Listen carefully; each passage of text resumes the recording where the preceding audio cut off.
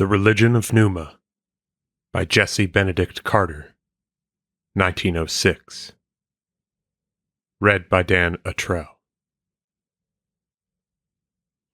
Rome forms no exception to the general rule that nations, like individuals, grow by contact with the outside world. In the middle of the 5 centuries of her republic came the Punic Wars and the intimate association with Greece, which made the last half of her history as a republic so different from the first half.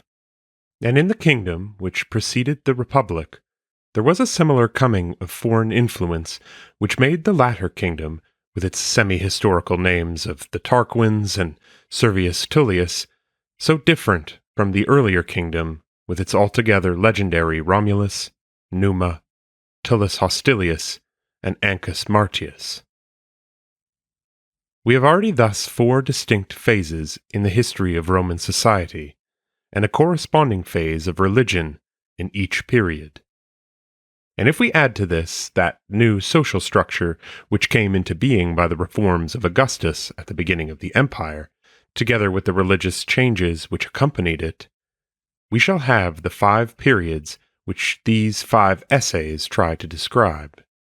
The period before the Tarquins, that is, the religion of Numa; the later kingdom, that is, the reorganization of Servius; the first 3 centuries of the Republic, that is, the coming of the Sibyl; and the closing centuries of the Republic, that is, the decline of faith; and finally, the early Empire and the Augustan Renaissance. Like all attempts to cut history into sections, these divisions are more or less arbitrary, but their convenience sufficiently justifies their creation. They must be thought of, however, not as representing independent blocks arbitrarily arranged in a certain consecutive order, not as 5 successive religious consciousnesses, but merely as marking the entrance of certain new ideas into the continuous religious consciousness of the Roman people. The history of each of these periods is simply the record of the change which new social conditions produced in that great barometer of society, the religious consciousness of the community. It is in the period of the Old Kingdom that our story begins. At first sight, it may seem a foolish thing to try to draw a picture of the religious condition of a time about the political history of which we know so little, and it is only right, therefore, that we should inquire what sources of knowledge we possess. There was a time, not so very long ago, when under the banner of the newborn science of comparative philology, there gathered together a group of men who thought they held the key to prehistoric history, and that words themselves would tell the story where ancient monuments and literature were silent. It was a great and beautiful thought, and the science which encouraged it has taken its place as a useful and reputable member of the community of sciences, but its pretensions to the throne of the revealer of mysteries have been withdrawn by those who are not its most ardent followers, and the indo-Germanic religion which is brought into being is a pleasant thought for an idle hour, rather than a foundation and a starting point for the study of ancient religion in general. Altogether aside from the fact that, although primitive religion and nationality are in the main identical, language and nationality are by no means so. We have the great practical difficulty in the case of Greece and Rome that in the earliest period of which we have knowledge, these 2 religions bear so little resemblance that we must either assert for the time of Indo-Germanic unity a religious development much more primitive than that which comparative philology has sketched, or we must suppose the presence of a strong decadent influence in Rome's case after the separation, which is equally difficult. If we realize that in a primitive religion, the name of the god is usually the same as the name of the thing which he represents, the existence of a Greek god and a Roman god, with names which correspond to the same Indo-Germanic word, proves linguistically that the thing existed and had a name before the separation, but not at all that the thing was deified, or that the name was the name of the god at that time. We must therefore be content to begin our study of religion much more humbly and at a much later period. In fact, we cannot go back appreciably before the dawn of political history, but there are certain considerations which enable us at least to understand the phenomena of the dawn itself, those survivals in culture which loom up in the twilight, and the understanding of which gives us a fair start in our historical development. For this knowledge we are indebted to the so-called anthropological method, which is based on the assumption that mankind is essentially uniform, and that this essential uniformity justifies us in drawing inferences about very ancient thought from the very primitive thought of the barbarous and savage peoples of our own day. At first sight, the weakness of this contention is more apparent than its strength, and it is easy to show that the prehistoric primitive culture of a people destined to civilization is one thing, and the retarded primitive culture of modern tribes stunted in their growth is quite another thing, so that, as has so often been said, the two bear a relation to each other not unlike that of a healthy young child to a full-grown idiot. And yet there is a decided resemblance between the child and the idiot, and whether prehistoric or retarded, primitive culture shows everywhere strong likeness, and the method is productive of good if we confine our reasoning backwards to those things in savage life which the two kinds of primitive culture, the prehistoric and the retarded, have in common. To do this, however, we must have some knowledge of the prehistoric, and our modern retarded savage must be used merely to illumine certain things which we can see only in half-light. He must never be employed as a lay figure in sketching in those features of prehistoric life of which we are totally in ignorance. It is peculiarly useful to the student of Roman religion because he stands on the borderland and, looking backwards, sees just enough dark shapes looming up behind him to crave more light. For in many phases of early Roman religion, there are present characteristics which go back to old manners of thought, and these manners of thought are not peculiar to the Romans, but are found in many primitive peoples of our own day. The greatest contribution which anthropology has made to the study of early Roman religion is animism. Not much more than a quarter of a century ago, the word animism began to be used to describe that particular phase of the psychological condition of primitive peoples by which they believe that a spirit, anima, resides in everything, material and immaterial. This spirit is generally closely associated with the thing itself, sometimes actually identified with it. When it is thought of as distinct from the thing, it is supposed to have the form of the thing, to be, in a word, its double. These doubles exercise an influence, often for evil, over the thing, and it is expedient and necessary, therefore, that they should be propitiated so that their evil influence may be removed and the thing itself may prosper. These doubles are not as yet gods, they are merely powers, potentialities, but in the course of time they develop into gods. The first step in this direction is the obtaining of a name, the knowledge of which gives a certain control over the power to him who knows it. Finally, these powers, equipped with a name, begin to take on personal characteristics, to be thought of as individuals, and finally, represented under the form of men.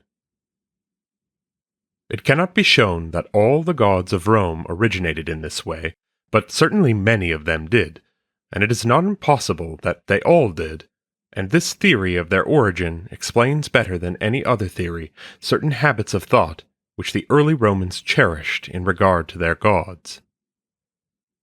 At the time when our knowledge of Roman religion begins, Rome is in the possession of a great many gods, but very few of them are much more than names for powers. They are none of them personal enough to be connected together in myths, and this is the very simple reason why there was no such thing as a native Roman mythology, a blank in Rome's early development, which many modern writers have refused to admit, taking upon themselves the unnecessary trouble of positing an original mythology later lost. The gods of early Rome were neither married nor given in marriage. They had no children or grandchildren, and there were no divine genealogies. Instead, they were thought of occasionally as more or less individual powers, but usually as masses of potentialities, grouped together for convenience as the gods of the country, the gods of the storeroom, the gods of the dead, etc. Even when they were conceived of as somewhat individual, they were usually very closely associated with the corresponding object. For example, Vesta was not so much the goddess of the hearth as the goddess hearth itself. Janus was not the god of doors so much as the god door. But by just as much as the human element was absent from the concept of the deity, by just so much the element of formalism in the cult was greater. This formalism must not be interpreted according to our modern ideas. It was not a formalism which was the result and the successor of a decadent spirituality. It was not a secondary product in an age of the decline of faith, but it was itself the essence of religion in the period of the greatest religious purity. In the careful and conscientious fulfillment of the form consisted the whole duty of man towards his gods.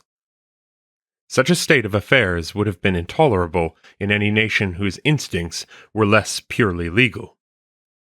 So identical were the laws concerning the gods and the laws concerning men, that though in the earliest period of Roman jurisprudence the jus divinum and the jus humanum are already separated, they are separated merely formally as two separate fields or provinces in which the spirit of the law, and often even the letter of its enactment, are the same.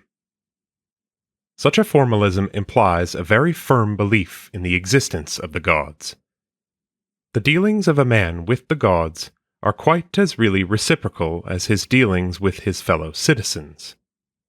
But on the other hand, though the existence of the gods is never doubted for a moment, the gods themselves are an unknown quantity. Hence, out of the formal relationship, an intimacy never developed, and while it is scarcely just to characterize the early cult as exclusively a religion of fear, certainly real affection is not present until a much later day. The potentiality of the gods always overshadowed their personality.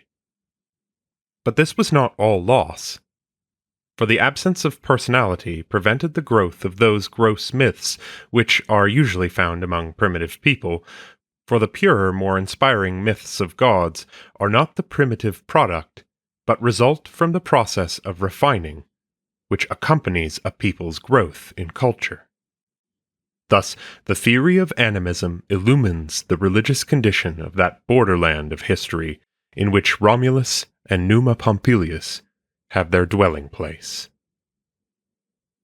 According to that pleasant fiction of which the ancient world was so extremely fond, the belief that all institutions could be traced back to their establishment by some individual, the religion of Rome was supposed to have been founded by her second king, Numa, and it was the custom to refer to all that was most antique in the cult as forming a part of the venerable religion of Numa. For us, this can be merely a name, and even as a name misleading, for a part of the beliefs with which we are dealing go back for centuries before Romulus and the traditional date 753 BC as the foundation of Rome. But it is a convenient term if we mean by it merely the old kingdom before foreign influences began to work.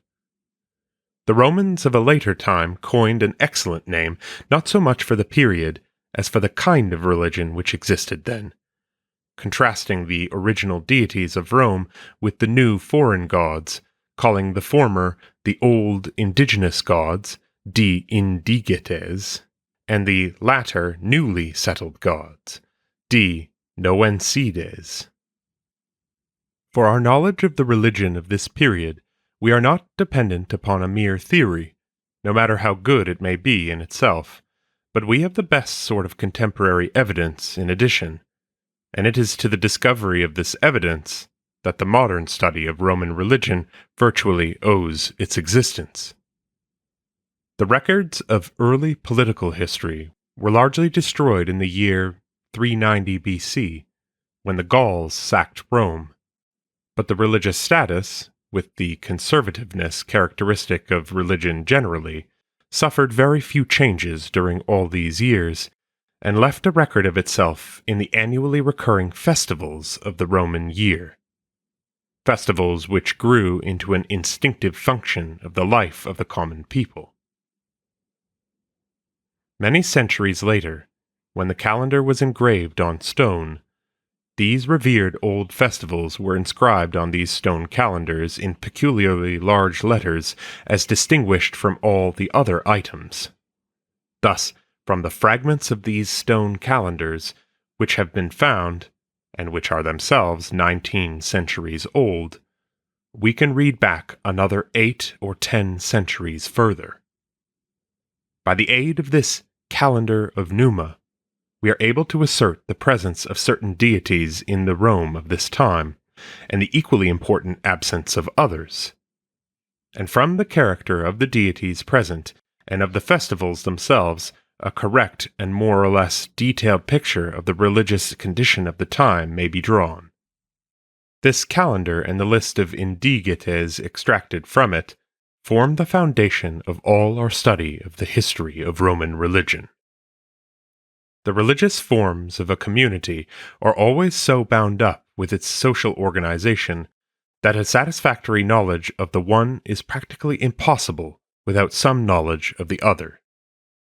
Unfortunately, there is no field in Roman history where theories are so abundant and facts are so rare as in regard to the question of the early social organization. But without coming into conflict with any of the rival theories, we may make at least the following statements. In the main, the community was fairly uniform and homogeneous. There were no great social extremes and no conspicuous foreign element, so that each individual, had he stopped to analyze his social position, would have found himself in 4 distinct relationships.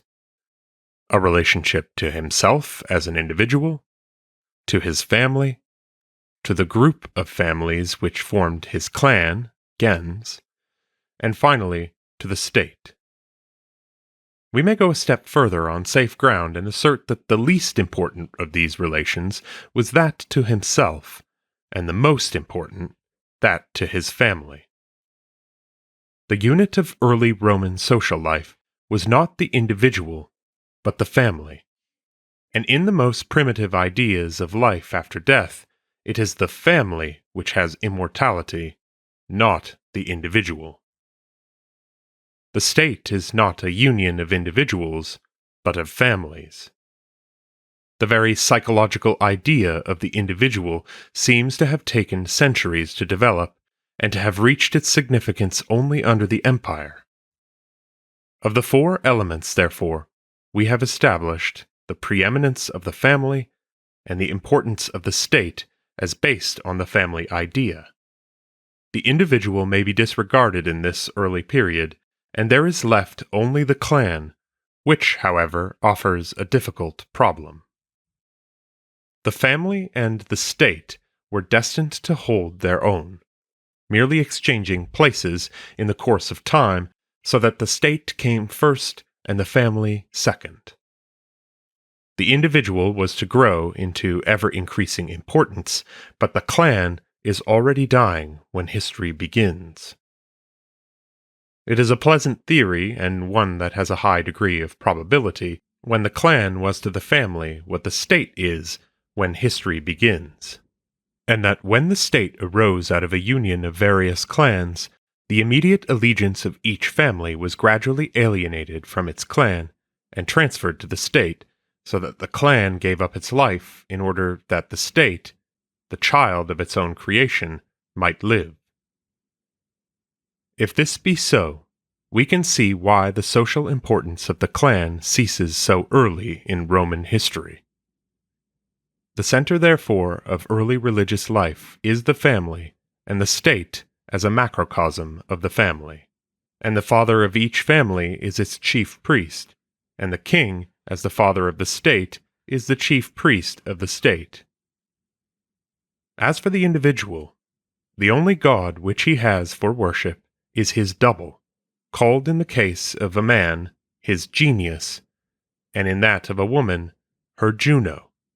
Her individualization of the goddess Juno, quite a distinct deity, peculiar to herself. But even here the family instinct shows itself, and though later the genius and the Juno represent all that is intellectual in the individual, they seem originally to have symbolized the procreative power of the individual in relation to the continuance of the family. The family and the state, however, side by side, worshipped a number of deities. In the primitive hut, the model of which has come down to us in so many little burial urns of early time, for example those that have recently been dug up in the wonderful cemetery under the Roman Forum, with its one door and no window, there were several elements which needed propitiation. The door itself as the keeper away of evil, the hearth and the niche for the storage of food. The door god was the god door Janus, the Ianua itself. The hearth was in the care of the women folk, the wife and daughters, so it was a goddess, Vesta, whom they served. And the storage niche, the Penus, was in the keeping of the store-closet gods, the Dei Penates. The state itself was modeled after the house. It had its Janus, its sacred door, down in the forum, and the king himself, the father of the state, was his special priest. It had its hearth, where the sacred fire burned, and it had its own Vesta, tended by the Vestal virgins, the daughters of the state, and it had its own store niche, with its penates. At a later date, but still very early, there was added to the household worship the idea of the general protector of the house, the lar, which gave rise to the familiar expression lares and penates. The origin of this lar familiaris, as he is called, is interesting because it shows the intimate connection between the farming life of the community and its religion. The lares were originally the group of gods who looked after the various farms. They were in the plural because they were worshipped where the boundary lines of several farms met. But though several of them were worshipped together, each farm had its one individual lar. But the care of the farm included also the protection of the house on the farm, so that the lar of the farm became also the lar of the house. First, of course, of houses on farms, and then of every house everywhere, even when no farm was connected with it. Aside from Vesta, the genius, the lar, and the penates, possibly the most important element in family worship was the cult of the dead ancestors. This cult is, of course, common to almost all religions, and its presence in Roman religion is insofar not surprising, but the form in which it occurs there is curious and relatively rare. Just as the living man has a double, the genius, so the dead man also must have a double. But this double is originally not the genius, who seems to have been thought of at first as ceasing with the individual. On the contrary, as death is the great leveler and the remover of individuality, so the double of the dead was not thought of, at first, as an individual double, but merely as forming a part of an indefinite mass of spirits, the good gods, daemones as they were called, because they were feared as being anything but good.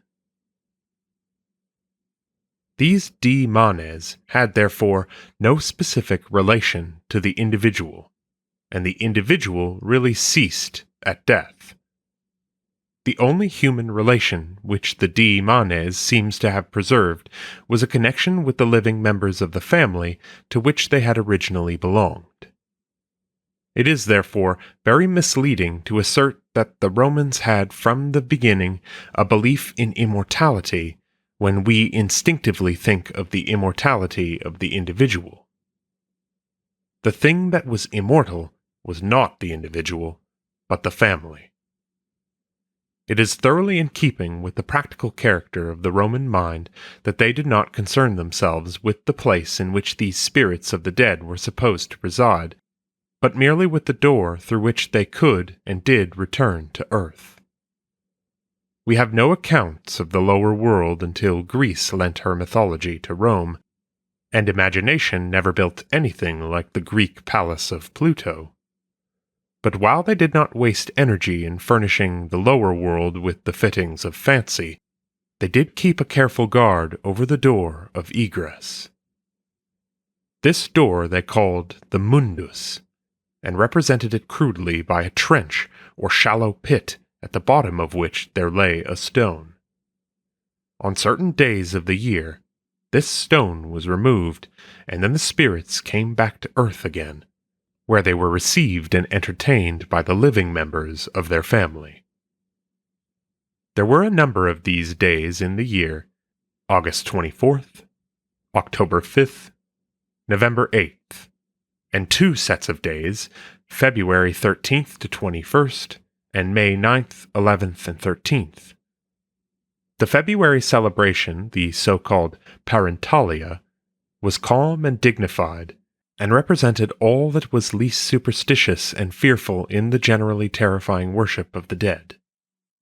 The Lemuria in May had the exact opposite character, and belongs to the category of the expulsion of evil spirits, of which Mr. Fraser, in his Golden Bough, has given so many instances.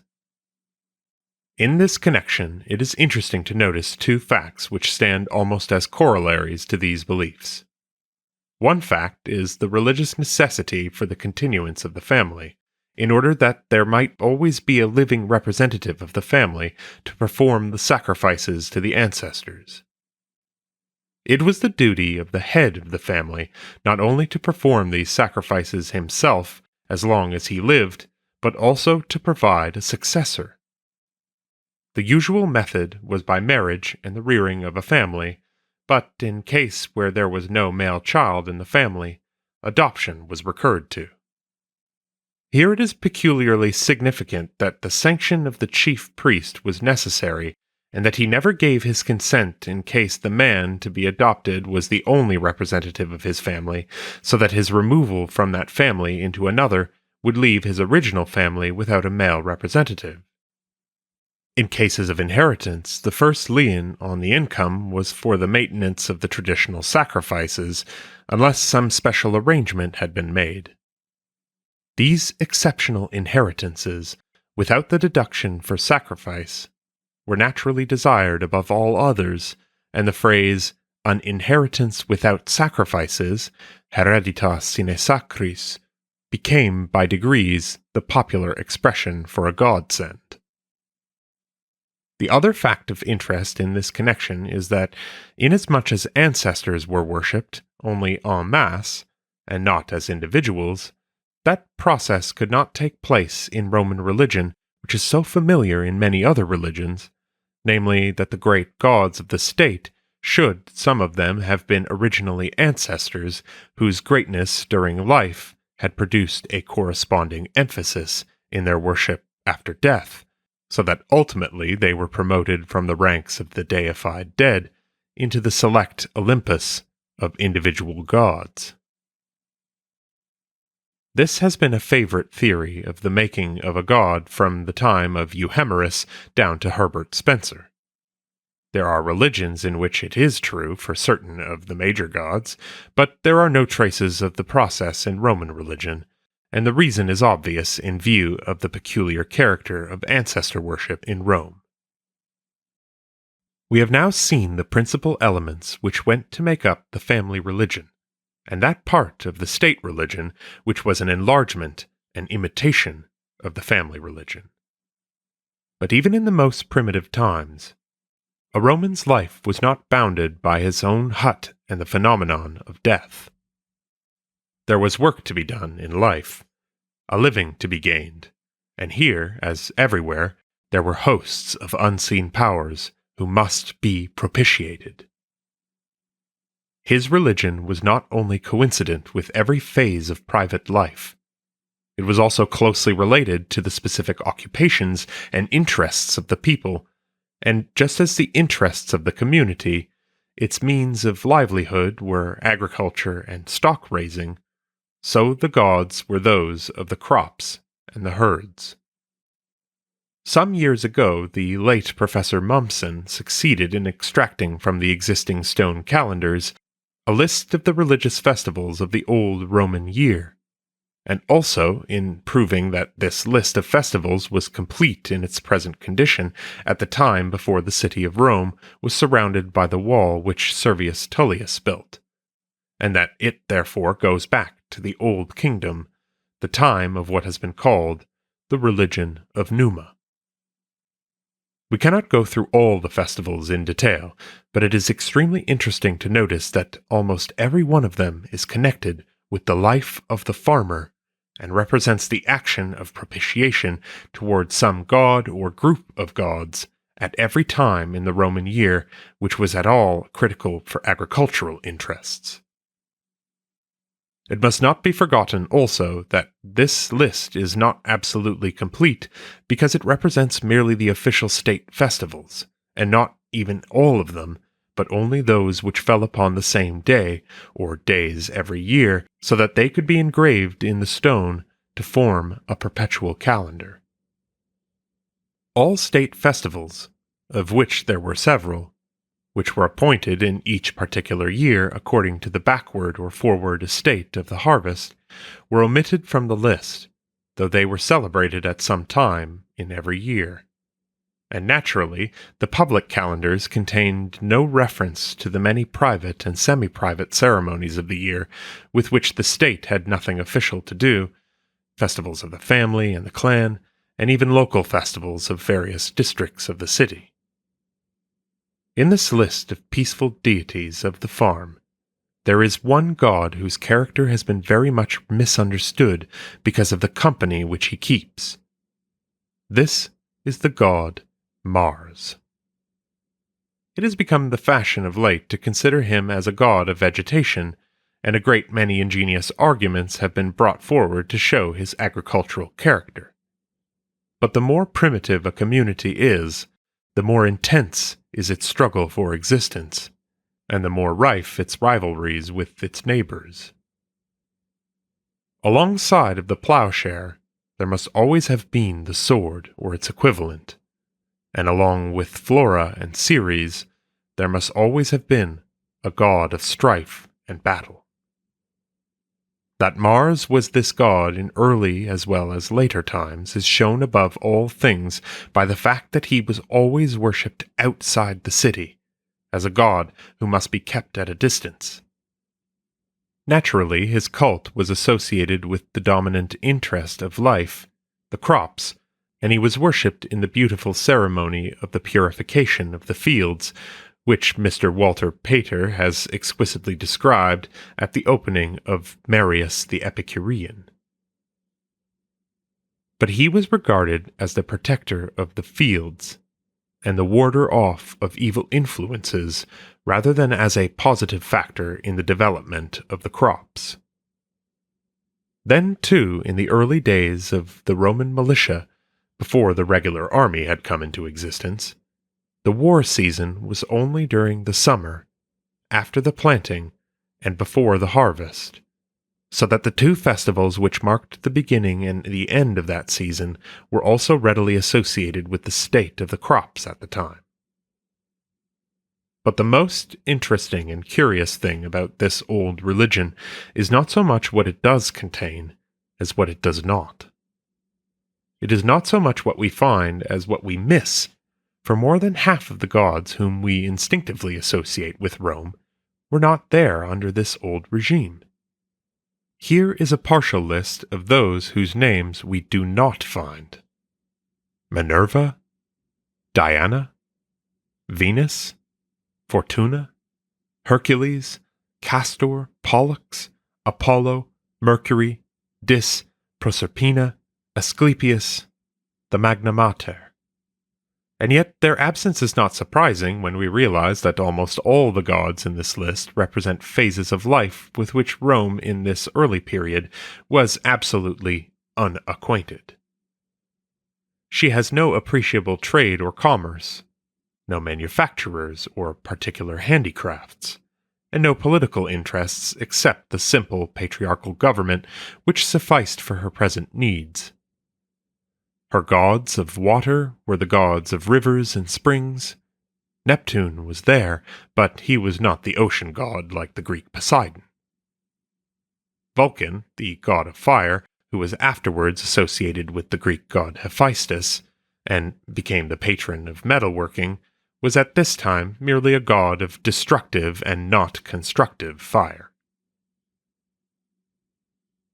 Even the great god Jupiter, who was destined to become almost identical with the name and fame of Rome, was not yet a god of the state and politics, but merely the sky god, especially the lightning god, Jupiter Feretrius, the striker, who had a little shrine on the Capitoline, where later the great Capitoline temple of Jupiter Optimus Maximus was to stand. Another curious characteristic of this early age, which I think has never been commented on, is the extraordinarily limited number of goddesses.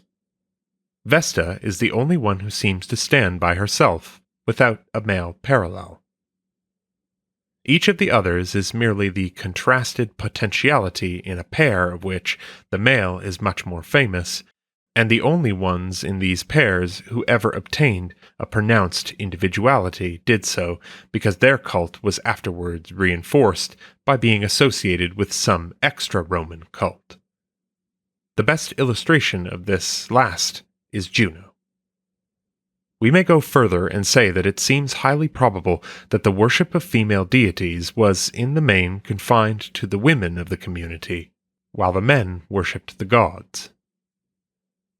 This distinction extended even to the priesthoods, where the wife of the priest of a god was the priestess of the corresponding goddess. Such a state of affairs is doubly interesting in view of the preeminence of female deities in the early Greek world, which has been so strikingly shown by Miss Jane Harrison in her recent book Prolegomena to the Study of Greek Religion. The most vital question which can be put to almost any religion is that in regard to its expansive power and its adaptability to new conditions. Society is bound to undergo changes, and a young social organism, if normal, is continually growing new cells. New conditions are arising, and new interests are coming to the front. In addition, if the growth is to be continuous, new material is being constantly absorbed, and the simple, homogeneous character of the old society is being entirely changed by the influx of foreign elements. This is what occurred in ancient Rome, and it is because ancient Roman religion was not capable of organic development from within that the curious things happened to it which our history has to record. It is these strange external accretions which lend the chief interest to the story, while at the same time they conceal the original form so fully as to render the writing of a history of Roman religion extremely difficult. Yet it must not be supposed, because Roman religion was unable to adapt itself to the new constitution of society with its contrasted classes, and to the new commercial and political interests which attracted the attention of the upper classes, that it was absolutely devoid within itself, within its own limitations, of a certain capability of development.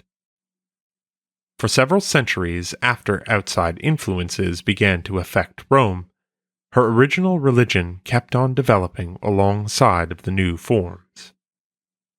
The manner in which it developed is thoroughly significant of the original national character of the Romans.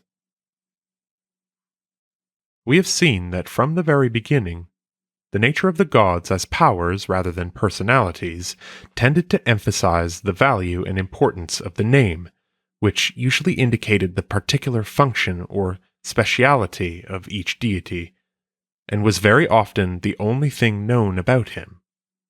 In the course of time, as the original name of the deity began to be thought of as entirely a proper name without any meaning, rather than as a common noun explaining the nature of the god to which it was attached, it became necessary to add to the original name some adjectives which would adequately describe the god and do the work which the name by itself had originally done.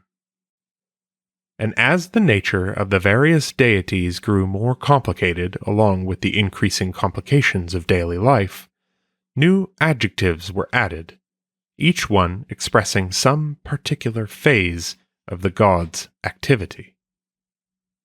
Such an adjective was called a cognomen, and it was often of very great importance because it began to be felt that a god with one adjective, that is, invoked for one purpose, was almost a different god from the same god with a different adjective, that is, invoked for another purpose.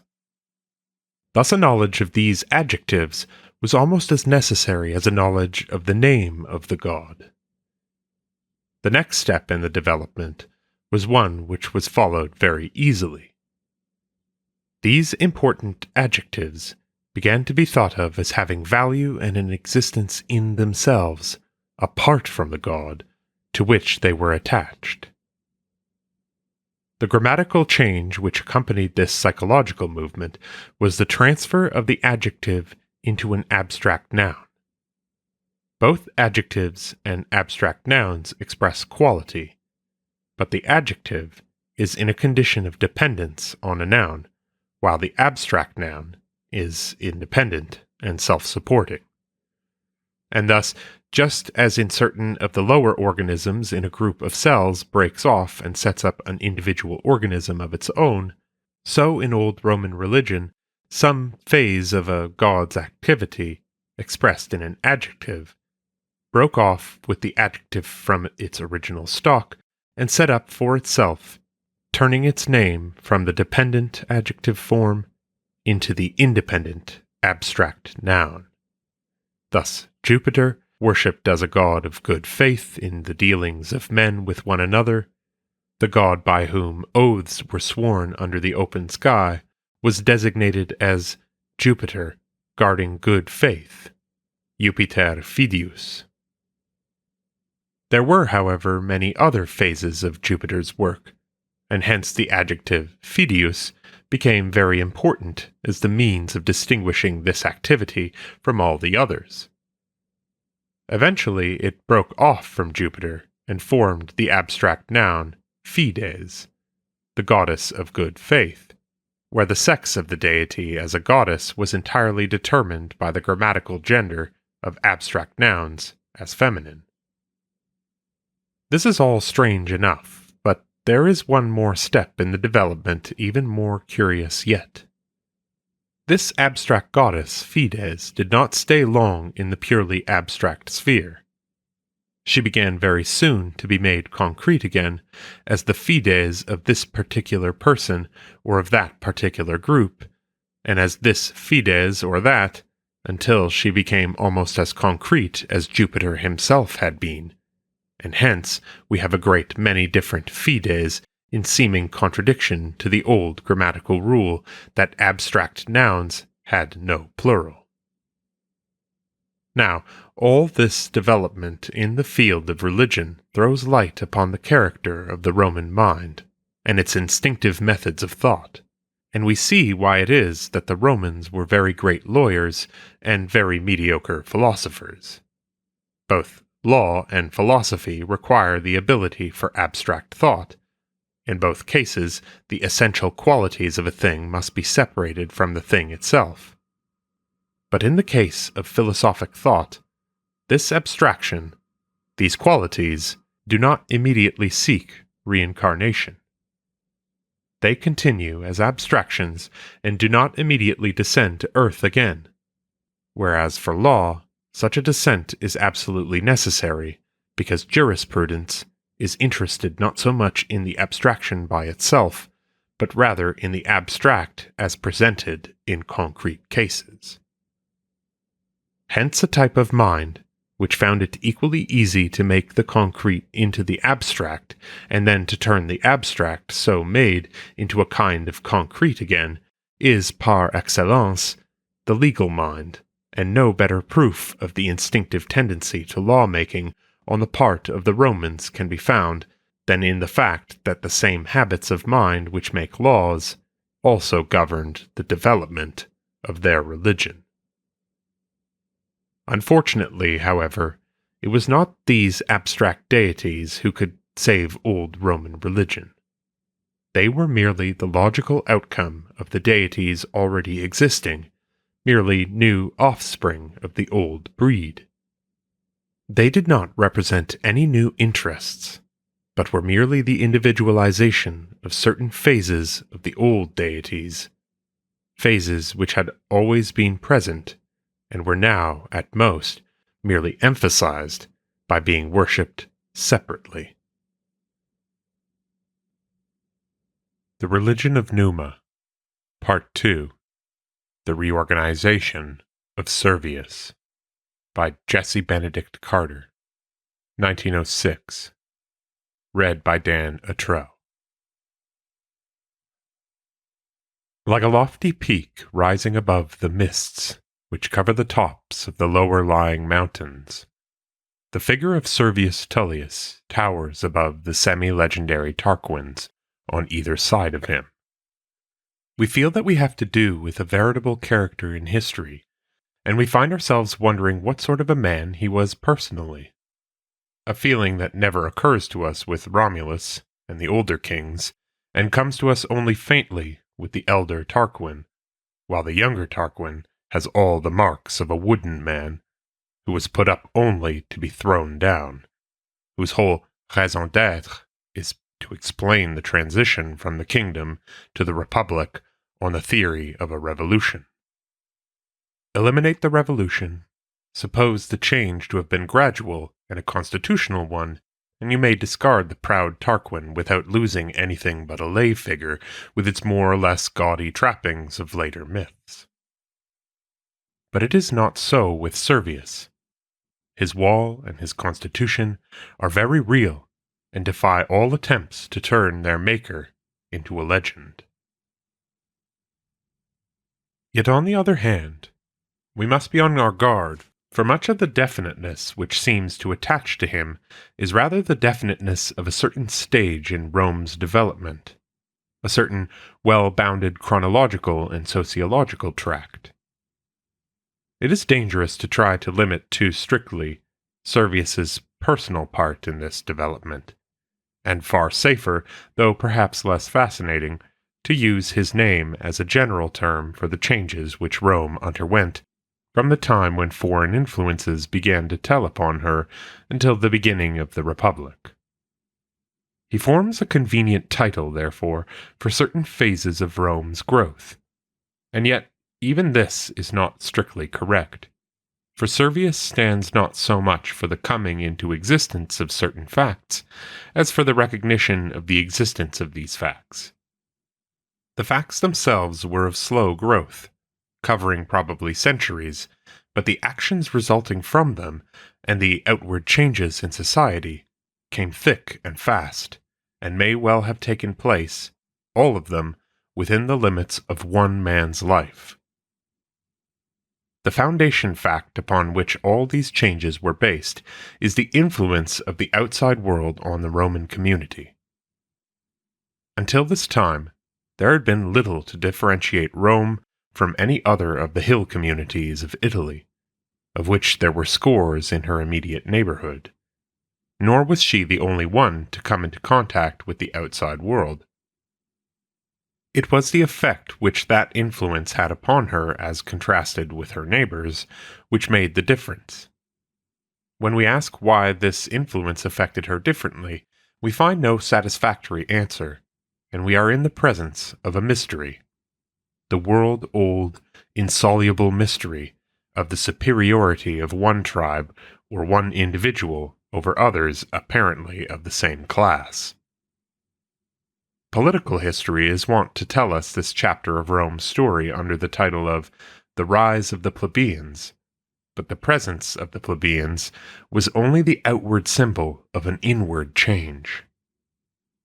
This change was the breaking up of the monotonous one-class society of the primitive community with its one, agricultural, interest, and the formation of a variegated many-class society with manifold interests, such as trade, handicraft, and politics.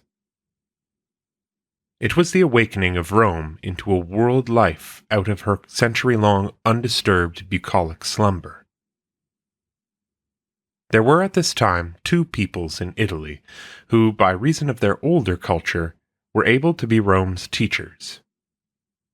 One lay to the north of her, the mysterious Etruscans, whose culture, fortunately for Rome, had only a very moderate influence, because the Etruscan culture had already lost much of its virility, possibly also because it was distinctly felt to be foreign, and hence could effect no insidious entry, and probably because Rome was at this time too strong and young and clean to take anything but the best from Etruria. The other lay to the south, the Greek colonies of Magna Graecia, separated from Rome for the present by many miles of forests and by hostile tribes. Around her in Latium were her own next of kin, the Latins, becoming rapidly inferior to her, but enabled to do her at least this service, that of absorbing the foreign influences which came, and in certain cases Latinizing them, and thus transmitting them to Rome in a more or less assimilated condition. The three great facts in the life of Rome during this period are the coming of Greek merchants and Greek trade from the south, the coming of Etruscan artisans and handicraft from the north, and the beginnings of her political rivalry and gradual prominence in the League of Latin cities around her. Each one of these movements is reflected in the religious changes of the period. In regard to the first two, this is not surprising, for the ancient traveler, like his mythical prototype Aeneas, carried his gods with him. Thus there were worshipped in private in Rome the gods of all the people who settled within her walls, and the presence of these gods was destined to make its influence felt. Your primitive polytheist is very Catholic in his religious tastes, for when one is already in possession of many gods, the addition of a few more is a minor matter, especially when, as was now the case in Rome, these deities are the patrons of occupations and interests hitherto entirely unknown to the Roman, and hence not provided for in his scheme of gods. It was therefore in no spirit of disloyalty to the already existing gods, and with no desire to introduce rival deities, that the new cults began to spread until they became so important as to call for state recognition. Possibly the most interesting cases are those of the two gods who came from the south, Hercules and Castor. Interesting because they were the forerunners of that great multitude of Greek gods who later came in proudly by special invitation, and even more interesting yet because, though they were Greek as Greek could be, they came into Rome, as it were, incognito, and were so far from being known as Greek that, when the same gods came in afterwards more directly, these newcomers were felt to be quite a different thing, and their worship was carried on in another part of the city, away from the old established cults. In the Greek world, Heracles and Hermes were the special patrons of travelers, and as traveling was never done for pleasure, but always for business, they became the patrons of the traveling merchant. It was also natural that they should go with the settlers away from the mother city into the new colony. Thus it was that they came from the motherland into the colonies of Magna Graecia, in southern Italy, and once being established there, made their way slowly but inevitably northwards. The story of Hermes, under the name of Mercury, belongs to a later chapter, but that of Heracles equals Hercules must be recounted here. It is only within the last few years that the scholarly world has been persuaded that there was no such thing as an original Italic Hercules. At first sight, it was very difficult to believe, because there seemed to be so many apparently very old Italic legends centering in Hercules. But it has been shown, either that these legends never existed and rest solely upon false interpretation of monuments, or that, though they did exist at an early date, they were introduced under Greek influence. It was the trading merchant, therefore, who brought Heracles northward. And as the god went, his name was softened into Hercules, and with the assimilation of the name to a tongue of the Italic people, there went hand in hand an adoption of his nature to their needs, so that by degrees he became thoroughly italicized, both in form and in content. It is probable that the cult came into Rome as well as into the other cities of Latium, but in Rome it was confined to a few individuals, and at first obtained no public recognition. On the contrary, for reasons that we are at loss to find, this Greek cult seems to have reached very large proportions in the little town of Tibur, Tivoli, 14 miles northeast of Rome. There it dominated all other worship, and lost so much of its foreign atmosphere that it became thoroughly Latinized. In the course of time, the Roman state acknowledged this Tivoli cult of Hercules, and accepted a branch of it as its own. But the extraordinary thing about this acknowledgement is that the Romans felt it to be a Latin and not a foreign cult. They showed this intimate and friendly feeling by permitting an altar to Hercules to be erected within the city proper, in the Forum Boarium. But in order to understand the significance of this act, a word of discretion is necessary. Under the old Roman regime, every act of life was performed under the supervision of the gods, and this godly patronage was especially emphasized in acts which affected the life of the community. No act was of greater importance for the community than the choice of a home, the location of a settlement. Thus, the founding of an ancient city was accompanied by sacred rites, chief among which was the plowing of a furrow around the space which was ultimately to be enclosed by the wall. This furrow formed a symbolic wall on very much the same principle as that on which the witch draws her circle, and was to the world of the gods what the city wall was to the world of men. It did not, however, always coincide with the actual city wall, and the space it embraces was sometimes less, sometimes more than that embraced by the city wall. And just as new walls covering larger territory could be built for the city, so a new pomerium line could be drawn. As was becoming for a spiritual barrier, there was nothing to mark it, except the boundary stones through which the imaginary line passed.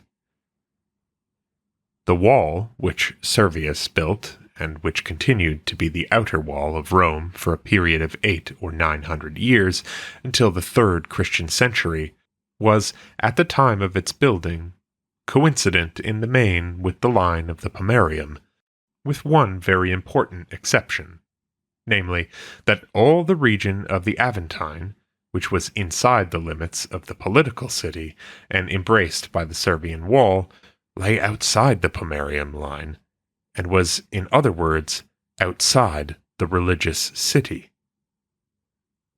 It continued thus all through the Republic and into the Empire until the reign of Claudius.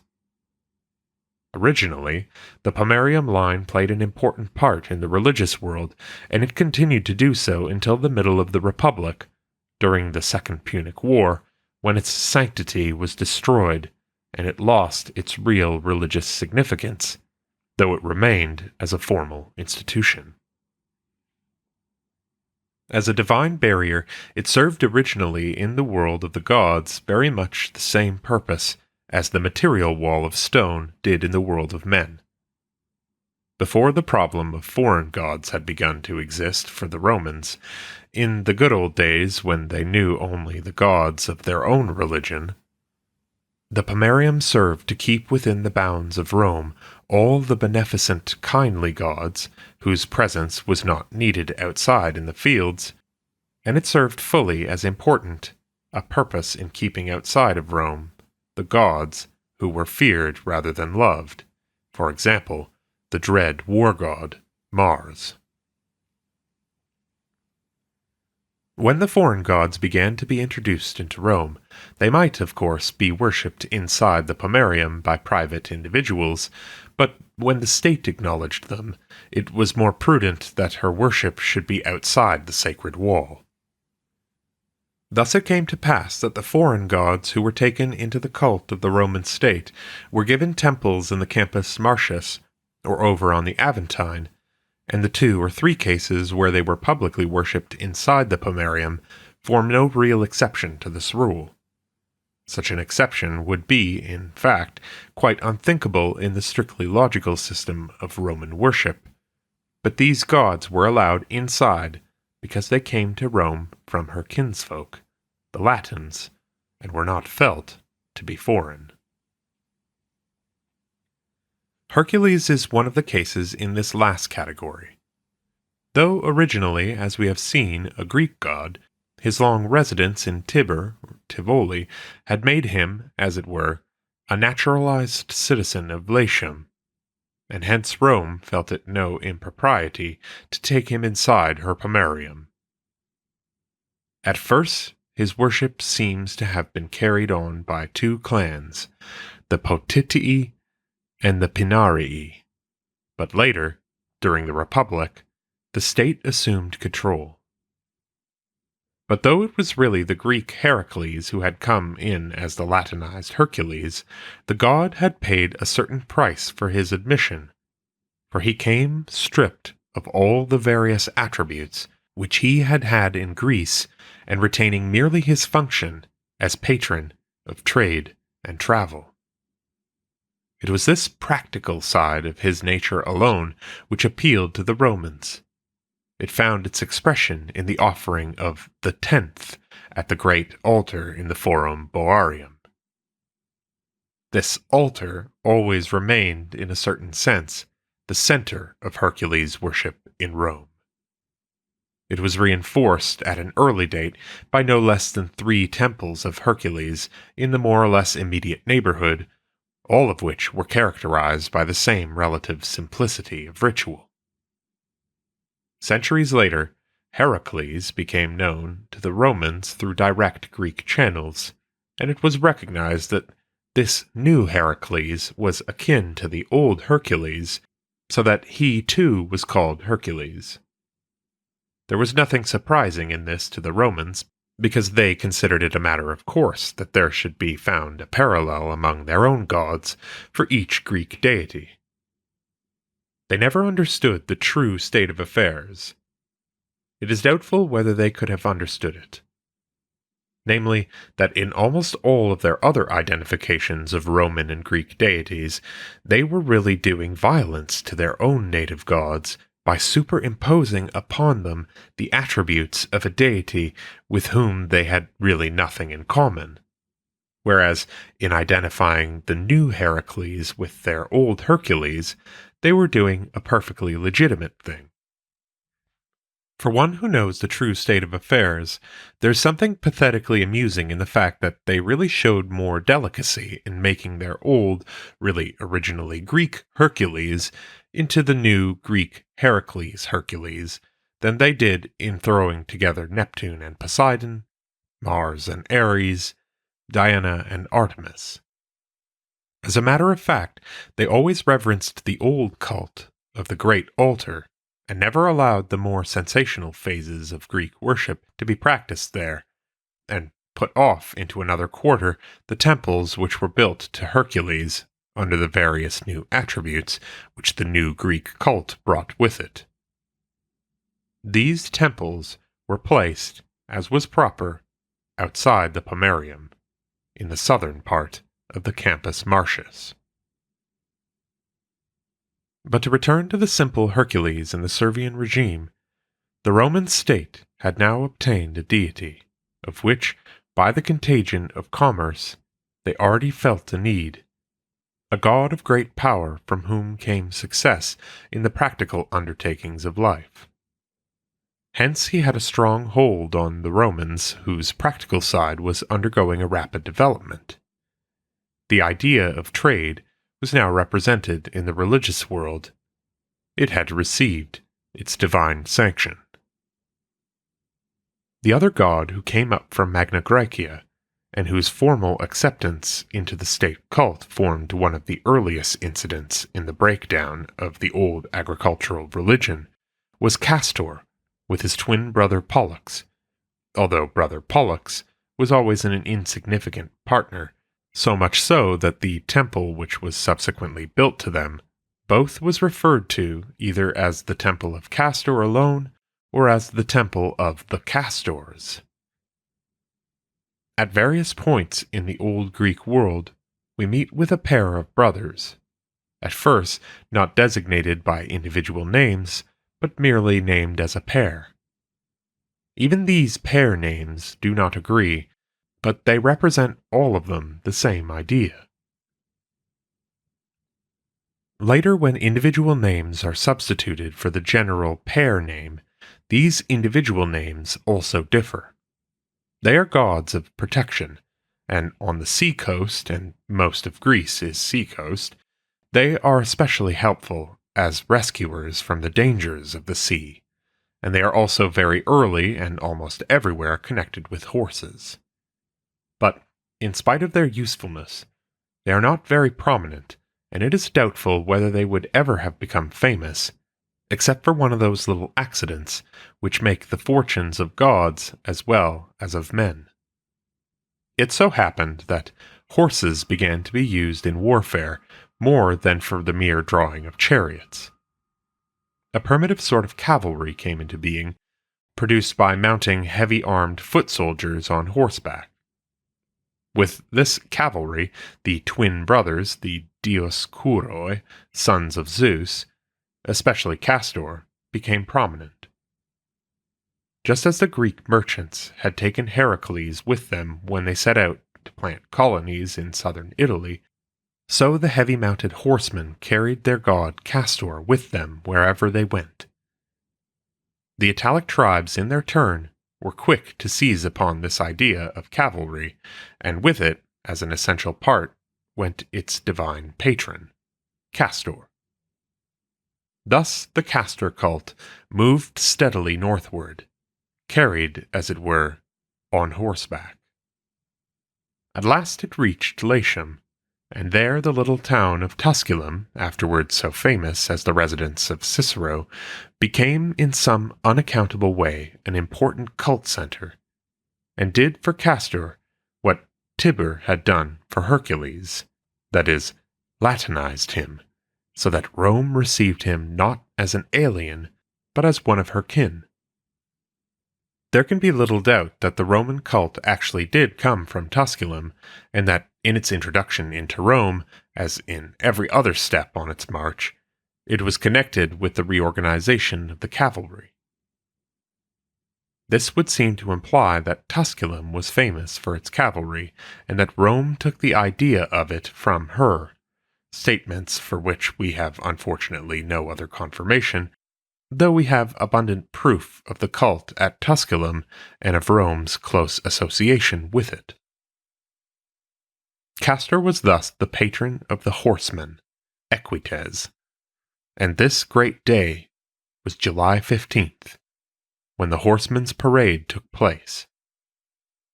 Possibly this had been the date of the festival at Tusculum, a day especially appropriate because it was the Ides of the month, and the Ides were sacred to Jupiter, whose sons, Castor and Pollux, the Dioskuroi, were supposed to be.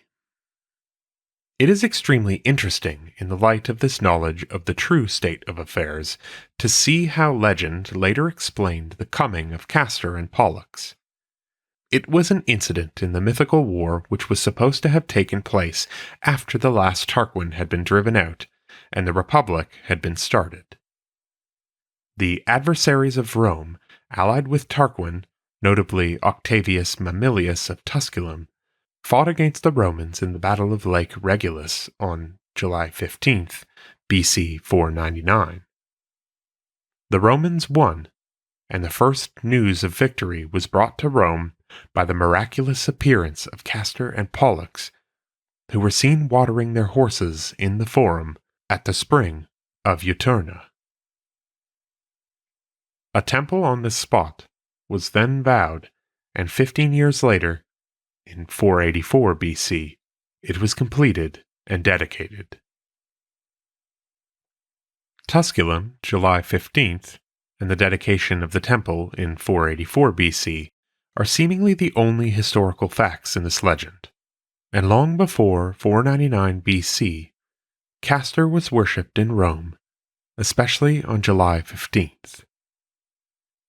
The site of his original worship was without a doubt the same locality in the Forum where his temple was subsequently built, for it is an almost invariable rule that the earliest temples are built on the actual site of, or close to, the old altar or shrine which preceded the formal temple.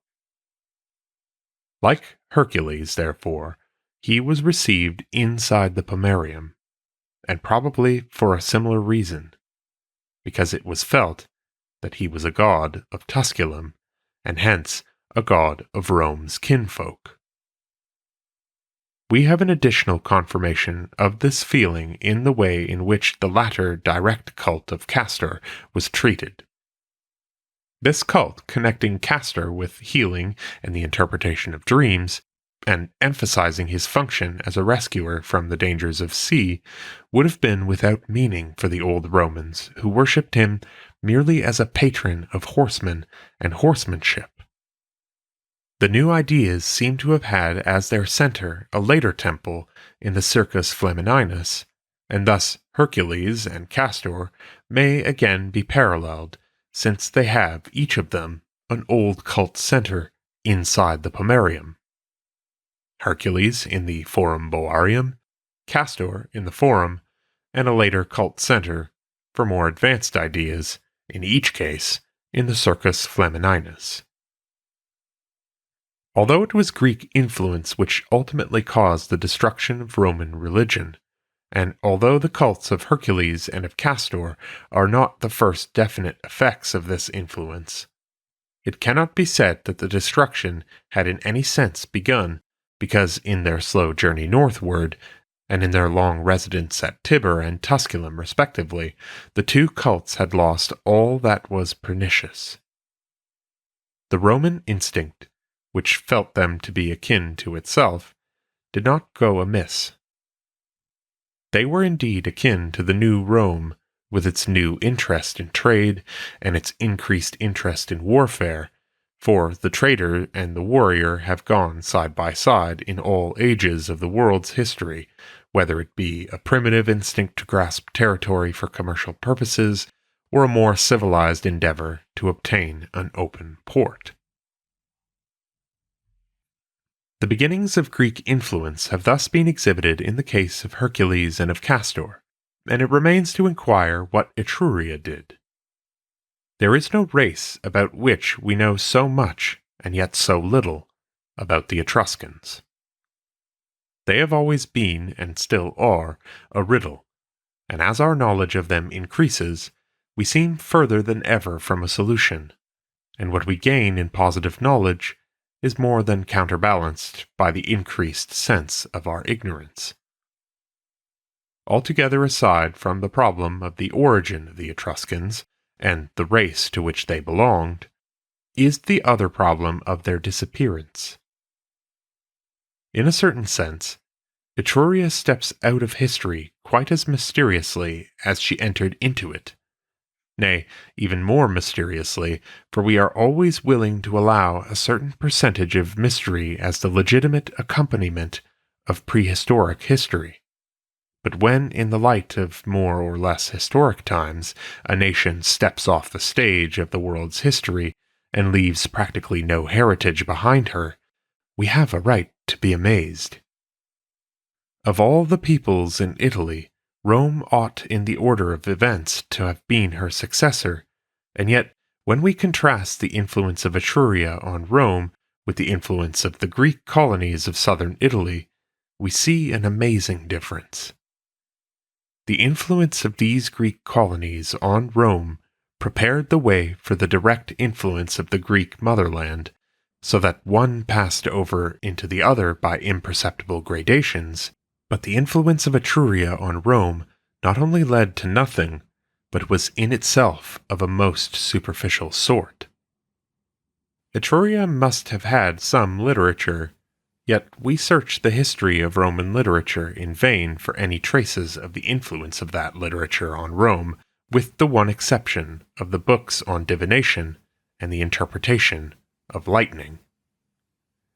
We know too little of her manners and customs to be able to tell exactly how much they may have influenced Rome, and yet it is worth noting that the things which Roman writers actually refer to Etruria are all of them most superficial.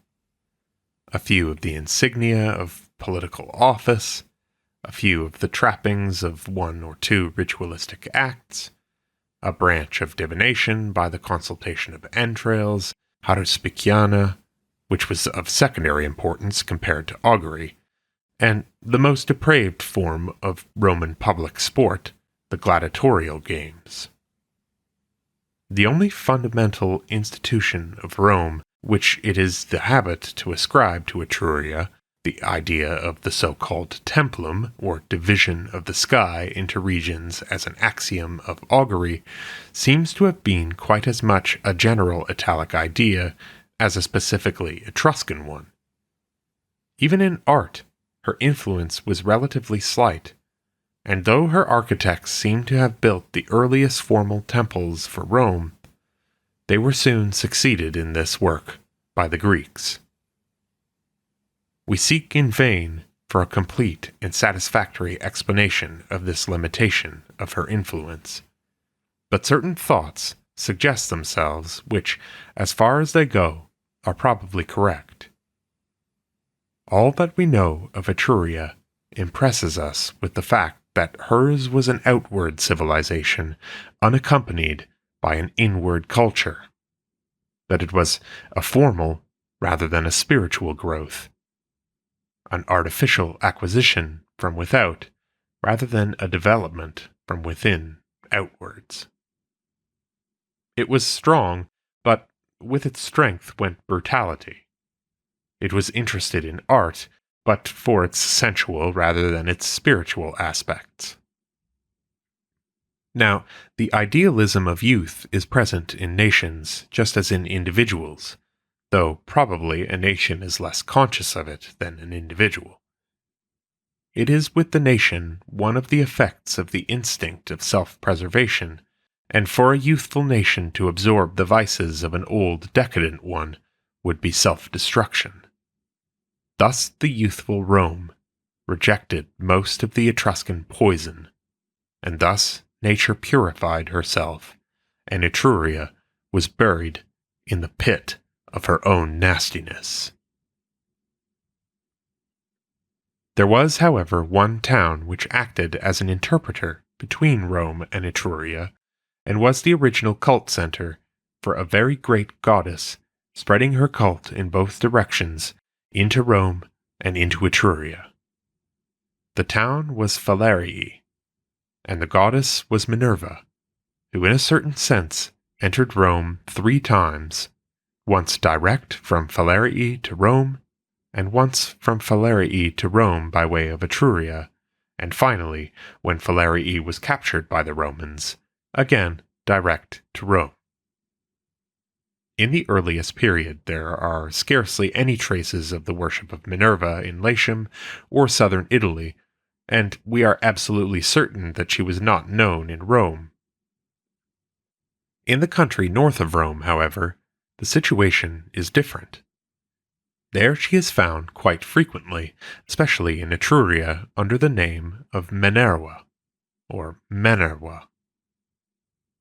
Yet, she cannot have been an Etruscan goddess, because the name itself is Italic and not Etruscan. She is, therefore, neither Roman, nor Etruscan, nor Latin, at least so far as we know Latin in Latium. If we can find a place, however, where a Latin people is under strong Etruscan influence, we shall be near the solution. Such a place is Falerii, in the country of the Faliscans. To the ancients, it appeared so thoroughly Etruscan that they go out of their way to explain that it was not.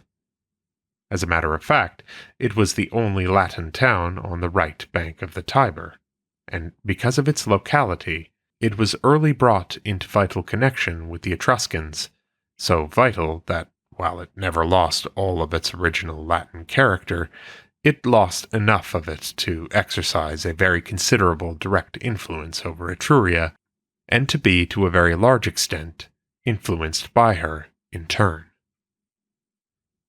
We cannot, of course, positively prove that Minerva was originally worshipped only at Falerii, and that her cult spread entirely from this one point, but we have at least strong negative evidence, and so far as the general history of ancient religion is concerned, there is nothing impossible in such a spread.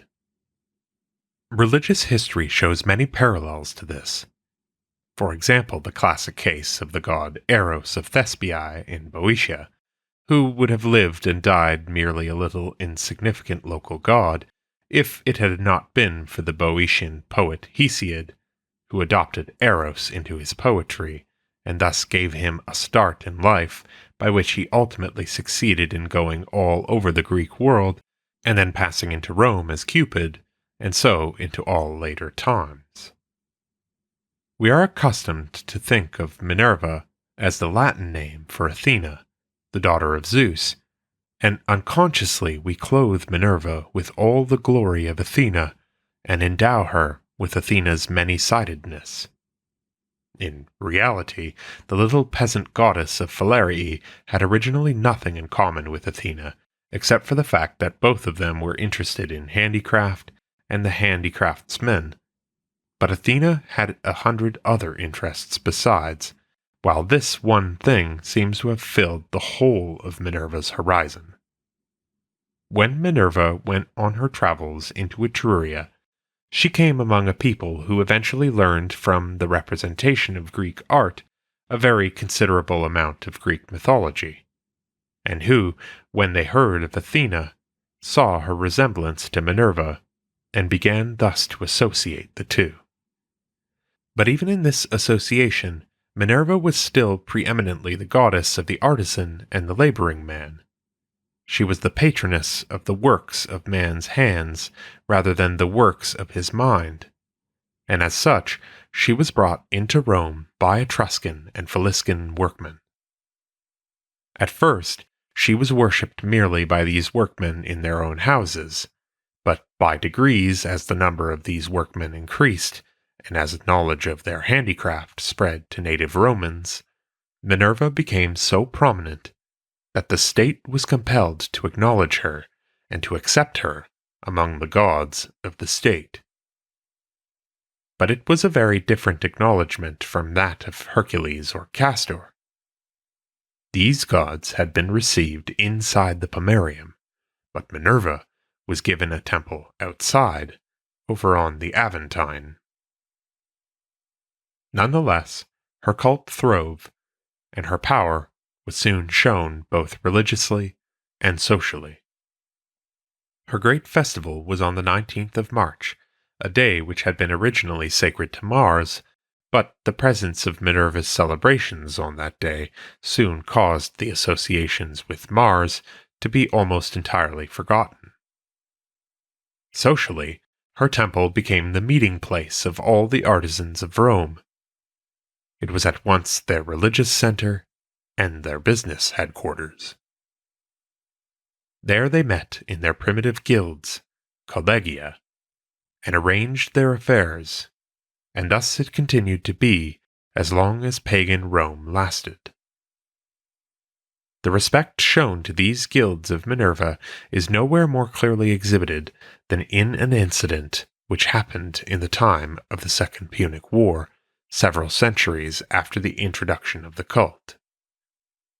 Terrified by adverse portents, the Roman Senate instructed the old poet, Livius Andronicus, to write to him in honor of Juno, and to train a chorus of youths and maidens to sing it.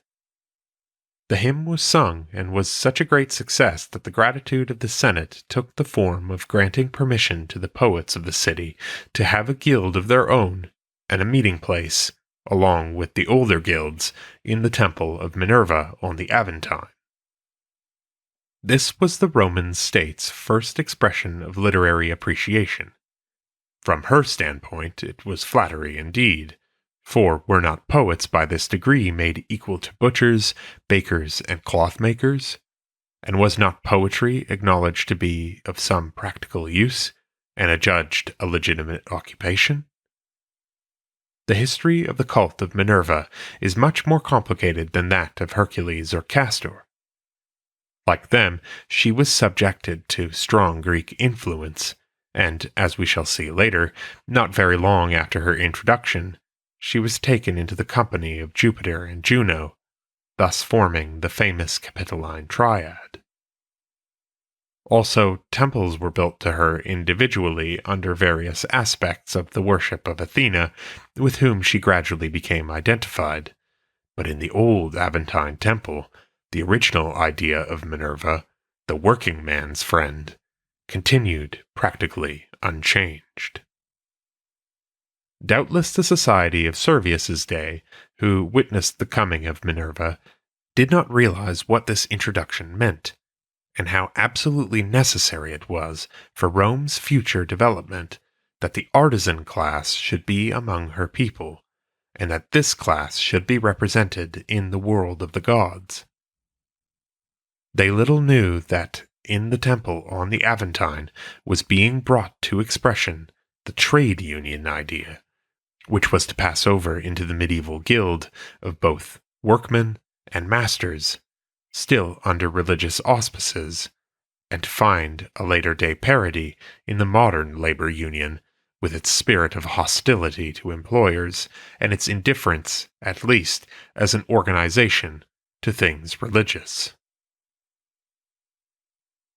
Trade and handicraft were thus added to the Roman world, of men on earth and of the gods above the earth, and it remains for us to consider the awakening of the political spirit and its corresponding religious phenomenon. But before we do this, we must clear the way by casting aside one ancient hypothesis connected with Servius's religious reforms, which is not correct, at least in the way which the ancients meant it. The writing of the earlier period of Rome's history is sometimes complicated rather than helped by the statements of the generally well-meaning but often misguided historians of later times. Their real knowledge of the facts was in many cases no greater than ours, while they lacked what modern historians possess: a breadth of view and a knowledge of the phenomena of history in many periods and among many nations. The study of the social and religious movements under Servius presents us with an interesting illustration of this.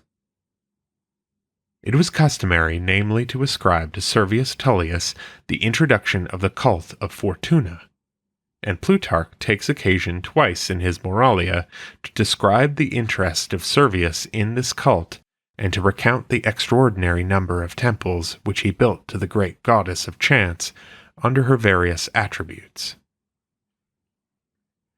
The Romans of Plutarch's day thought of Fortuna in very much the way in which their poets, especially Horace, described her, as a great and powerful goddess of chance, the personification of the element of apparent caprice which seems to be present in the running of the universe.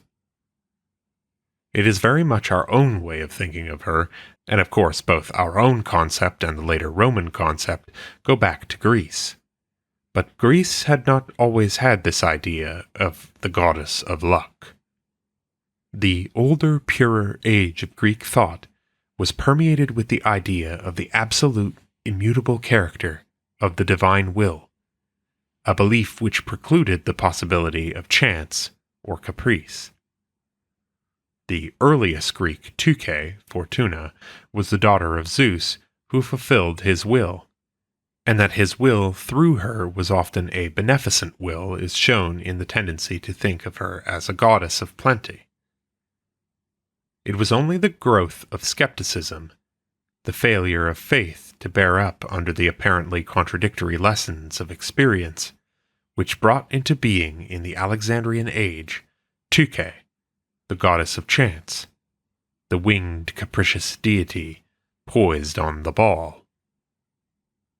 It was this habit of thought which eventually gave the Romans that idea of Fortuna which has become our idea, because it is the prevalent one in Roman literature and life in the periods with which we are most familiar. Now, if Fortuna be thought of in this latter way, it is a very easy matter to connect her with Servius Tullius, for the legendary accounts of Servius's career picture him as the very child of fortune, raised from the lowest estate to the highest power, the little slave boy who became king. What goddess would he delight to honor, if not the goddess of the happy chance which had made him what he was? All this is very pretty, but it is unfortunately quite impossible, because whatever the time may have been when Fortuna began to be worshipped in Rome, it is certain that the idea of chance did not enter into the concept of her until long after Servius's day. Instead, the early Fortuna was a goddess of plenty and fertility, among mankind as a protectress of women and of childbirth, among the crops and the herds as a goddess of fertility and fecundity.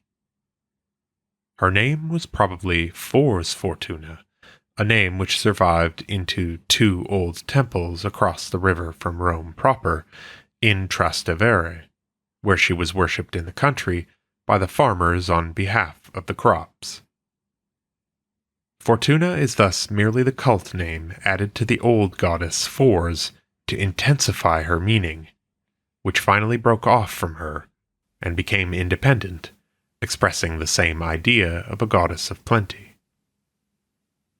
Later, under Greek influence, the concept of luck, especially good luck, slowly displaced the older idea. The possibility of such a transition from fertility to good luck is shown to us in the phrase arbor felix, which originally meant a fruitful tree, and later, a tree of good omen.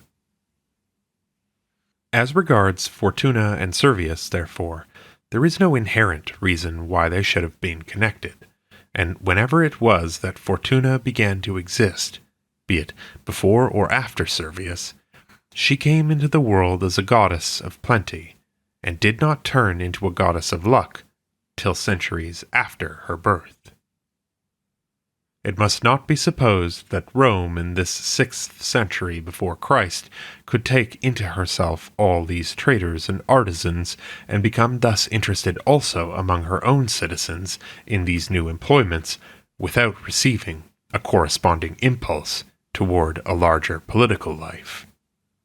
Thus there began that ever-increasing participation in the affairs of the Latin League, which was her first step toward acquiring a world dominion. It is probable that Rome had always belonged to this league, but at first as a very insignificant member. Those were the days in which Alba Longa stood out as leader, a leadership which she afterwards lost, but of which the recollection was retained because the Alban Mount behind Alba Longa remained the cult center, connected with the worship of the god of the League, the Jupiter of the Latins, Jupiter Latiaris, not only until BC 338, when the League ceased to exist, but even later, when Rome kept up a sentimental celebration of the old festival.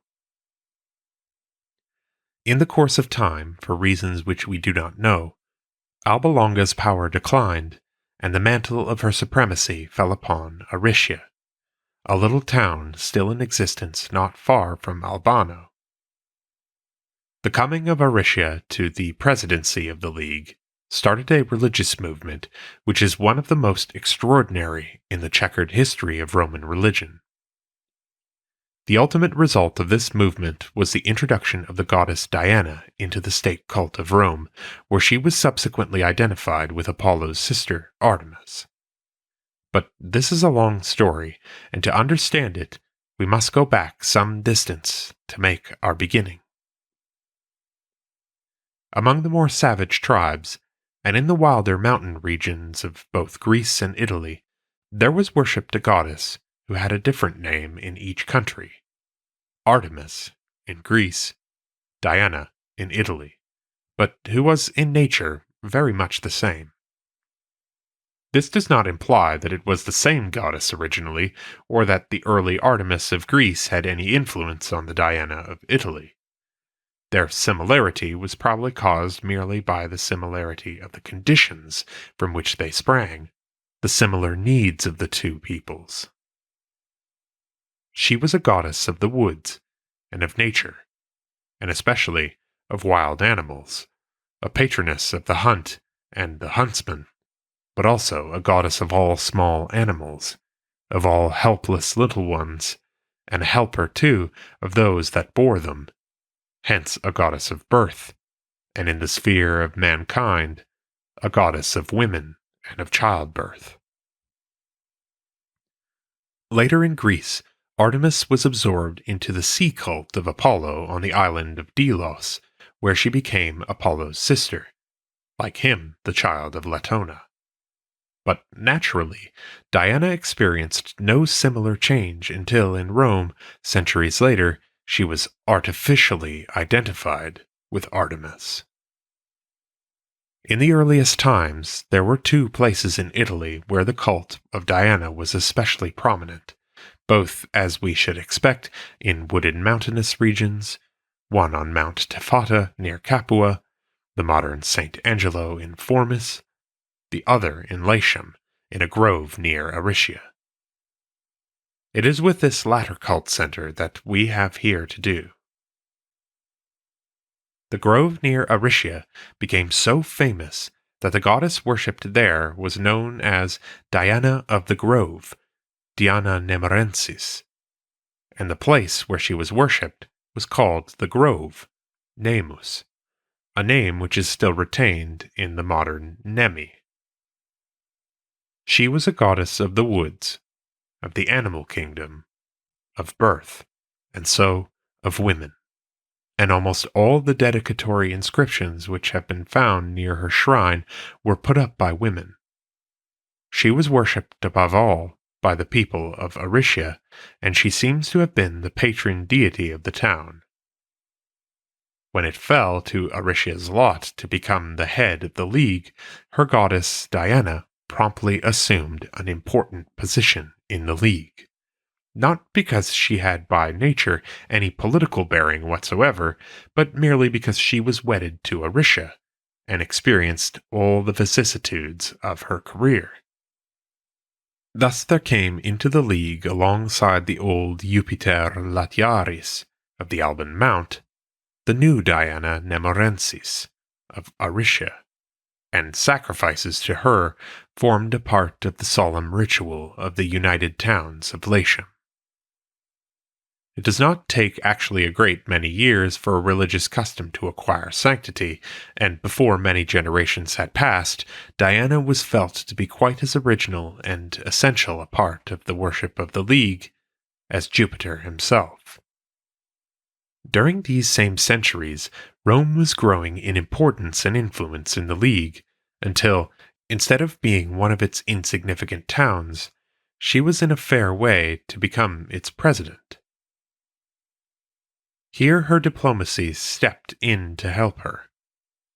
The League was of course essentially a political institution, but in a primitive society, political institutions are still in tutelage to religious ones, and the direct road to strong political influence lies through religious zeal.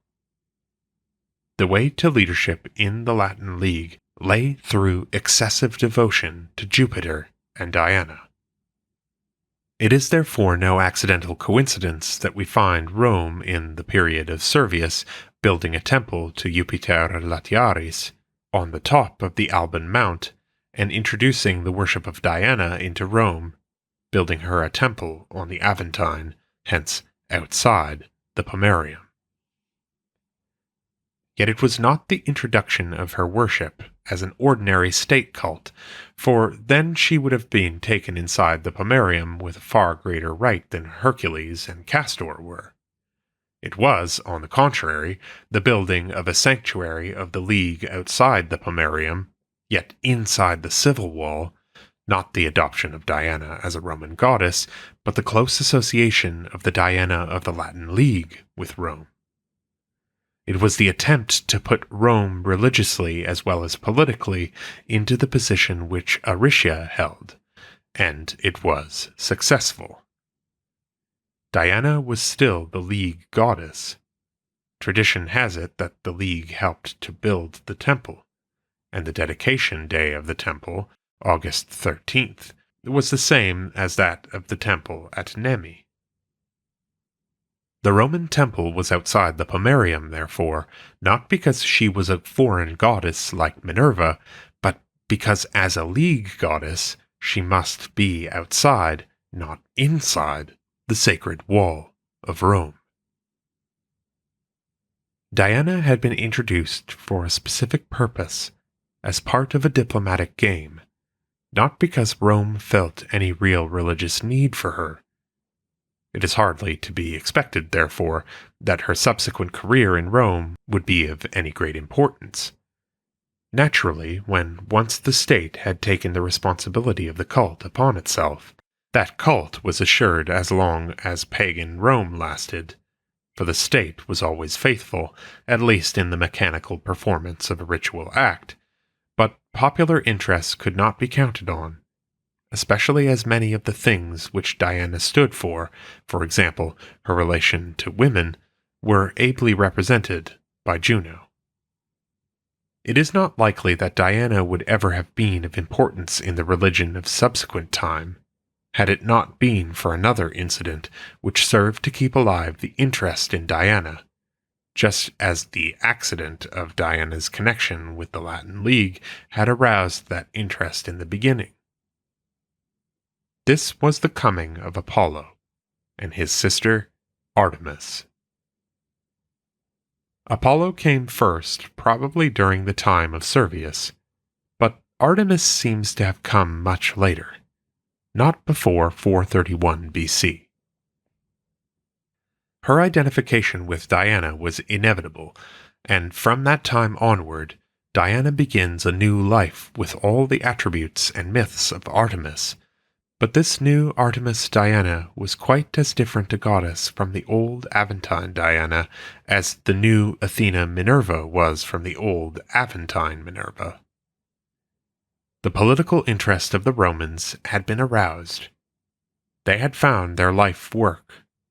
Their career was opening before them, and it must not be supposed that the reflex action of this new political spirit on the religious world was confined to the building of 2 League temples, one to Jupiter Latiaris on the Alban Mount, miles away from Rome, and one to Diana outside the pomerium, over in the woods of the Aventine.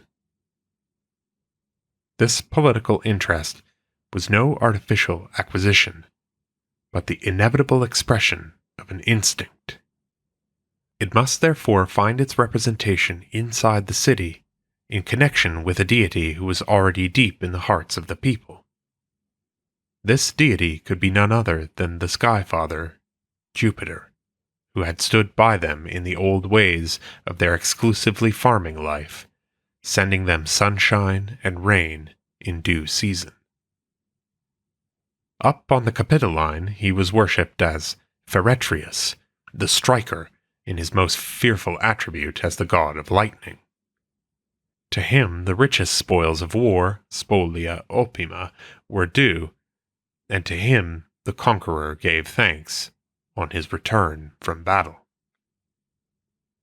It was this Jupiter of the Capitoline who was chosen to be the divine representative of Rome's political ambition, and her confidence in the future and the omen of her inevitable success lay in the cult names, the cognomina, with which this Jupiter was henceforth and forever adorned: Jupiter, Optimus, Maximus. These adjectives are no mere idle ornament, no purely pleasant phraseology. They express not merely the excellence of Rome's Jupiter, but his absolute superiority to all other Jupiters, including Jupiter Latiaris. And so while Rome with one hand was building a temple for the League on the Alban Mount, merely as a member of the League, with the other hand, she was building a temple in the heart of her city to a god who was to bring into subjection to himself all other gods who dared to challenge his supremacy, just as the city which paid him honor was to overcome all other cities which refused to acknowledge her. From henceforth, Jupiter Optimus Maximus represents all that is most truly Roman in Rome. It was under his banner that her battles were fought. It was to him in all time to come that returning generals gave thanks. Tradition sets the completion of the Capitoline Temple in the first year of the Republic, but the idea and the actual beginning of the work belong to the later kingdom, and hence to our present period, and the contemplation of its form a fitting close to the development which we have tried to sketch. And now that this part of our work is over, it may be well to ask ourselves what we have seen, for there have been so many bypaths which we have of necessity explored, that the main road we have traveled may not be entirely distinct in our mind. In the period which corresponds to the later kingdom, and roughly to the 6th century before Christ, and which we have called Servian for convenience, we have watched a primitive pastoral community, isolated from the world's life, turning into a small city-state with political interests, the beginnings of trade and handicraft, and various rival social classes, and we have seen how, along with the coming of these outside interests, there came various new cults connected with them, most of them implying entirely new deities, and only one or two of them new sides of old deities.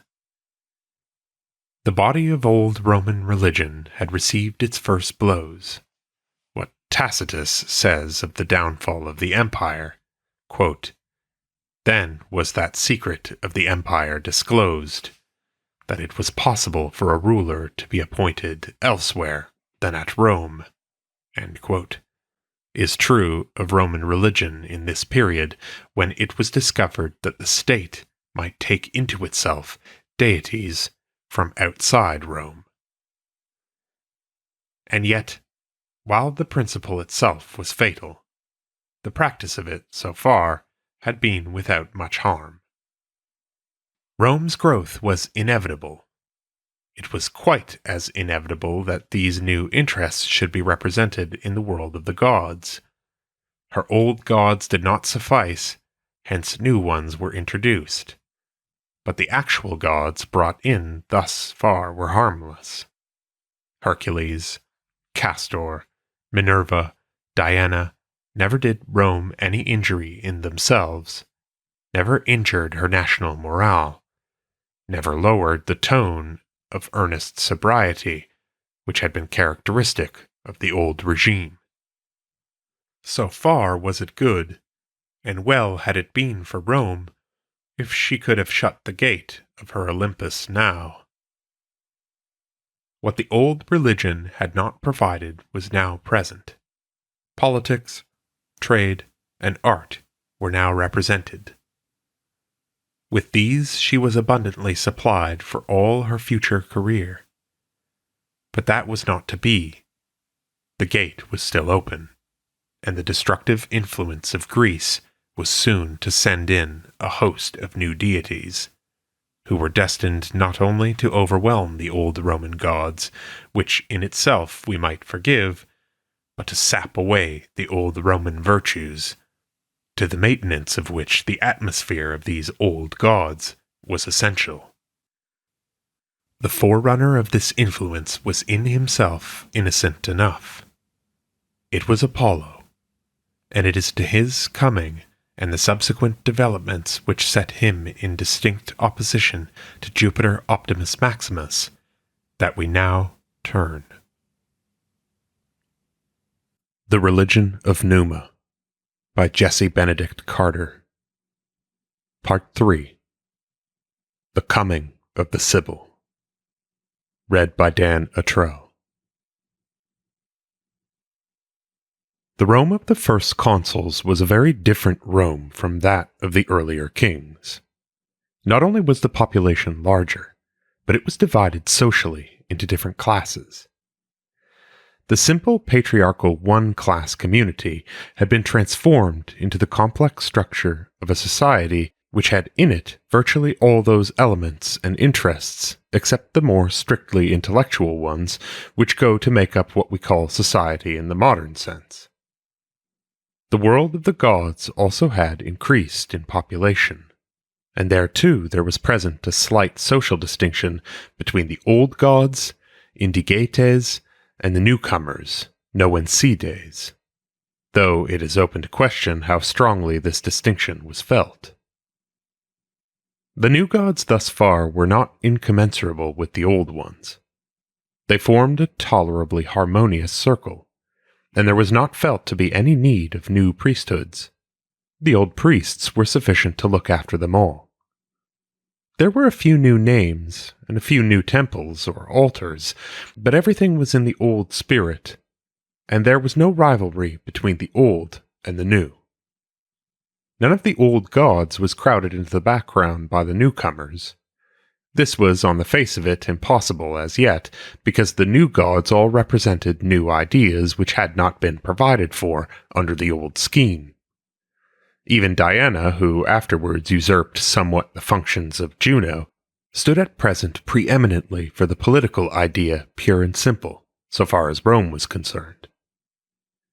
This period of equipoise did not continue very long, but while it lasted, it was beyond doubt the best and strongest period in the whole history of Roman religion. There was no violent religious enthusiasm, but then there was no corresponding depression offsetting it. It was the cold but conscientious formalism which was best adapted to the Roman character, because so long as it held sway, the excesses of superstition were avoided. But this element of superstition was already on the way. It came in within a few years of the opening of the Republic, and it exercised its insidious influence ever more and more powerfully, until it celebrated its wildest orgies in the time of the Second Punic War. It is in this period of the first 3 centuries of the Republic, roughly from BC 500 to BC 200, that this change was produced. Outwardly, it resembled a steady growth in religious feeling and enthusiasm, and it might well have seemed so to contemporaries. It was a period of many new gods and many new temples, but this in itself was no harm. It was the principle behind it which did the damage.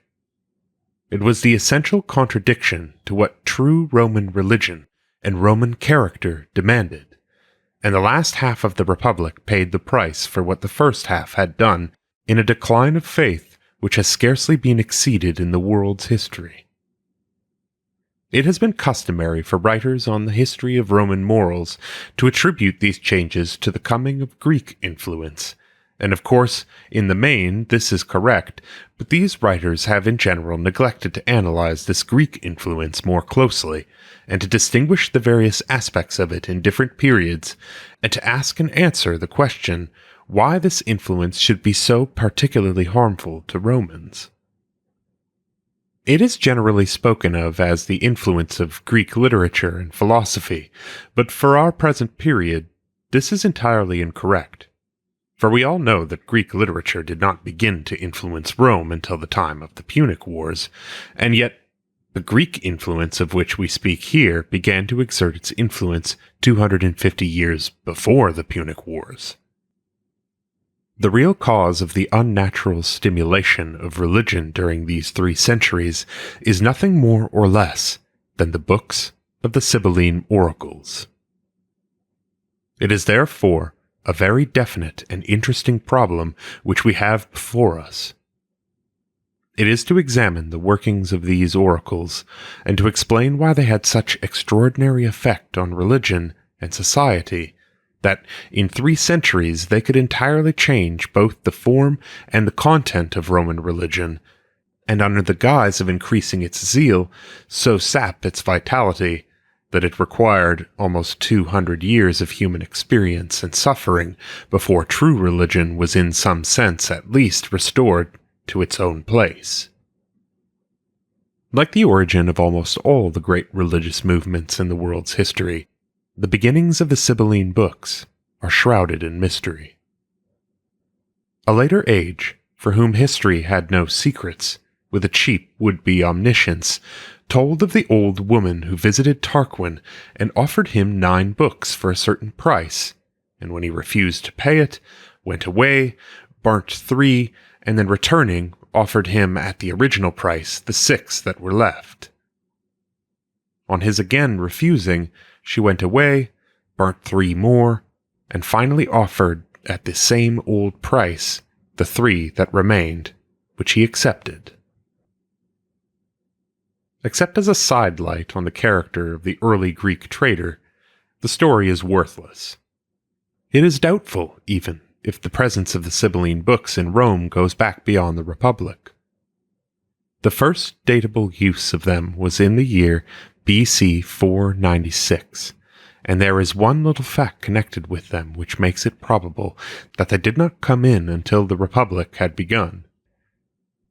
In view of the great secrecy of the books, it is unthinkable that they should ever have been in Rome without especial guardians, and yet the earliest guardians that we know of were a newly made priesthood consisting originally of 2 men, the so-called 2 men in charge of the sacrifices, duum viris sacris faciundis. Now, the form of this title is peculiar. It is not a proper name like the titles of all the other priesthoods. Instead, it's built on the plan of the titles of the special committees appointed by the Senate for administrative purposes. It bears every mark, therefore, of having arisen under the Republic rather than under the kingdom, at a time when the Senate had the supreme control. So much may be said regarding the time when they were introduced into Rome. As for the place from which they came, this was without a doubt the Greek colonies of southern Italy, probably the oldest and most important of them, Cumae, so famous for its Sibyl. This was not the first association that Rome had with Cumae, for in all probability the worship of Apollo had spread from there into Rome towards the close of the kingdom. Apollo and the books were connected at Cumae, for it was Apollo who inspired the Sibyl, and the oracles were his commands. But it is almost certain that Apollo came to Rome in advance of the oracles. He came there as a god of healing, and was given a sacred place outside the pomerium in the Campus Martius, on the spot where later, in 431 BC, a temple was built for him with his sister Artemis Diana and their mother Latona. This was the only state temple that Apollo ever had, until Augustus built the famous one on the Palatine. It was in the wake of Apollo that the Sibylline books came. As for the books themselves, they were kept so secret that we cannot expect to know much about them, but in rare cases where the seriousness of the exigency warranted it, the Senate permitted the actual publication of the oracle upon which its action was based, and of the oracles thus published, 1 or 2 have been preserved to us.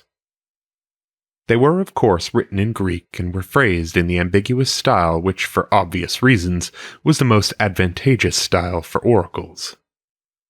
They commanded the worship of certain specific deities, naturally all of them Greek, and the performance of certain more or less complicated ritual acts. When they were received in Rome, they were placed in the temple of Jupiter Optimus Maximus, on the Capitoline, in the keeping of their guardians, the new priesthood of the 2 men in charge of the sacrifices. This committee of 2 was enlarged to 10 in 367 BC, when the great compromise between the patricians and the plebeians was made, and the plebeians were admitted into this one priesthood with 5 representatives. Subsequently, Sulla made the number 15, which continued as the official number from that time on, so that the priesthood is ordinarily called the quindecemviri, even when one of the older periods is referred to. The real control of the books, however, lay in the hands of the Senate. When the Senate saw fit, the priests were ordered to consult the books, but without this special command, even their guardians dared not approach them. The priests reported to the Senate what they had found, and the Senate then decreed whatever actions the oracles commanded. The carrying out of these actions was again in the charge of the Sibylline priests, who performed the ceremonies demanded, and were for all time to come responsible for the maintenance of any new cults which might be introduced. When we see how carefully these oracles were guarded, and how circumspectly their use was hedged about by senatorial control, and when we think of how relatively little harm the use of oracles had wrought in Greece in all the centuries of her history, it may well seem as if the statements made in the beginning of this chapter about the havoc caused by these oracles were grossly exaggerated. But the efforts of the Senate to safeguard these oracles only proved that the older and wiser men in the community realized how dangerous they were, and the comparison with Greece leads to a consideration of certain essential differences between the Greek and the Roman temperament, which made that which was meat for one into poison for the other.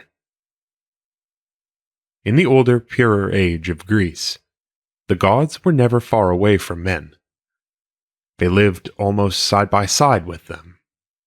There were, to be sure, many gods of whom they were afraid of, and from whom they desired to keep as far away as possible. But there were a great many other gods of whom they liked to think.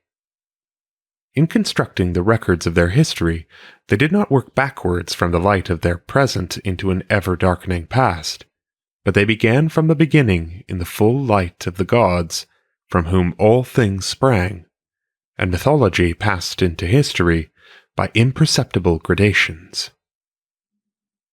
They knew more about the beginning when all things were completely in the hands of the gods than they did about their immediate past.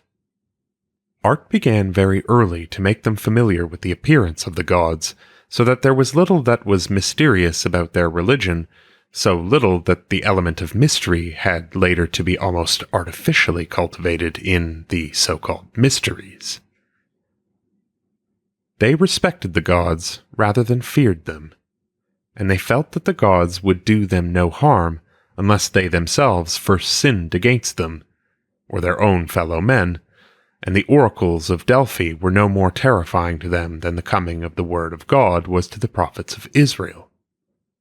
They were accustomed to these messages, which were almost everyday affairs. It was all a part of that marvelous poise of nature which made the everyday mortal Greeks almost as calm as the unperturbed, imperturbable faces of their gods as their great sculptors saw them.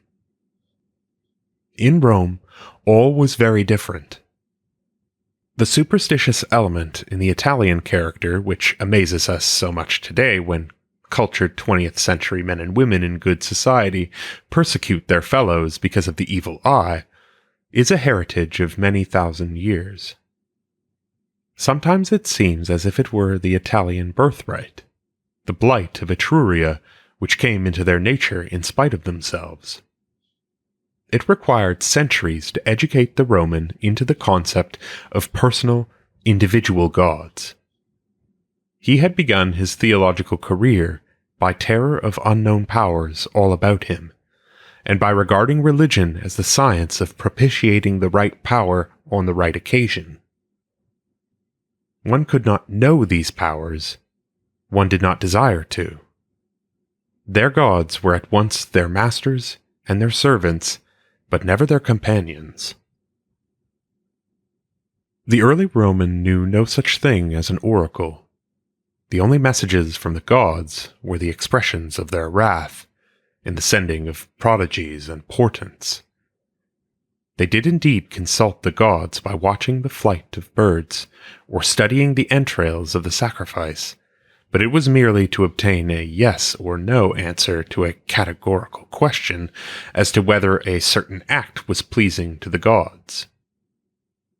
Otherwise, all about them lay in mystery, and at the point where sight failed, since neither imagination nor faith carried them any further, superstition stepped in, and the more they thought of the gods, the more terrified they became. Now, if you present to a people thus constituted a divine book of infallible oracles, you increase their terror in greater measure than the book itself can assuage it. And with the use of the book, the simpler forms of their old belief will grow less and less effective in the face of this new witchcraft which can work wonders. And no matter how you may hedge the use of the book about, it will be used more and more as the craving for magic is increasingly aroused. The study of the outward and the inward effects of the Sibylline books is therefore the real history of religion in the first half of the Republic. The outward effects are seen in the introduction of a series of Greek gods who were in themselves in the main eminently respectable, and whose presence was in itself no offense to good morals, and if we stop there we fail to understand why the religious interest of the Second Punic War should change so quickly to the skepticism of the following century. The inward effects, however, which, though they are hard to see, may yet be discovered between the lines of the chronicle. They will explain all the undermining of foundation, until we wonder not why the structure collapsed so suddenly, but how it managed to last so long. The history of the activity of the books begins peaceably enough. In the year 496 BC, Rome was in a bad way. Her crops had failed, and the importation of grain from Latium was rendered very difficult because of the war with the Latins in which she was engaged. In her distress, she turned to the Sibylline books, and on the occasion of this their first recorded use, the oracles ordered the introduction into Rome of the cult of 3 Greek deities: Demeter, Dionysus, and Kore. It was a most appropriate and characteristic choice. In the first place, the deities in question were worshipped at Cumae, the home of the books, whence Rome could and probably did borrow the cult. And in the second place, Demeter was the goddess of grain, and it was from Cumae that Rome was already beginning to obtain her imported grain supply. Thus the coming of the Cumaean Demeter into the religious world of Rome is but the sacred parallel to the coming of Cumaean grain into the material world of Rome. The Greek goddess of grain came with the grain, just as Castor had come in with the Greek cavalry. With this essential distinction, however, that Demeter came by the incantation of the books and the enactment of the Senate, whereas Castor's coming was a slow and normal development. It is important to notice closely exactly what happened when these deities were introduced, partly because they form the first recorded instance, and hence may well have acted as a model for subsequent repetitions of the act, but also because we have a more definite knowledge of the phenomena in this case than in many others. In the first place, it is clear that the deities were felt to be foreign. Not only was their temple built out the Aventine way, in the valley of the Circus Maximus, outside the pomerium, But, a much more significant fact, their Greek names were dropped, and they were given Roman names instead, to make them seem less out of place. Then too, these Roman names were not new names, translations of their Greek titles, but were the names of already existing Roman deities with whom they were easily identified, so that we see at once that their coming was no real enrichment of the Roman Olympus. What they stood for was already represented there, and their coming was simply a reduplication, with the consequent result that, as these parvenus increased in prominence and influence, they robbed of all their divinity the sober old Roman deities to whom they had attached themselves. What were these original deities, who were thus doomed to death in 496 BC? Demeter took the name of the old Roman goddess Ceres, a goddess of fertility, about whom we know just enough to assert that she belonged to the old religion of Numa, and that she was at heart quite a different person from Demeter. All the rest is lost, submerged under the new Demeter Ceres, with her temple built by Greek architects and her April games. It is this new Ceres who soon develops an extraordinary political importance because her temple is to the plebeians as a class what the temple of Minerva is to the unions of organized labor. It is there that they have their meeting place, and the temple itself is always their treasury as contrasted with the Saturn temple, the treasury of the state as a whole. The very officers of the plebeians, the famous plebeian aediles, get their name from their association with this temple, Ides. This political side of her activity is the only real advantage, except the grain itself, connected with her importation. The two form at best a poor economic compensation for the ever-increasing immoral effects of the public games of Ceres. But though Ceres is the most important of the three deities economically and politically, we must not forget the other two, both of whom are interesting, though one of them more for what she is not than for what she is. Along with Demeter came Dionysus and Demeter's daughter, Kore. The three were associated in the solemn mysteries of Eleusis, but none of the beauty of these ideas went over into the Roman cult. Demeter was merely the deified grain traffic, and Dionysus was little else than the god of wine, while poor Kore fell out without any particular content, for a curious reason that we shall see in a moment.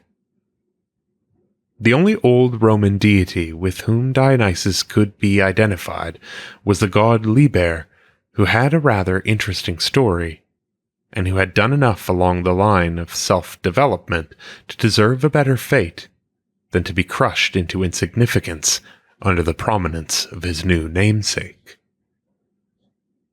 Liber was at this time a flourishing god of fertility, and since the introduction of the grape into Italy, especially the patron of the fruit of the vine, but he had made his own career, and there was a time when he had no individuality of his own, but was merely a cult adjective of the great god Jupiter, the giver of all fertility in every phase of life. Thus, out of the original Jupiter Liber, there had grown the independent god Liber. And now this Liber lost his individuality by identification with Dionysus. Finally comes Kore, Demeter's daughter. Here the Romans were hard put to find a goddess who represented any similar content, and after all this was no light task because Kore has little meaning unless she is taken also as Persephone, Pluto's bride, a process which required a mythological knowledge and application in which the Romans of the early Republic were totally lacking. But there was an old goddess, Libera, a shadowy potentiality contrasted and paired with the masculine Liber, and they chose her and gave Kore her name. we have a curious proof of how little the Romans knew of Chore Libera, and of how purely mechanical both the introduction of Chore and her identification with Libera were, in the fact that about 250 years later, as we shall see, Persephone, the real Chore, was introduced into Rome as an altogether new deity, and existed there side by side with Libera for at least a century before people began to realize that Proserpina and Libera stood for the same Greek goddess. It was necessary to go into these details in order that we might understand as much as possible of the process by which the gods of the Sibylline books were assimilated into the body of Roman religion. We see how in the main they were superfluous and therefore unnecessary and even undesirable, because by their presence they robbed old Roman deities of their existence, and how those elements in them which were least in accord with the old Roman spirit were most apt to develop, and how in general their adoption was a purely mechanical process, like any act in witchcraft, where the form is all important because the meaning cannot be understood, and how totally different, therefore, the estate of these gods was in Rome from what it had been in Greece, because in Rome they were introduced, stripped of all their mythology, worshipped only for their practical bearings, and compelled, therefore, to work for their living. The importation of grain from Cumae meant more to Rome than the mere satisfaction of her physical needs. It meant much more than the addition of these three deities to her state cult, for the grain thus imported was carried from Cumae to Ostia by sea, and so up the Tiber to Rome, and the whole matter, therefore, marks one of the important steps in Rome's interest in commerce generally, but especially in ocean commerce.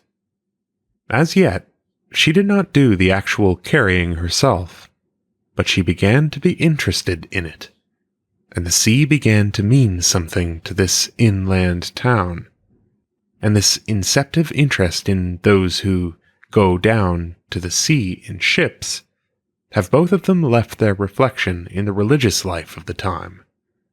Two new deities are introduced, both of them almost certainly by means of the Sibylline oracles, though some accidental blanks in our historical tradition have deprived us of details.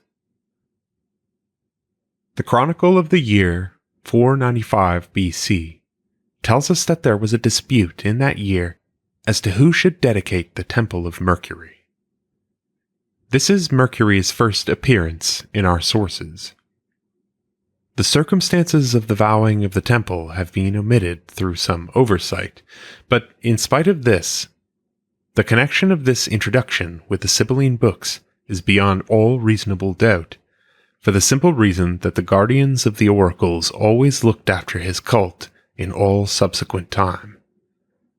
Notwithstanding the suddenness of his appearance and the silence of the chronicle, his story is quite clear, and his past history easy to restore, at least in outline.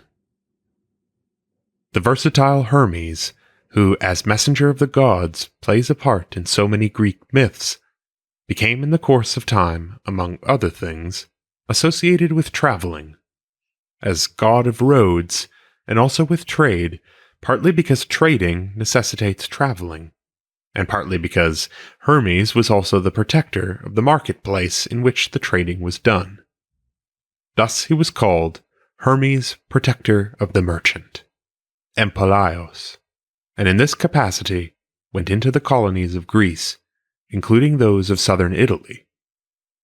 Thus Hermes traveled with the grain merchant from Cumae and became known to the Romans.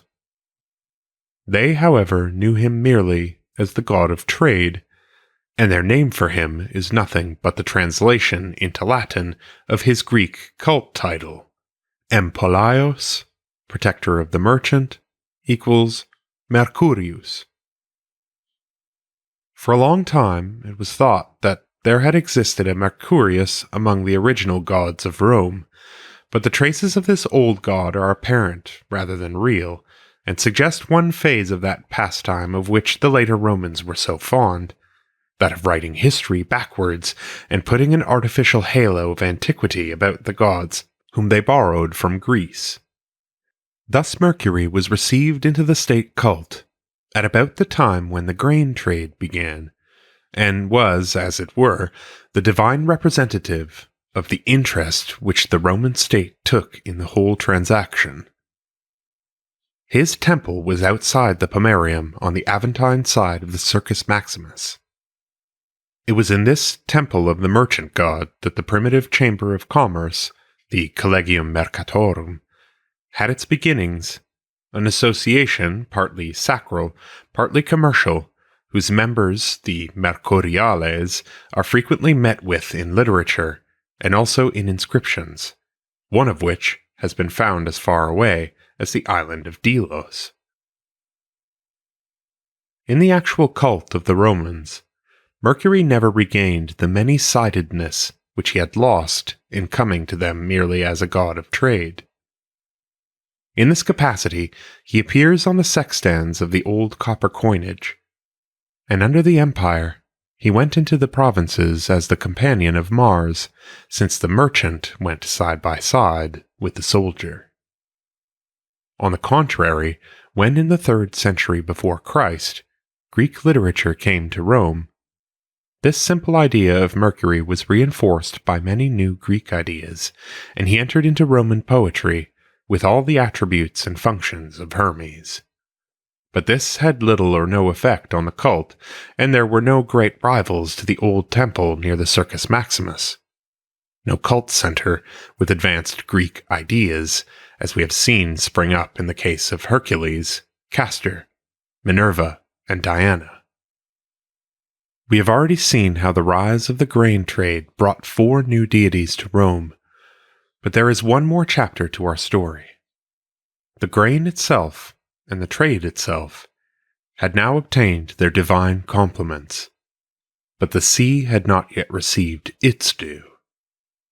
It, too, must have its parallel among the gods of Rome. And so it came to pass that, again under the influence of the fateful books, though exactly when or how we cannot say, the Greek Poseidon came into Rome. The sea had always meant much to the Greeks, and the joyful shout of Xenophon's troops, "The sea, the sea!" finds an echo all through the centuries of Greek history before and after the Anabasis. But the multitude of islands and harbors in Greece is in marked contrast to the dearth of them in Italy, where even today there's no good port of call on the west coast between Naples and Civitavecchia, and the latter would be useless were it not for Trajan's mole. In Italy, accordingly, the sea god Poseidon was worshipped only in the Greek colonies, where, however, he had 2 famous cults, one at Tarentum, later called Colonia Neptunia, and one at Paestum, whose old name was Poseidonia. The Romans had worshipped deities of water in abundance, as became of an agricultural people, for water meant life, and drought death. But their deities were those of sweet waters, of springs and rivers. They knew no god of the sea. But when the oracles brought Poseidon to Rome, he was identified with an old Roman water god, Neptune, whose cult henceforward included the sea. We do not know where the shrine of the old Sweetwater Neptune had been, but his old festival had occurred on July 23rd.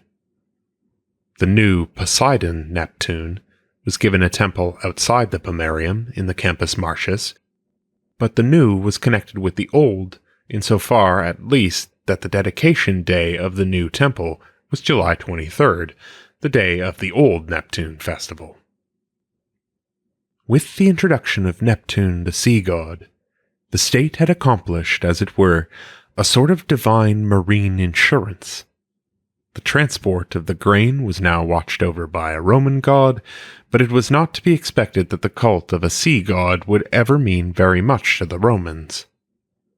The maritime commerce of the Eternal City was very slow in developing, and it grew to its subsequent proportions not because the Romans of Italy engaged in it, but because those foreigners who took to the sea by nature later became Romans. Nor did naval warfare fall to her lot until the First Punic War, and even then, her victories were gained by tactics of land fighting transferred to the decks of two ships. Her own and the enemy's fastened together by landing bridges, and the glory of victory was due not to Neptune, but to Mars.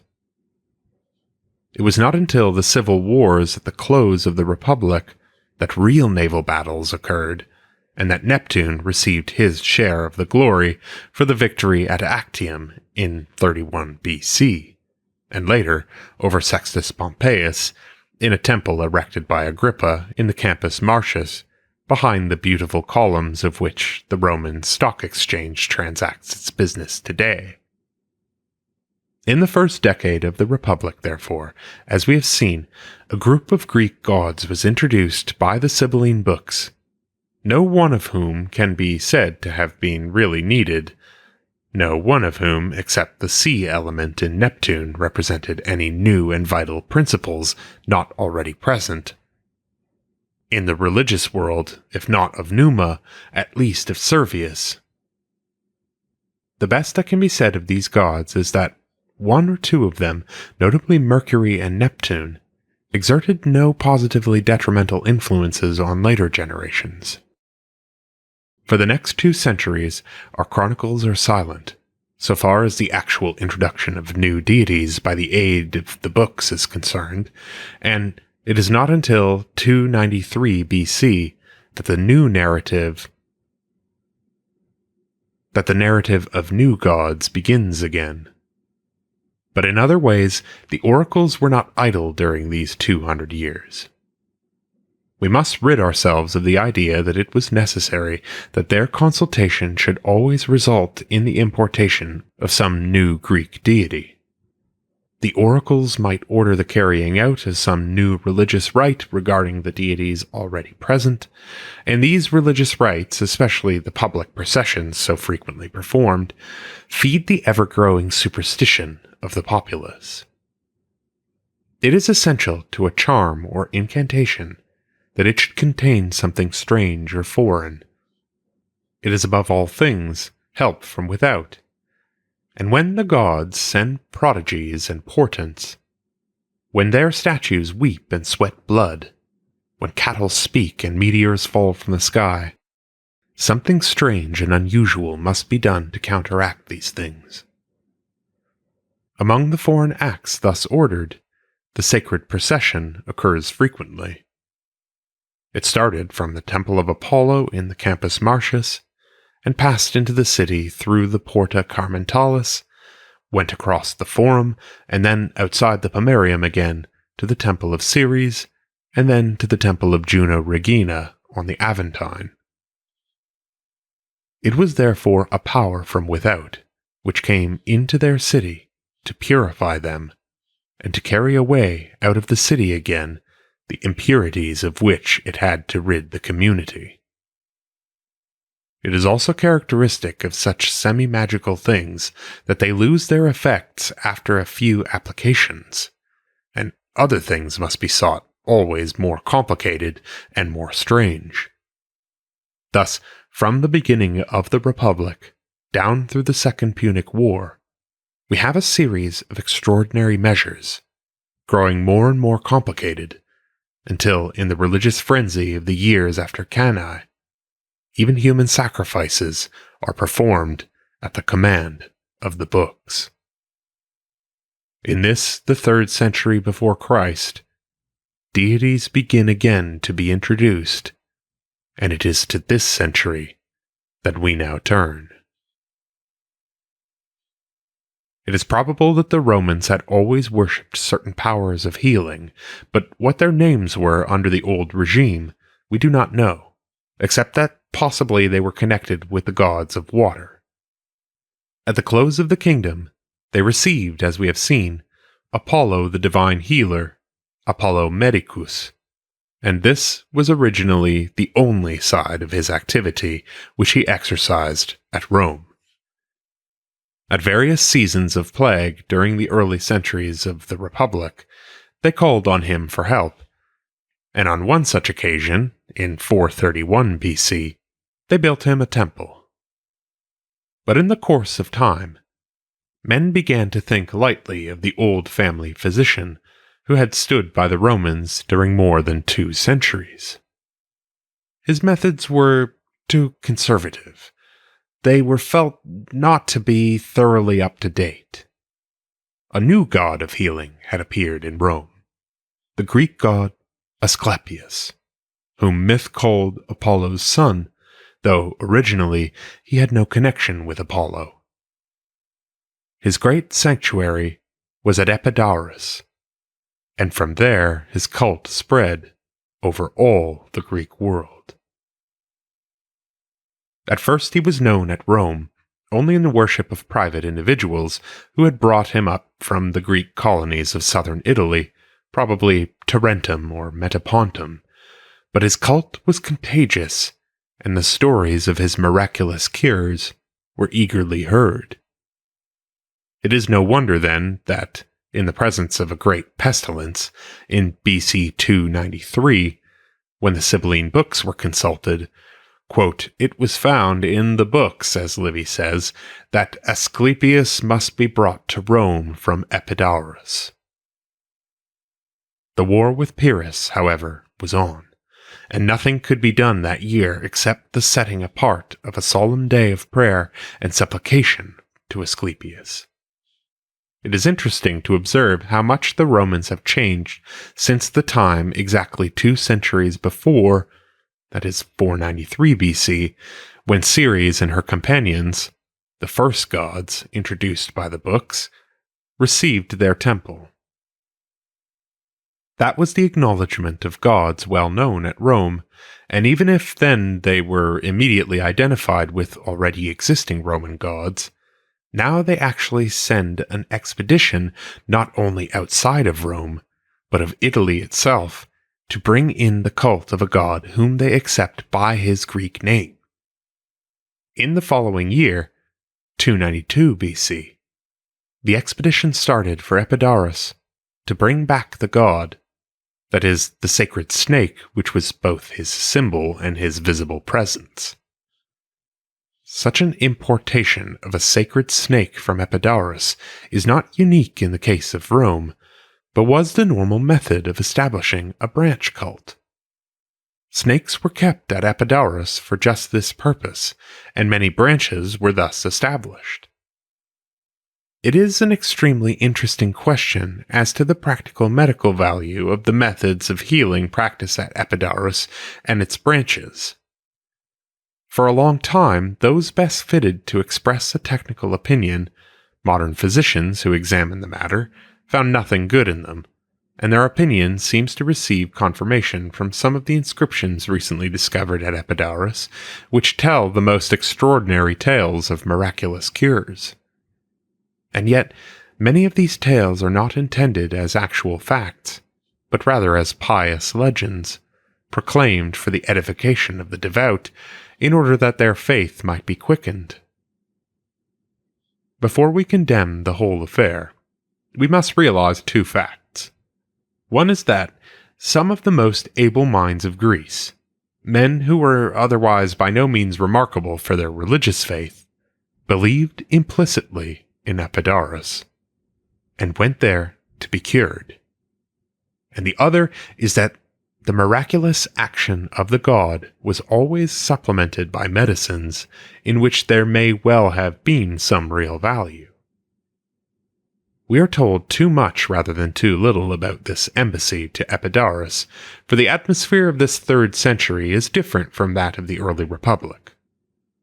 Greek literature was beginning to influence Rome, and those generations were being born who were to be the pioneers in Roman literature. Thus, Roman mythology was commencing along Greek lines and with Greek models, and one of the points where legend grew thickest and fastest is in this coming of Asklepios. The plain facts are evidently that the committee went to Epidaurus, obtained the snake, brought it back safely to Rome, and established the sanctuary on the island in the Tiber, where a temple was built and dedicated January 1st, 291 BC. Probably this was the first use to which the island had ever been put, and from this time dates the first bridge connecting to it with the city. The other bridge, to the right bank, was much later.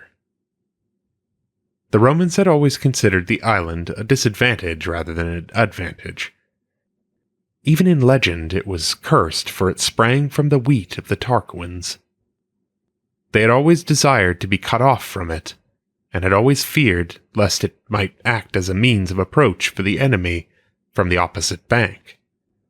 The few real facts of Asklepios's coming grew into a romantic account of how, to the great surprise and terror of the sailors, the snake went up of its own accord into the Roman ship, and how it stayed aboard until they reached Antium, and then suddenly swam ashore and coiled itself in a sacred palm tree in the enclosure of the temple of Apollo there, and how, when they were in despair of ever getting it back again, it returned peaceably to them at the end of 3 days, and all went well on the journey to Ostia and up the Tiber until they were passing the island, when the snake went ashore to make its permanent home there. It was a pretty fancy which, at a later date, formed the island into the likeness of a boat by building a prow and stem of travertine at either end, the traces of which may still be seen, and it is a curious instance of the many survivals of ancient Rome in the modern city that the Hospital of St. Bartolomeo stands on the site of the old Asklepios sanctuary, and so far as we can tell, 22 centuries of suffering humanity have had the burden of their pain lightened there in uninterrupted succession since that New Year's Day, above 300 years before Christ, when the hospital of Asklepios of Epidaurus was formally opened. The coming of the god of healing in the opening years of the 3rd century may well be regarded as an omen of the great suffering which that century was to bring to Rome. It was a century of almost uninterrupted warfare. First, the Samnite War. Then, the war with Pyrrhus and Rome's conquest of southern Italy. Then, after a breathing spell of about a decade, the First War of Carthage, and Rome's bitter apprenticeship in fighting at sea.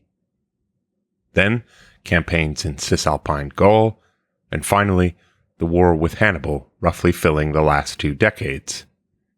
The most fearful contest in all of Rome's history, with her most terrible enemy in her own land of Italy. It is little to be wondered at, therefore, that this was in the main a century of religious depression, a time when the fear of the gods filled every man's heart, and when every trifling apparent irregularity in the course of nature was exaggerated into a portent declaring the wrath of the gods and needing some immediate and extraordinary propitiation. It is in just such a moment as this, in the middle of the century, 249 BC, that the next recorded instance of new gods occurs. The first war with Carthage was in progress. Rome had just suffered a terrible defeat off the northwestern point of Sicily at Drepana, a defeat all the more hideous because it was supposed to have been caused by the impiety of the consul Clodius, who, hearing that the sacred chickens would not eat, perpetrated his grim jest by saying, "Let them drink then instead," and drowning them all. But to cap it all, the wall of Rome was struck by lightning. Then action was necessary and the books were consulted. They ordered that a sacrifice should be made to Dis and Proserpina, a black steer to Dis and a black cow to Proserpina, 3 consecutive nights out on the Campus Martius, at an altar which was called the Tarentum, and that ceremony should be repeated at the end of 100 years. Here the myth-makers of later times have been even more busily at work than they were in the case of Asklepios. The Asklepios story was fitted out by them merely with a few miraculous details, a few legendary ornaments, but the story of Dis and Proserpina was so covered with their fabrications that it has only recently been freed from them and seen in its true light. And certain phases were so absolutely perverted that there are still a great number of very difficult points. To get a clear understanding of the situation, we must begin quite a distance back. Taken as a whole, religious beliefs are among the most conservative things in the world. The individual may grow as radical as you please, but his effect on the general religious consciousness of his time is extremely slight. Occasionally, the number of radical individuals grows larger, and certain classes of society are affected by their views, but even in the periods of religious development, which we are apt to think of as most iconoclastic, society, taken in the large, and on the average of all classes, is not much more radical than in apparently normal times. And while religion as a whole is conservative, there is one section of it more conservative than all the rest, a section from which change is almost excluded. That is, the beliefs concerning the dead. In our discussion of the religion of Numa, we saw the very primitive character of Roman beliefs in this field, the firm retention of the old animistic idea of the dead, the tendency to class the dead together as a mass and to believe in a collective rather than an individual immortality, and above all, the abhorrence of the dead and the disinclination to dwell on their condition and to paint imaginary pictures of life beyond the grave. In view of these feelings, it is not strange that we have great difficulty in finding any old Roman gods of the dead, aside from the dead who are themselves all gods. These dead as gods, di manes, and possibly Mother Earth, terra mater, are the only rulers in the lower world. In Greece, on the contrary, death was almost as natural as life. And though the conditions in early times were not unlike those in Rome, as Rode in his Psyche has so wonderfully described them, the Greeks soon grew beyond this, and the world of the dead became almost as well known to him as the world of the living. There was a kingdom of the dead, and a king and a queen ruled over them. These rulers were called by different names in different parts of Greece, but the names which they had in certain parts of the Peloponnesus, Hades the king of the dead and Persephone his bride, were destined to survive the rest. The cult of this royal pair traveled far and wide, but its most notable development occurred in Attica, where Persephone became Kore, the daughter of Demeter, stolen by Hades to become his bride, while Hades himself, under the sunny skies of Athens, lost some of his terrors and became Pluto, the god of riches, especially the rich blessings of the earth. But all this was very foreign to Rome, and while the Greeks were thinking these thoughts, the Romans were going quietly along, content with their simple di manes. No better proof of this can be desired than the one accidentally given to us in the introduction of Demeter and her daughter Kore into Rome as Ceres and Libera in 493 BC, and the absolute colorlessness and pointlessness of Libera. In a word, the entire lack of connection in the religious consciousness of Rome between Libera and Persephone. But in 249 BC, almost 2.5 centuries later, matters were on a different basis. Rome had been learning a great deal that was foreign to her old beliefs, and there was no longer anything impossible to her in the idea of individual rulers of the dead. Thus, at the command of the books, Pluto and Persephone were received into the state cult, though the strangeness of the situation was acknowledged, at least insofar as they translated Pluto into the Latin dis. Persephone, to be sure, was left alone, or, more strictly speaking, was accommodated to the Latin tongue by being changed to Proserpina. It is of course impossible that the Romans of 249 BC were entirely ignorant of Pluto and Persephone until the Sibylline books bade them be brought in.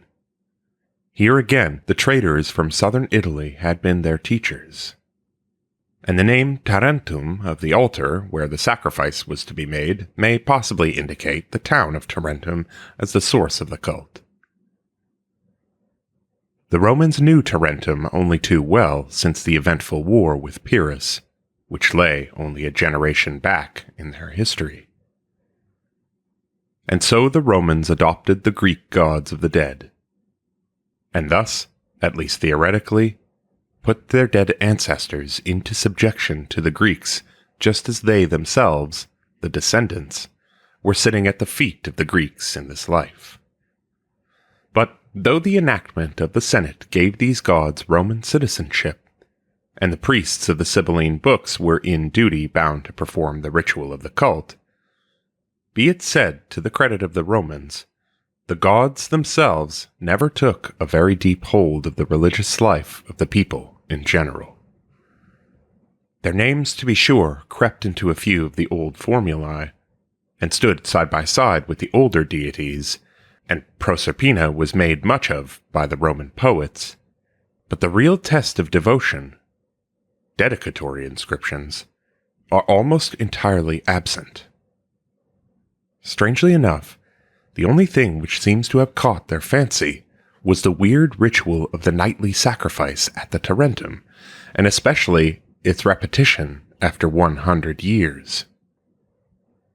This idea of the 100 years is Roman rather than Greek, and it is at least open to question whether it may not have been added to the instruction in the oracle to give the whole matter an added Roman color.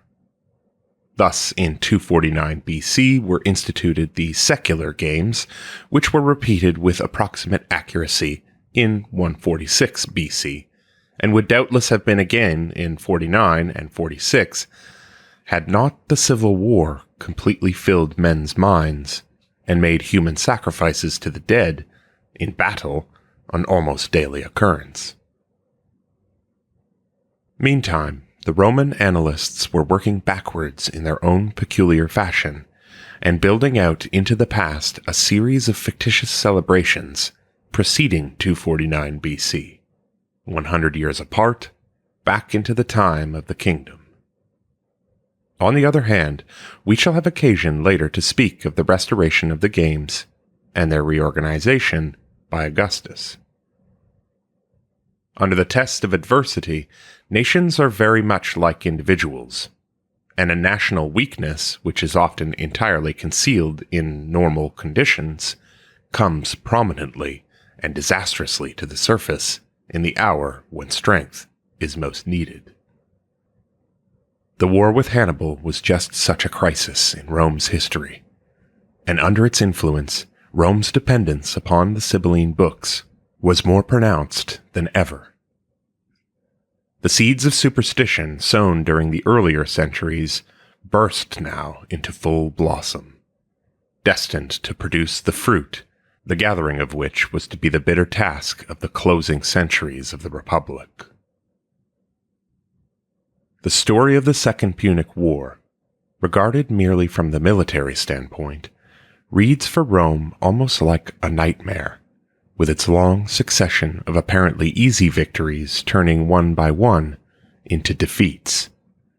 But when we add to this that other chronicle, of which Livy is equally fond, the long lists of portents and prodigies sent by the angered gods, and when we realize that to the masses of the people the wrath of the gods was more terrible and just as real as the hostility of Hannibal, then we have not the heart to reproach them for this religious frenzy. Seen by themselves, the jumping of a cow out of a second-story window, or the images of the gods shedding tears, do not seem very serious matters. But endow us with 300 years of hereditary dread of these things, give us the instinctive interpretation of them as the turning away from us of the powers upon which we rely for help, nay, their positive opposition to us, and our hopes, and our condition in the presence of these phenomena, would be very different. Thus, almost every year between 218 BC and 201 had its share of religious ceremonial, and the Sibylline books, which had hitherto been, in theory at least, merely an alternative method of religious procedure permitted to exist alongside the older and more conservative forms, became now the order of the day. Like a Homeric picture in which the quarrels of the gods in Olympus run parallel to the battles of Greeks and Trojans on the plains of Troy, so every victory which Rome won over Hannibal on the field of battle was bought at the price of a victory of Greek gods over Roman gods in the field of religion. And further, although Rome succeeded in keeping Hannibal outside of her own walls, her gods did not succeed in defending the pomerium against the Greek gods, and it is during the Second Punic War that this, the greatest safeguard of the old Roman religion and customs, was broken down, and the new gods gained entire possession of the city, placing their temples on the spots hitherto held most sacred. From now on, all distinction ceases, and it is scarcely possible to speak of a Roman in contrast to a Greco-Roman cult. It is important, however, to observe that this breakdown occurred because of excess of religious zeal rather than through neglect and indifference. And though we may indeed notice a gradual deterioration of the deities introduced by the books, all the way down from the busy working gods like Ceres and Mercury and Neptune to the more miraculous Asklepios, the cult of Dis or Proserpina with its possibilities of weird fantastic worship, there have been, however, as of yet, only scanty traces of the orgiastic element. But this was the next step, and it was not long in coming. The rapid campaigns of the earlier years of the war with Hannibal had passed. Cannae, 216 BC, had been somewhat retrieved by Metaurus, 207, where the reinforcements for Hannibal, led by Hasdrubal, had been cut into pieces, but the result was not what had been hoped for, and Hannibal had not left Italy, but entrenched in the mountains of the south, he seemed to be preparing to pass the rest of his life there. It was in this year of 205 BC that the help of the books was again sought, if peradventure they might show the way to drive Hannibal out of the country. The reply came that, when a foreign-born enemy should wage war upon the land, he could be conquered and driven out from Italy, if the great mother of the gods should be brought to Rome from Phrygia. The rest of the story is so quaintly and withal so truthfully told by Livy in Book 29 that it will not be amiss to quote his words. The oracle discovered by the Decemviri affected the Senate the more on this account because the ambassadors who had brought the gifts, vowed at the Battle of Metaurus to Delphi, reported that when they were sacrificing to the Pythian Apollo, the omens were all favorable, and that the oracle had given response that a greater victory was at hand for the Roman people than that one from whose spoils they were then bringing gifts. And as a finishing touch to this same hope, they dwelt upon the prophetic opinion of Publius Scipio regarding the end of the war, because he had asked for Africa as his province. And so, in order that they might the more quickly obtain that victory which promised itself to them by the omens and oracles of fate, they began to consider what means there was of bringing the goddess to Rome. As yet, the Roman people had no states in alliance with them in Asia Minor. However, they remembered that formerly Asklepios had been brought from Greece for the sake of the health of the people, though they had no alliance with Greece. They realized, too, that a friendship had been begun with King Attalus of Pergamon, and that Attalus would do what he could on behalf of the Roman people, and so they decided to send ambassadors to him. And they allotted them 5 ships of war in order that they might approach in a fitting manner the countries which they desired to interest in their favor.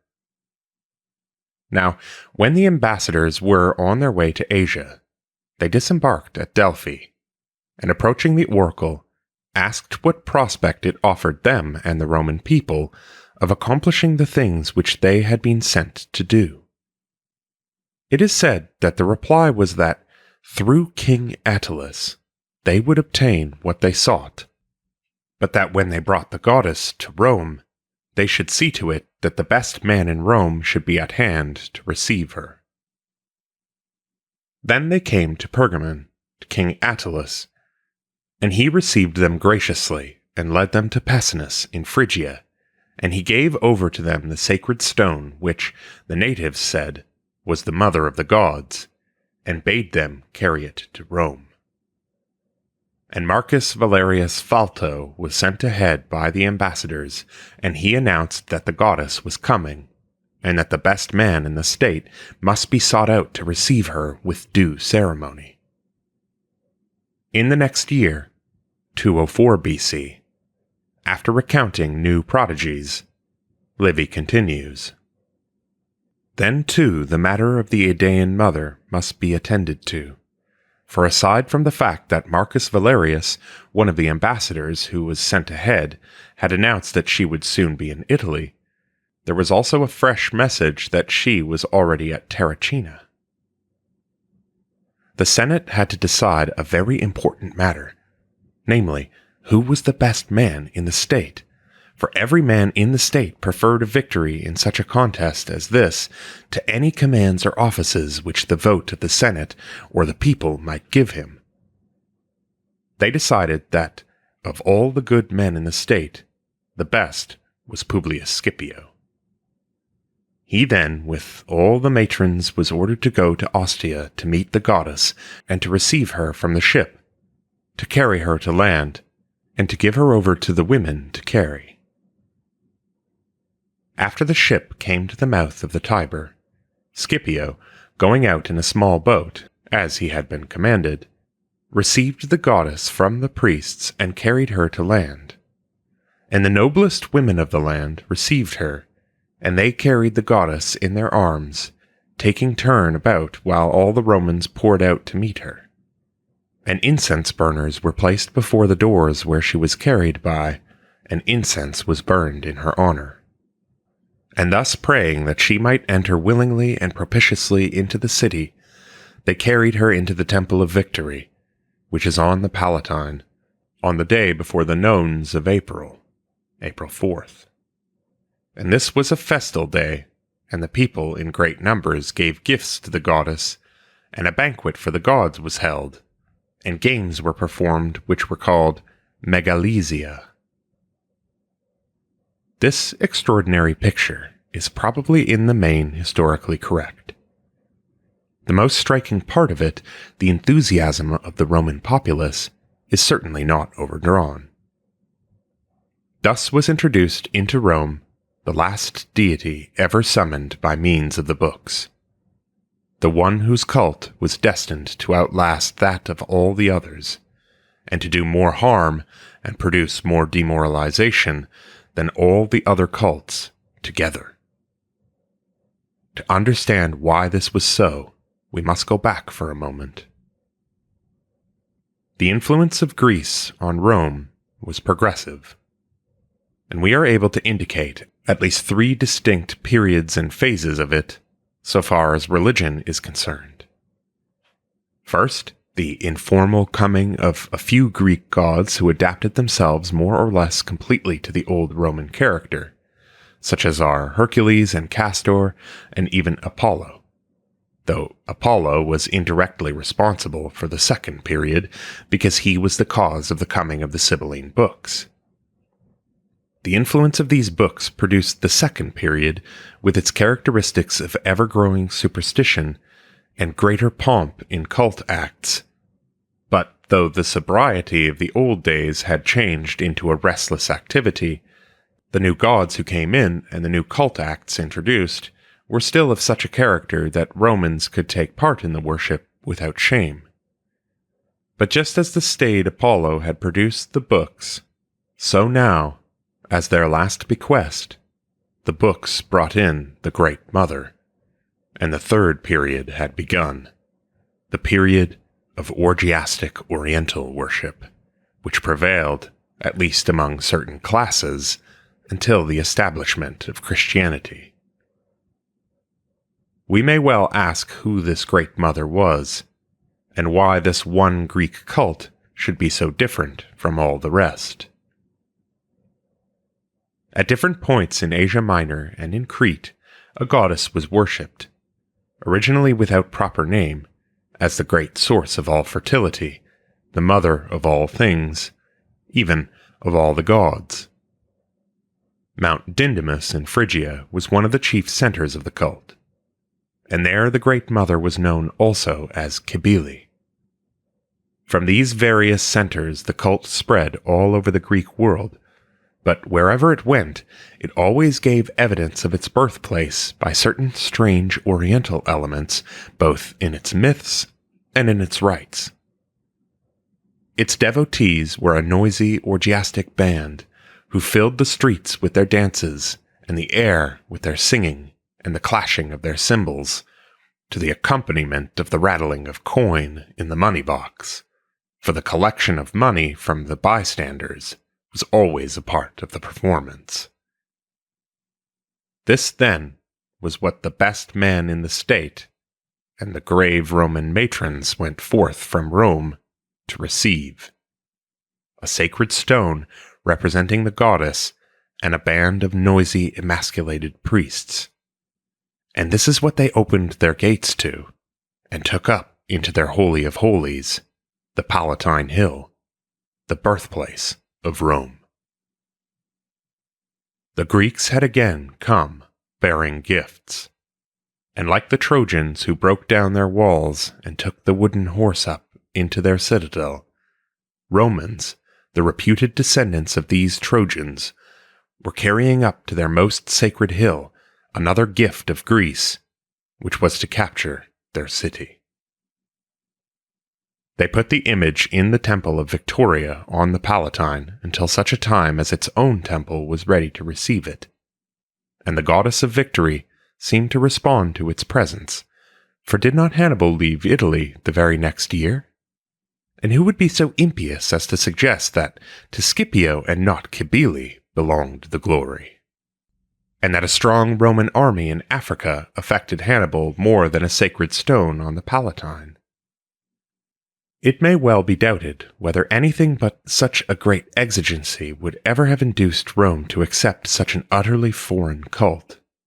And when the nightmare of the war was past, the Senate awoke to the realization that a very serious act had been committed. To their credit be it said that they did what they could to minimize the evil.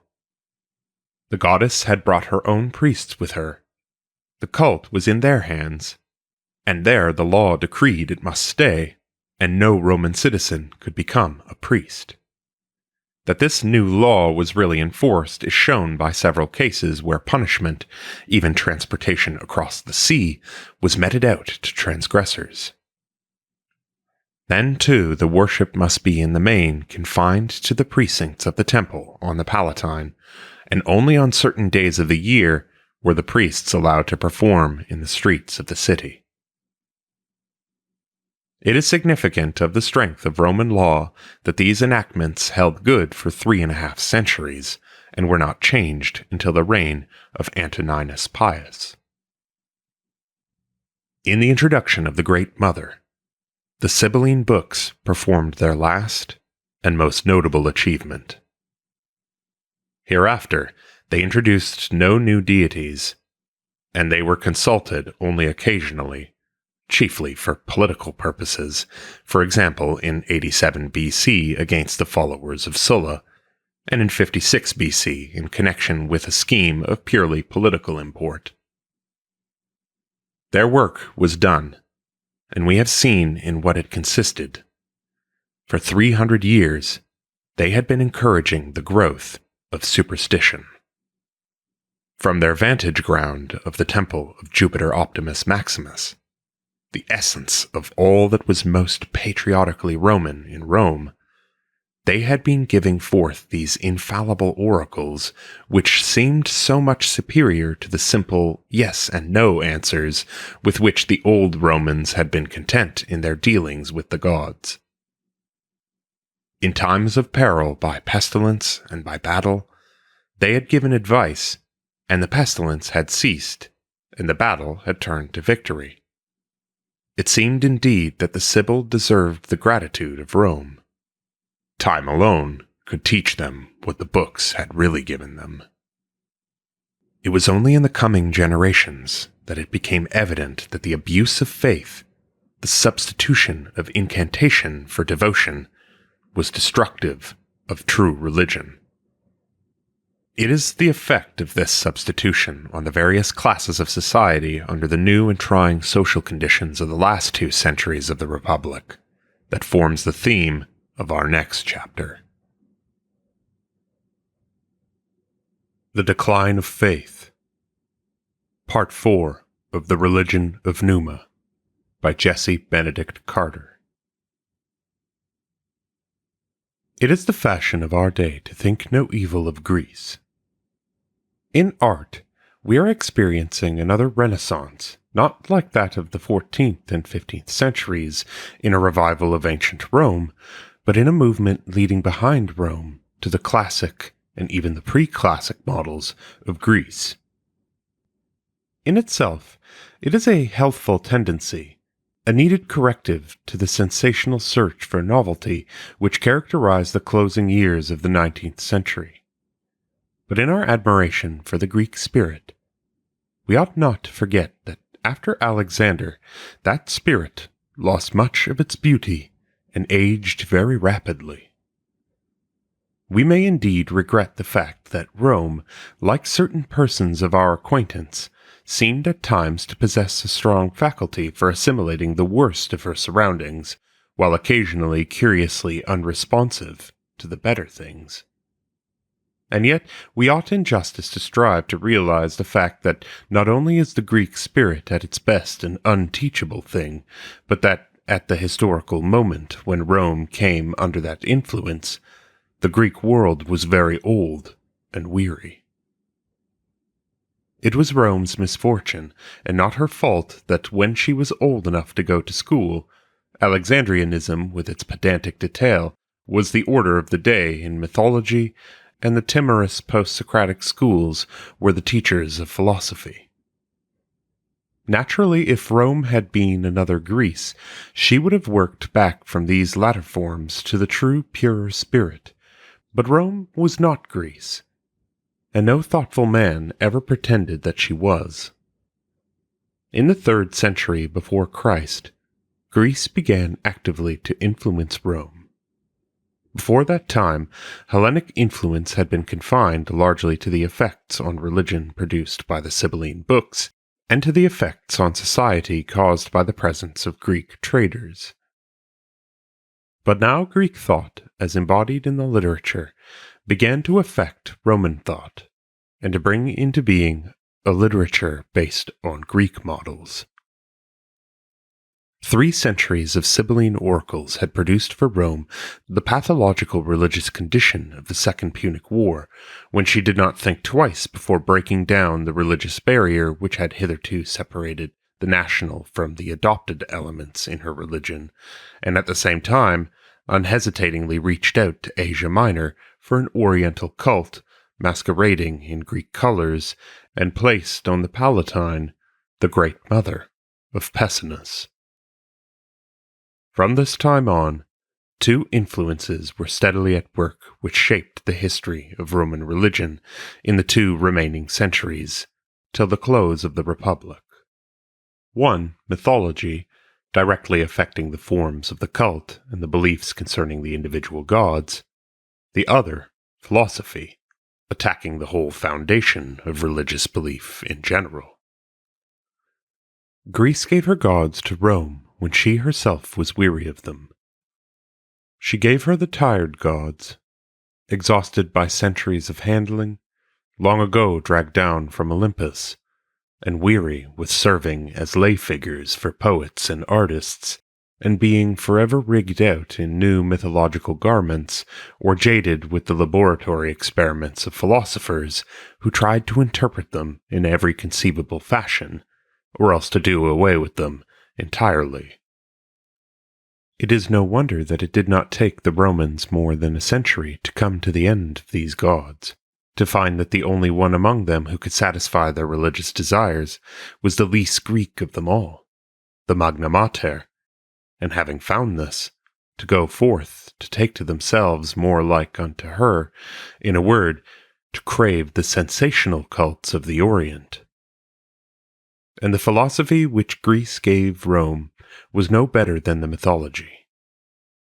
It is not strange that human thought experienced a reaction after a century which contained both Plato and Aristotle, but it is a pity that Rome should have learned her philosophy from a period of doubt and skepticism, an age in which the lesser masters, who had known the greater ones, had gone, leaving nothing but pupils.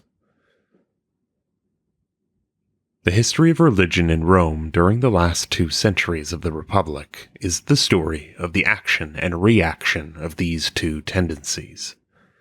The one toward the novel and sensational in worship, which we may call superstition, the other, philosophy of doubt, which we may call skepticism, in the presence of the established religions of the state. This much the 2 centuries have in common. But here their resemblance ends. In the first of these centuries, 200 to 100 BC, the state religion was able to hold her own, at least in outward appearance, and to wage war against both tendencies. In the other century, BC 100 to Augustus, politics gained control of the state religion, and so robbed her of her strength that she was crushed between the opposing forces of superstition and skepticism. It is to the story of the earlier of these 2 centuries, the second before Christ, that we now turn.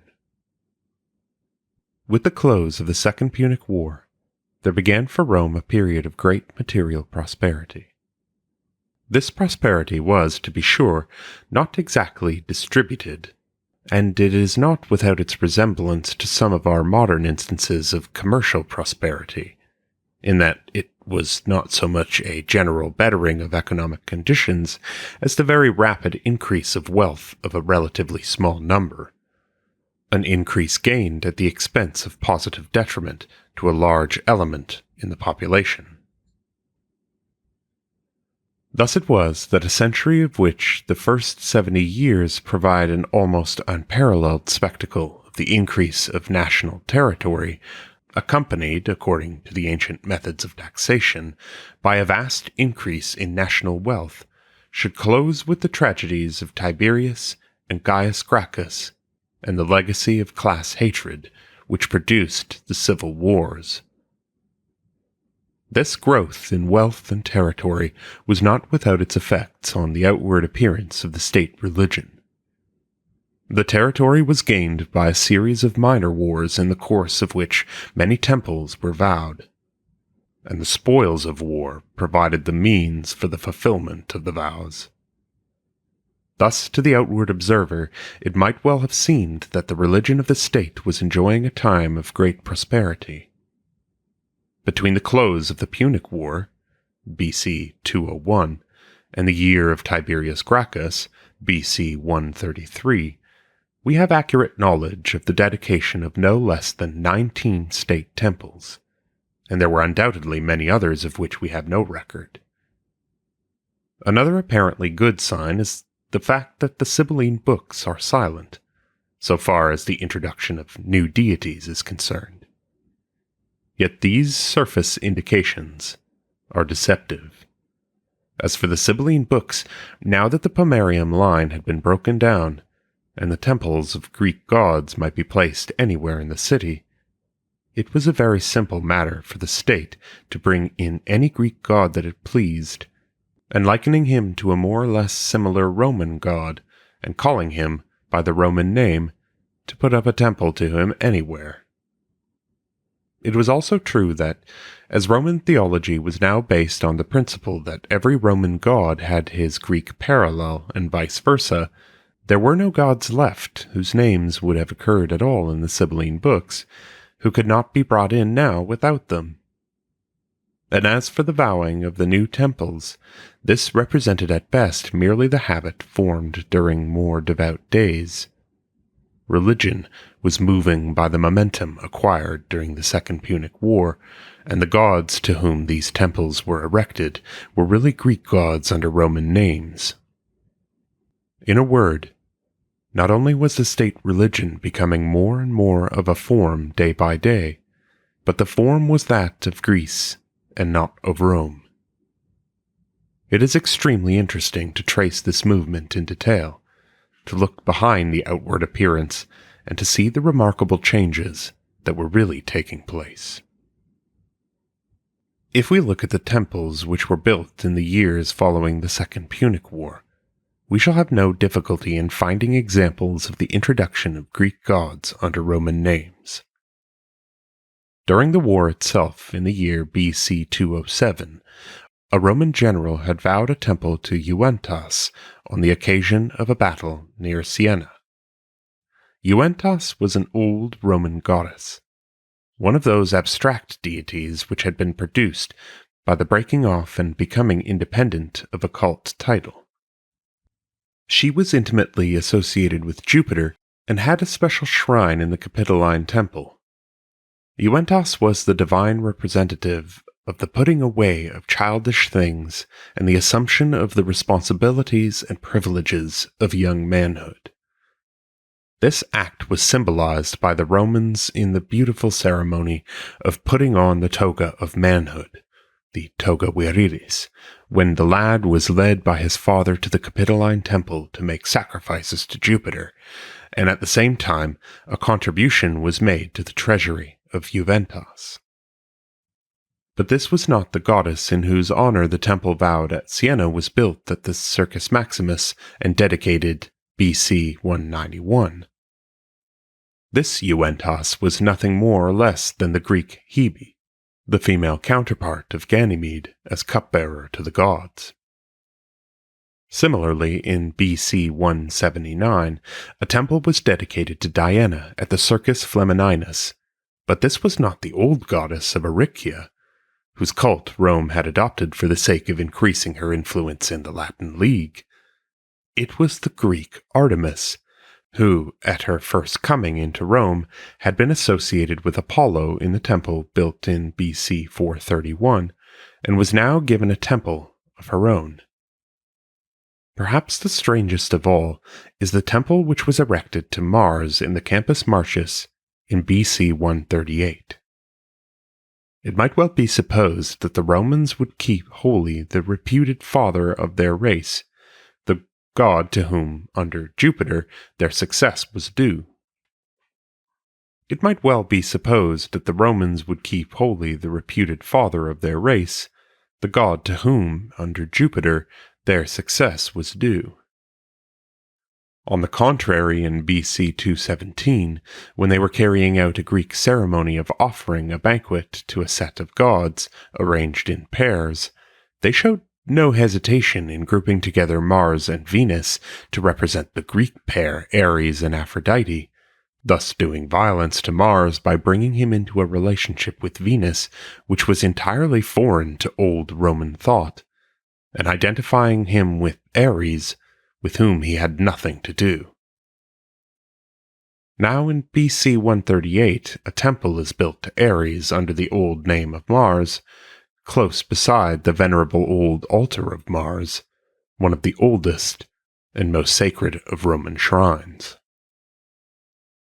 But this passion for identifying Greek gods with Roman ones did not confine itself to finding a parallel for the greater gods of Greece, and less known deities were introduced into Rome in the same way. The old Roman god, Faunus, in whose honor the ancient festival of the Lupercalia was yearly celebrated, had as his associate a goddess, Fauna, who was better known as the good goddess, Bona Dea. Eventually this new title, Bona Dea, crowded out the old title, Fauna, so that it was almost entirely forgotten. Bona Dea was a goddess of women, and the most characteristic feature of her worship was the exclusion of men from taking part in it. Now, there was a Greek goddess called Damia, also a goddess of women, from whose cult also men were excluded, and her cult spread from Greece to the Greek colonies of southern Italy, especially Tarentum, and so eventually to Rome. But by the time she arrived in Rome, the connection of Fauna and Bona Dea had been entirely forgotten. Damia was surely a Bona Dea. Yes, she was the Bona Dea, for was not the proof at hand in the fact that men were excluded from both cults? So a temple was built for her, probably shortly after the Second Punic War, and from the time no one ever thought of poor Fauna again, except scholars and poets, who amused themselves, as was their wont, by putting her in various genealogical relationships to Faunus as sister, wife, or daughter, while Damia lived and prospered under the stolen title of the Bona Dea. We see from this on what small resemblance such identifications were based, in this case merely on the presence of a similar minor injunction in the laws of each cult. But we have here at least a genuine cult which had arrived and was asking for admission, and in so far, we are better off than in most instances where nothing substantial was gained by the identification. Two forces were now at work assisting in this fusion of Greek and Roman gods, namely art and literature. The capture of Syracuse marked an epoch in Rome's artistic career. For several centuries she had employed Greek architects, and had also become acquainted with the artistic types of certain Greek gods. But now, all at once, a wealth of Greek sculpture was disclosed to her, and she could not rest content until all her gods were represented in the fashion of man. The adoption of the Greek type, in those cases where an identification had already been effected, was not difficult, and was in the main successful, though there followed almost inevitably an enrichment of the Greek element in the Roman god because of the presence of some attribute in the statue, which brought its own myth with it. But there were certain Roman gods for whom Greek parallels could not be found, and in these cases a compromise, usually a rather awkward one, had to be effected, as for example when the Roman gods of the storeroom, the Penates, were represented by statues of the Greek Castor and Pollux. In such cases, confusion was sure to follow, and subsequent antiquarians would be tempted to write treatises providing the original connection of Castor or Pollux with the Penates as gods of protection in general, etc.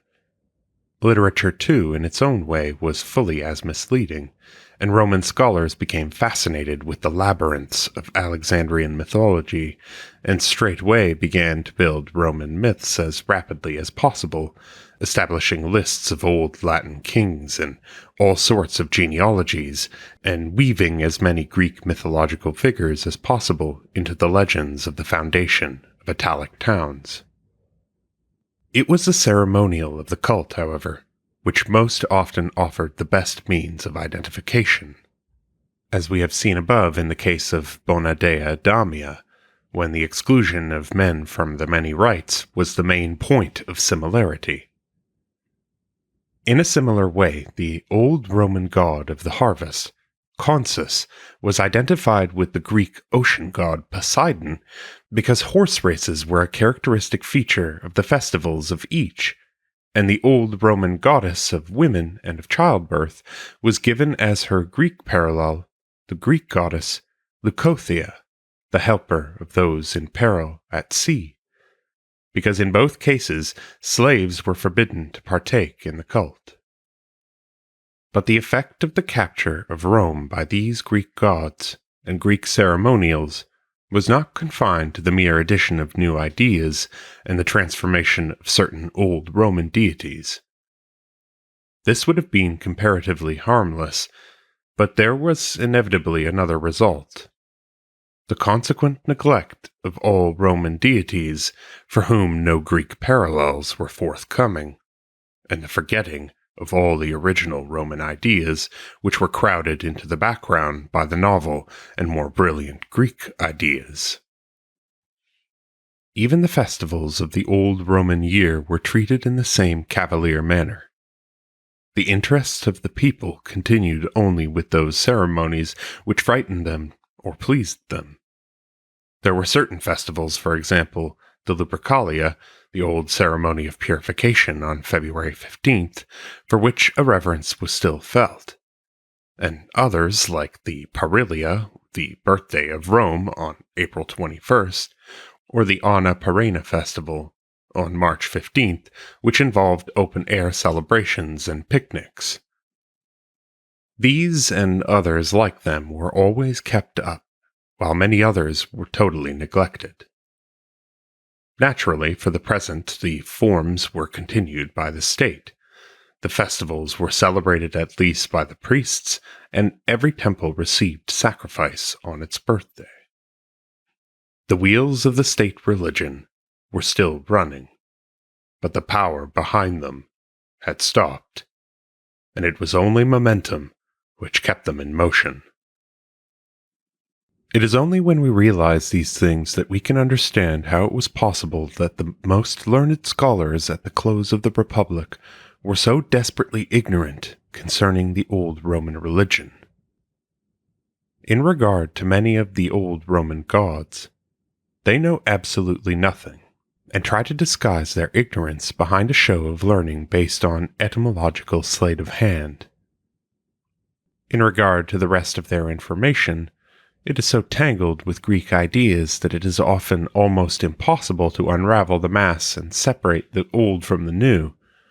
This unraveling has been the tedious occupation of the last half-century in the study of Roman religion, and so patiently and successfully has it been accomplished that, although we would give almost anything for a few books of Varro's Divine Antiquities, it is tolerably certain that the possession of these books would not change in the least the fundamental concepts underlying the modern reconstruction of ancient Roman religion, though it is equally certain that these books would emphasize just so much more strongly what we already realize, that this modern reconstruction is in distinct contradiction to many of Varro's favorite theories.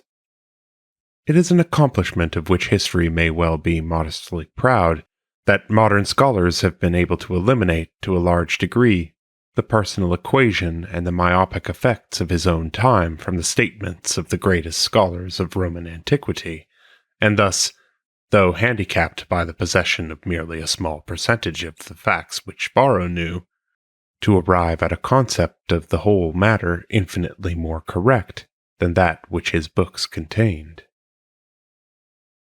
During this 2nd century before Christ, therefore, the state religion was apparently unchanged so far as the outward form was concerned.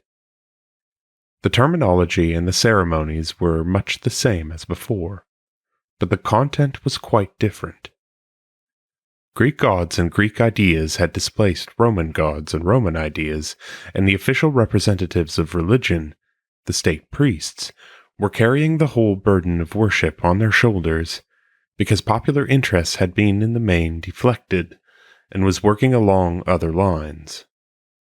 These lines of rival interest were superstition and skepticism, phenomena which at first sight appear as distinct opposites, but which are on the contrary very closely akin, so that they usually occur together not only in the same age, but frequently even in the same individual.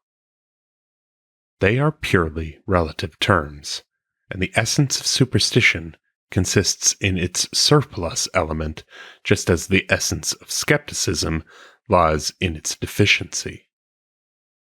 No religion judged from the standpoint of the worshipper can properly be called a superstition, but if once we can establish the essential things in a religion, then any large addition to those essential things savors of superstition. Speaking with historical sympathy, We have no right, therefore, to designate early Roman religion as a superstition. It may, of course, be relatively so in comparison with other religious forms, but once we have established the essential elements in that early religion, we may consider the introduction of new and entirely different elements as superstition. The old religion of Rome consisted in the exact and scrupulous fulfillment of a large number of minute ceremonials.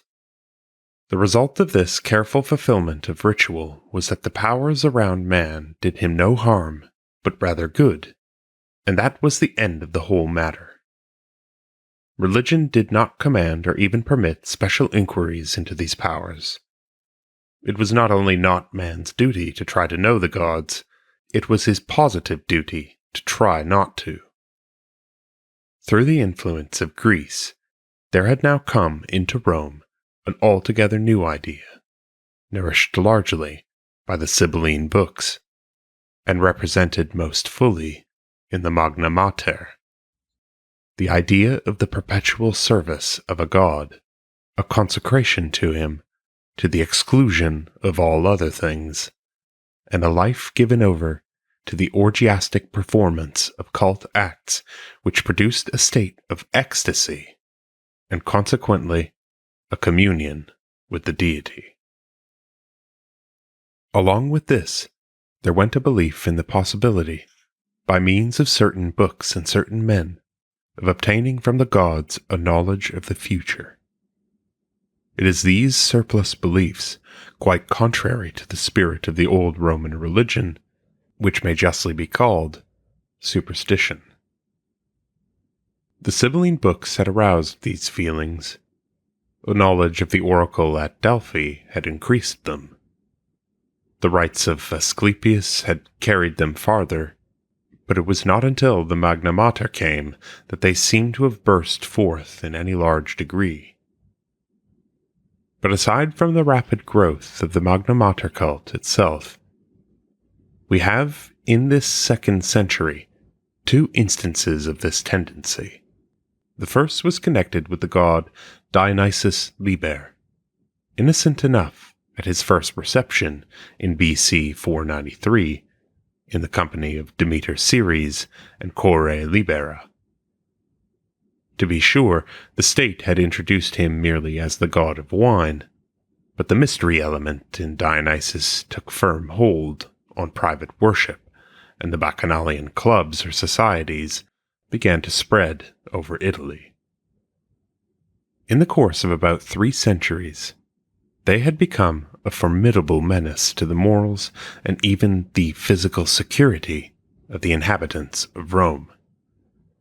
Their meetings, instead of occurring 3 times a year, took place 5 times a month, and finally, in BC 186, the famous Bacchanalian trial took place, of which Livy, Book 39, gives such a graphic account, and to which a copy of the inscription of the decree of the Senate, preserved to our day, gives such eloquent testimony, providing as it does severe penalties for subsequent offenders, and recognizing, on the other hand, large liberty of conscience.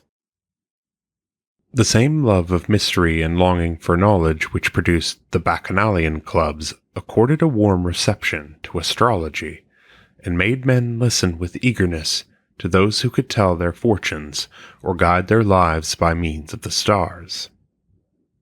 We do not know when the bearers of this knowledge first arrived in Rome, but Cato, in his Farm Almanac, our earliest piece of prose literature, in giving rules for the behavior of the farm bailiff, especially enjoins the intending landowner that his bailiff should not be given to the consultation of Chaldean astrologers. Within half a century, the problem of the Chaldeans grew so serious that state interference was necessary, and in 139 BC, the praetor Gnaeus Cornelius Hispalis issued an edict ordering the Chaldeans to leave Rome and Italy within 10 days. The same age which produced this growth of superstition brought also the antidote for it in the shape of a skeptical philosophy, But the only trouble was that this philosophy not only cured superstition, but in doing so killed the genuine religious spirit underlying it. It cast out, to be sure, the 7 devils of superstition, but when men returned to themselves again, they found their whole spiritual house swept and garnished. With the death of the direct pupils of Aristotle, the Greek mind had thought out all the problems of philosophy of which man at that time was able to conceive. The following generations of philosophers devoted themselves either to the elaboration of detail or to a renewed examination of the foundations of belief, with the result that their smaller minds came to smaller conclusions, and the end of their investigations was one of increased skepticism. The schools of the day showed many slight variations and bore many different names, but they all agreed in being more or less pervaded by a skeptical spirit, and by accenting ethics as against metaphysics, though they defined ethics very differently according to their starting point. One of the earliest philosophical influences which reached Rome was, however, that of a pre-Socratic school, the school of Pythagoras. This was natural enough in itself, as the headquarters of the school was in southern Italy, but it is curious and significant that the first pronounced instance of its influence occurred shortly after the Second Punic War, and in connection with a clever fraud which was perpetrated with a view to influencing religion. In the year 181 BC, a certain man reported that when he was plowing his field, which lay on the other side of the Tiber, at the foot of the Ianiculum, the plough had laid bare 2 stone sarcophagi, stoutly sealed with lead, and bearing inscriptions in Greek and Latin, according to which they purported to contain one of them the body of King Numa, the other his writings. When they were opened, the one which ought to have contained the body was empty. In the other lay 2 rolls, each roll consisting of 7 books. The one set of 7 was written in Latin and treated of pontifical law. The other consisted of philosophical writings. They were examined, found to be heretical and subversive to true religion, and were accordingly burned in the Comitium. The connection of Numa and Pythagoras, historically impossible but believed in at this time, makes it practically certain that this was a clever attempt to introduce the philosophy of Pythagoras into Rome under the holy sanction of the name of Numa. Fortunately, the zeal of the city praetor frustrated the scheme, but the doctrines of philosophy which thus failed to enter by the door of religion found the door of literature wide open for them. As the irony of fate would have it, Cato, the stalwart enemy of Greek influence, had brought back from Sardinia with him the poet Aeneas, and at about the time when the false books of Numa were burning in the Comitium, Aeneas was giving to the world a translation of the sacred history, the Greek Euhemerus. This Euhemerus, a Sicilian who had lived about a century before this time, earned his title to fame by writing a novel of adventure and travel, in which he described a trip which he had taken to the Red Sea along the coast of Arabia to the wonderful island of Pangaea, where he found a column with an inscription on it, telling the life history of Uranos, Kronos, and Zeus, who are thus shown to have been historical characters, afterwards elevated into deities. It was this theological element in his book which made him famous. This theory of the historical origin of the gods is even today called Euhemerism, and has exerted a baleful influence over writers on mythology from its author's day down to our own. These, then, were the doctrines which Aeneas presented to the Romans in their own tongue, and it is pathetic to realize that his sacred history formed the first formal treatise on theology which Rome ever possessed. Born under such an evil star, it is small wonder that her theological speculations never reached great metaphysical heights. In these days, it seemed to the Senate that the question of philosophy was beginning to be so serious that it might be considered as a public danger, and that it was therefore their duty to try to cope with it. They chose, of course, the typical Roman method of dealing with such matters, and the philosophers were expelled from Rome. At first, in 173 BC, it was only the Epicureans who were sent out, but in 161 BC, the edict was broadened to include philosophers in general.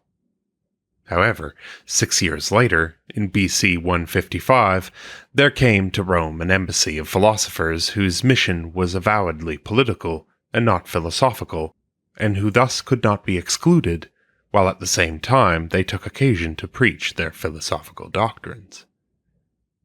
It was fortunate for Rome that Stoicism, the best among all these philosophies, appealed to her most strongly, and became thus the national philosophy of Rome. Stoicism was in many respects quite as skeptical as the others, but it had at least this great advantage, that it laid a strong emphasis on ethics, and was insofar capable of becoming a guide of life. It might be well enough for Greeks, whose aggressive work in the world had been done, to settle down to an idle old age with a theory of life which practically excluded the possibility of strong, decisive action. But Rome was still young, and most of her work was still before her. She might think herself very old and pretend to take peculiar delight in many of the more decadent forms of Greek thought, but in reality her leaders instinctively turned to Stoicism, as affording a compromise between the mere thoughtless activity of youth, which acts for the love of acting, and the jaded philosophy of the vanity of all effort. About the middle of the century, around 150 BC, there existed in Rome a center of culture and intellectual influence, a little group of men peculiarly interesting, because they form practically the first instance of an intellectual coterie in the history of Rome. Their leader was the younger Scipio, who had as his associates his friend Laelius, the poet Lucilius, whose brilliant writings, submerged by the more brilliant satires of Horace, form one of the most deplorable losses in Roman literature, and the Stoic philosopher Panaetios of Rhodes. Terence had also belonged to the circle, but he was now dead. Stoicism was the avowed philosophy of these men, and their influence, especially that of Panaetios and Lucilius, did much to popularize their chosen philosophical creed. While Stoicism claimed superiority to religion and showed the impossibility of attaching any value to religious knowledge, it recognized the necessity of religion for the common people on the grounds of expediency, and effected a reconciliation between this denial of religion on the one hand and the recognition of it on the other, by asserting that the religion of the state was justified not only by expediency, but much more by the fact that it was, after all, only the presentation of the truths of Stoicism in a form which was intelligible to the lower classes. Had this group of Scipio and his associates made an effort to emphasize these particular doctrines of Stoicism in relation to religion, the downfall of the state religion, which occurred in the following century, might have been hindered. But for reasons which we shall see in a moment, this downfall could not have been prevented, and it is doubtful whether the influence of any philosophical system, even when supported by such prominent men, could have perceptibly postponed the catastrophe.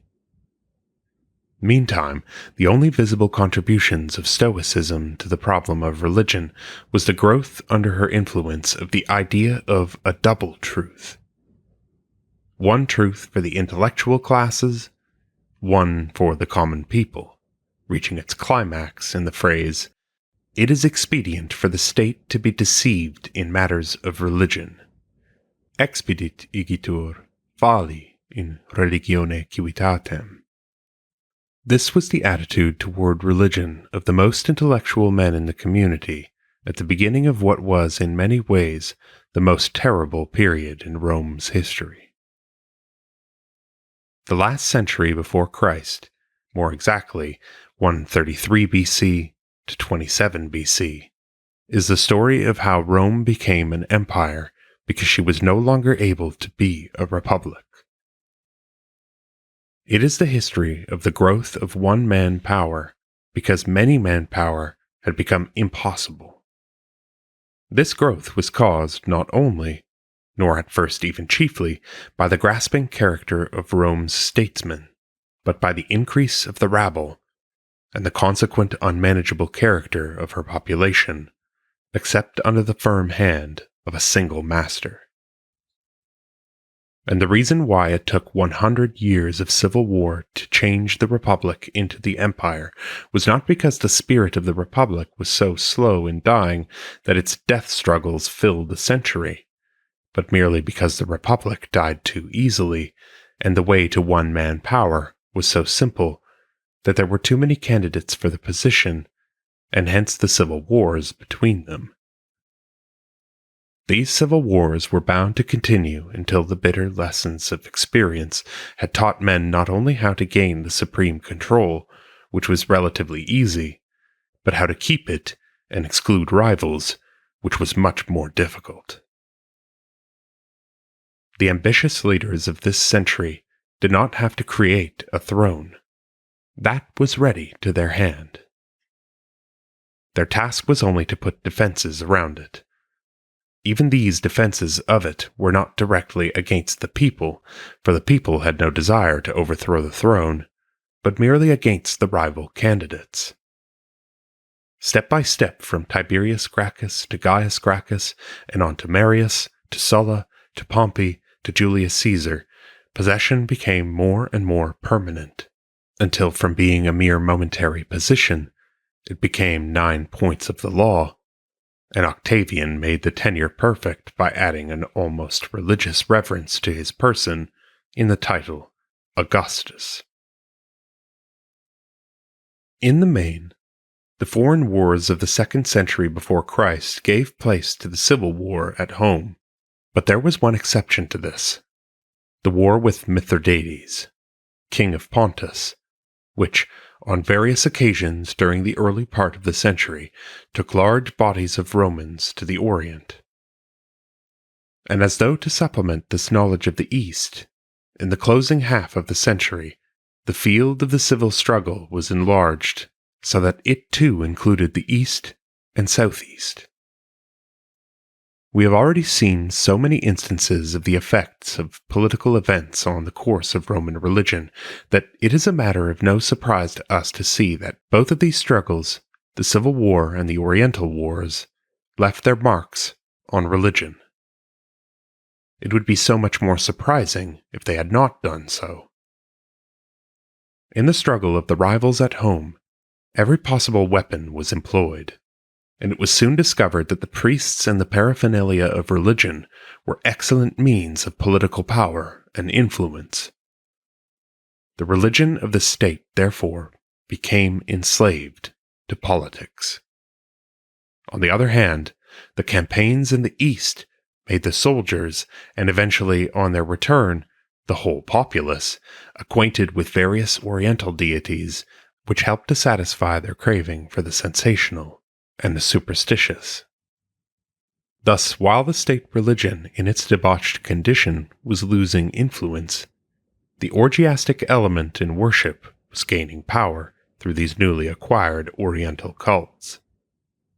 The story of the religion of the last century of the Republic is accordingly the history of the control of state religion by politics and its consequent destruction, and the growth of superstition because of the coming of the new Oriental worships, and we may add to these two topics a third: the pathetic attempts of philosophy to breathe new life into the dead religion of the state. When it comes to the question of the human characters whose names are writ large on this page of religious history, the dictator Lucius Cornelius Sulla towers above all others. To his political insight is largely owing the harnessing of the state religion to the chariot of the politician, now and hereafter, and it was he who was the foremost leader of Roman armies to the Orient, and the man who, because of his peculiarly superstitious character, encouraged the worship of the strange deities which were found there. In both these directions, he was ably seconded by Pompey, half a generation later. On the other hand, the futile efforts of philosophy to improve the situation were inspired during the earlier period by the chief priest Scaevola, a contemporary of Sulla, and during Pompey's and Caesar's time, by Varro, the greatest scholar that Rome ever produced. Let us follow the fortunes of the religion of the state at the hands of the politicians. The upper and influential classes of Roman society were now thoroughly imbued with Stoic philosophy and accordingly with the doctrine of double truth in the field of religion.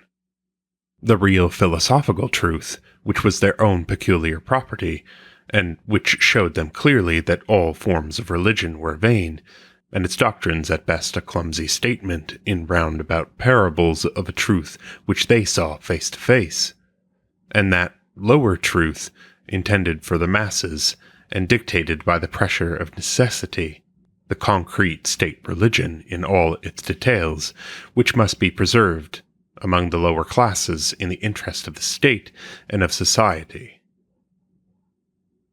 The state religion was thus a matter of expediency and of usefulness.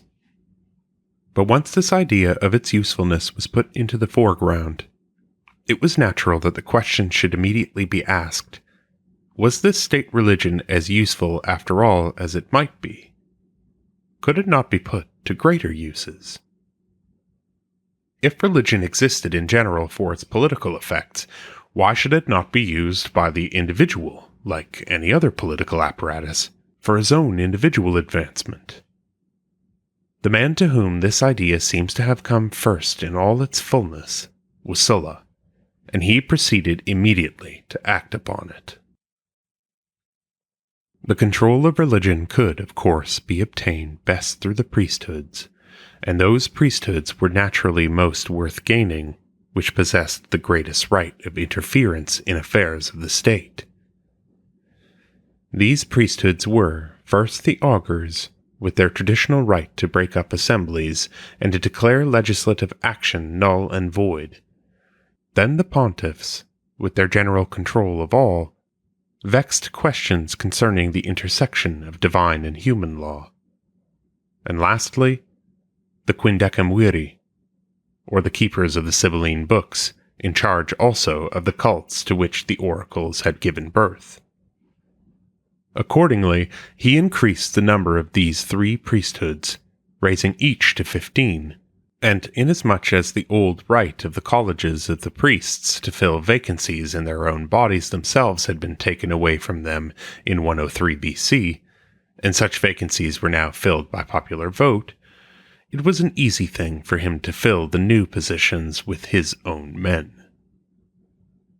The result of accentuating the political importance of these 3 colleges was that the whole body of the state religion became actuated with a political spirit, and the whole structure was remodeled along the lines of this new valuation.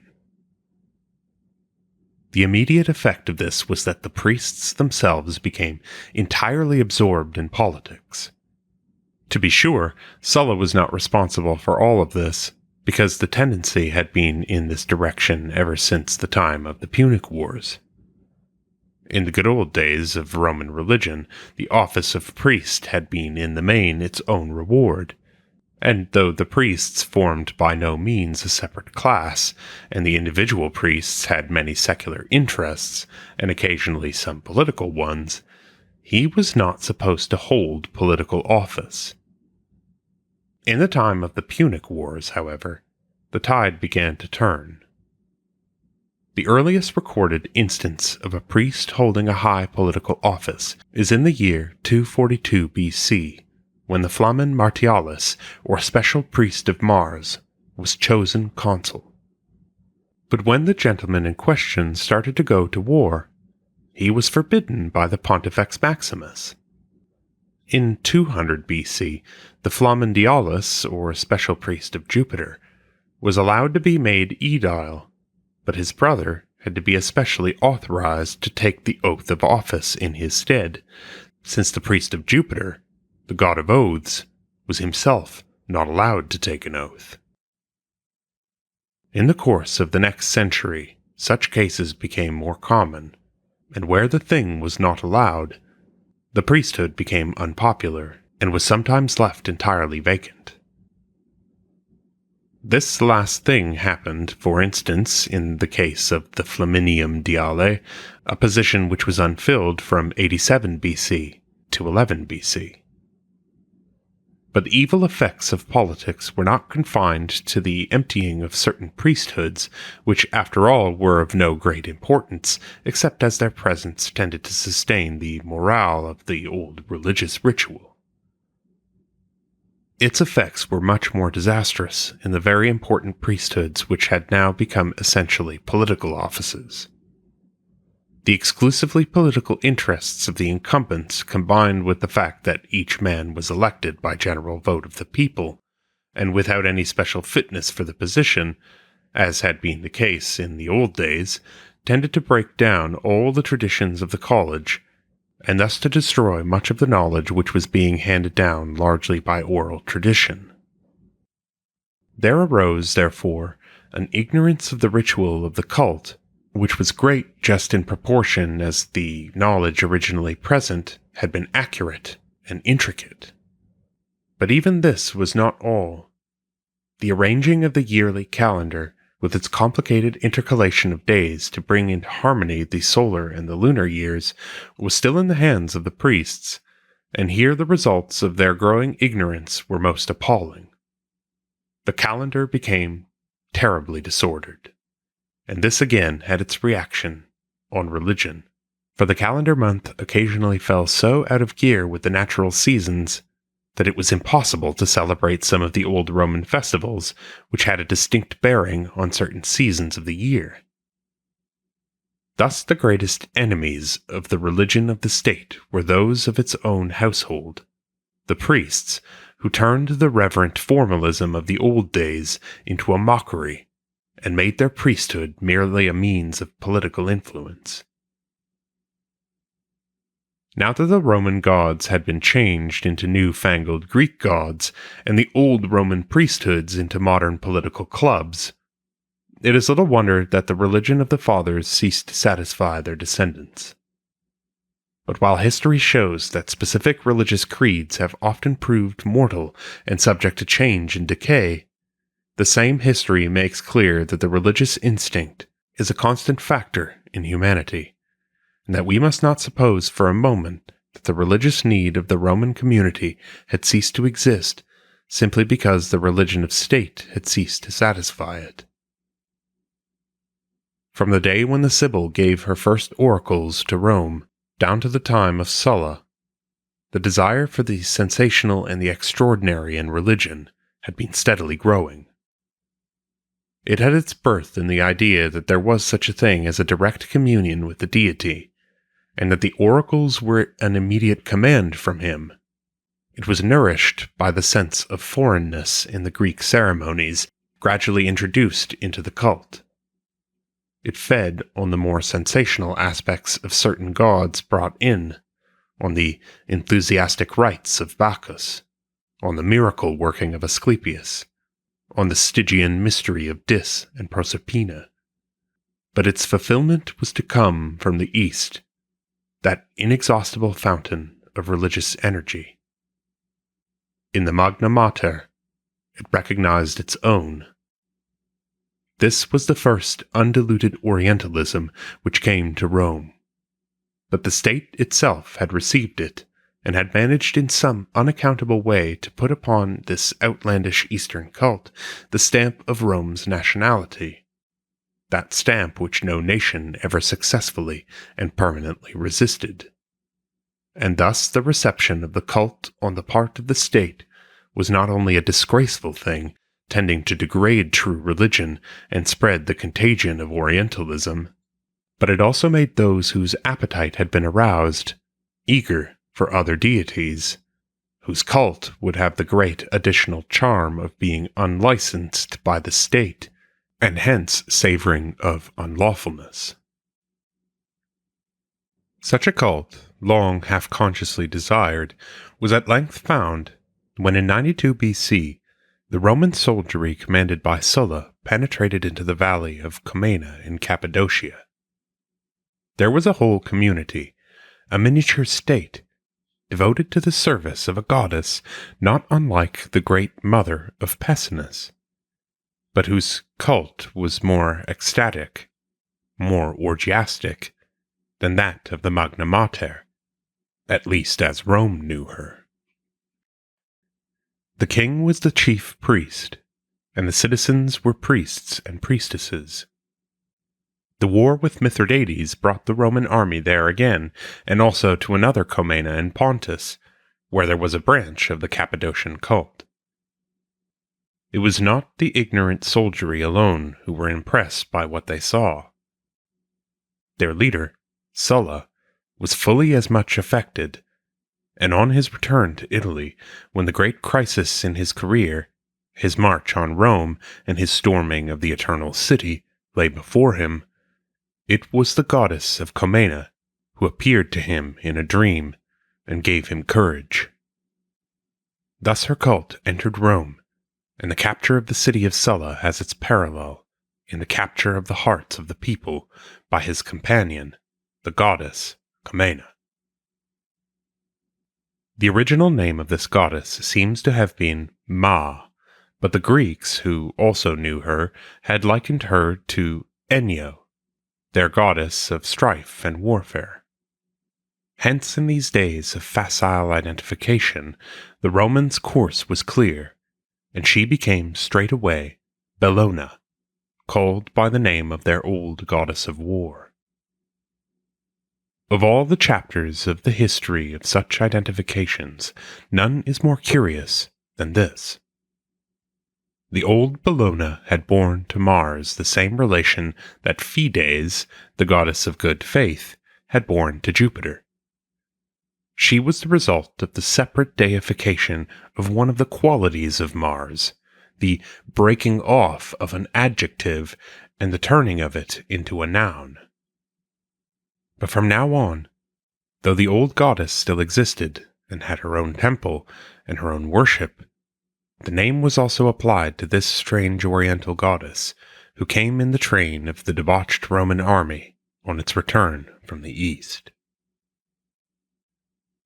But though men might call this newcomer by the name of a sacred old national goddess, and worship her in private as they pleased, the religion of the state, even in its sunken condition, refused to admit her among its deities, and the priests, the fanatici, with their wild dances, to the music of cymbals and trumpets, slashing themselves with their double axes until their arms streamed with blood, were not, at least as yet, the official representatives of the state, the companions to the reverend old Salii with their dignified three-step. Even the sanctuaries of the private cult must be kept outside the city, and the violation of its law in 48 BC in the raiding and destruction of one of these private chapels.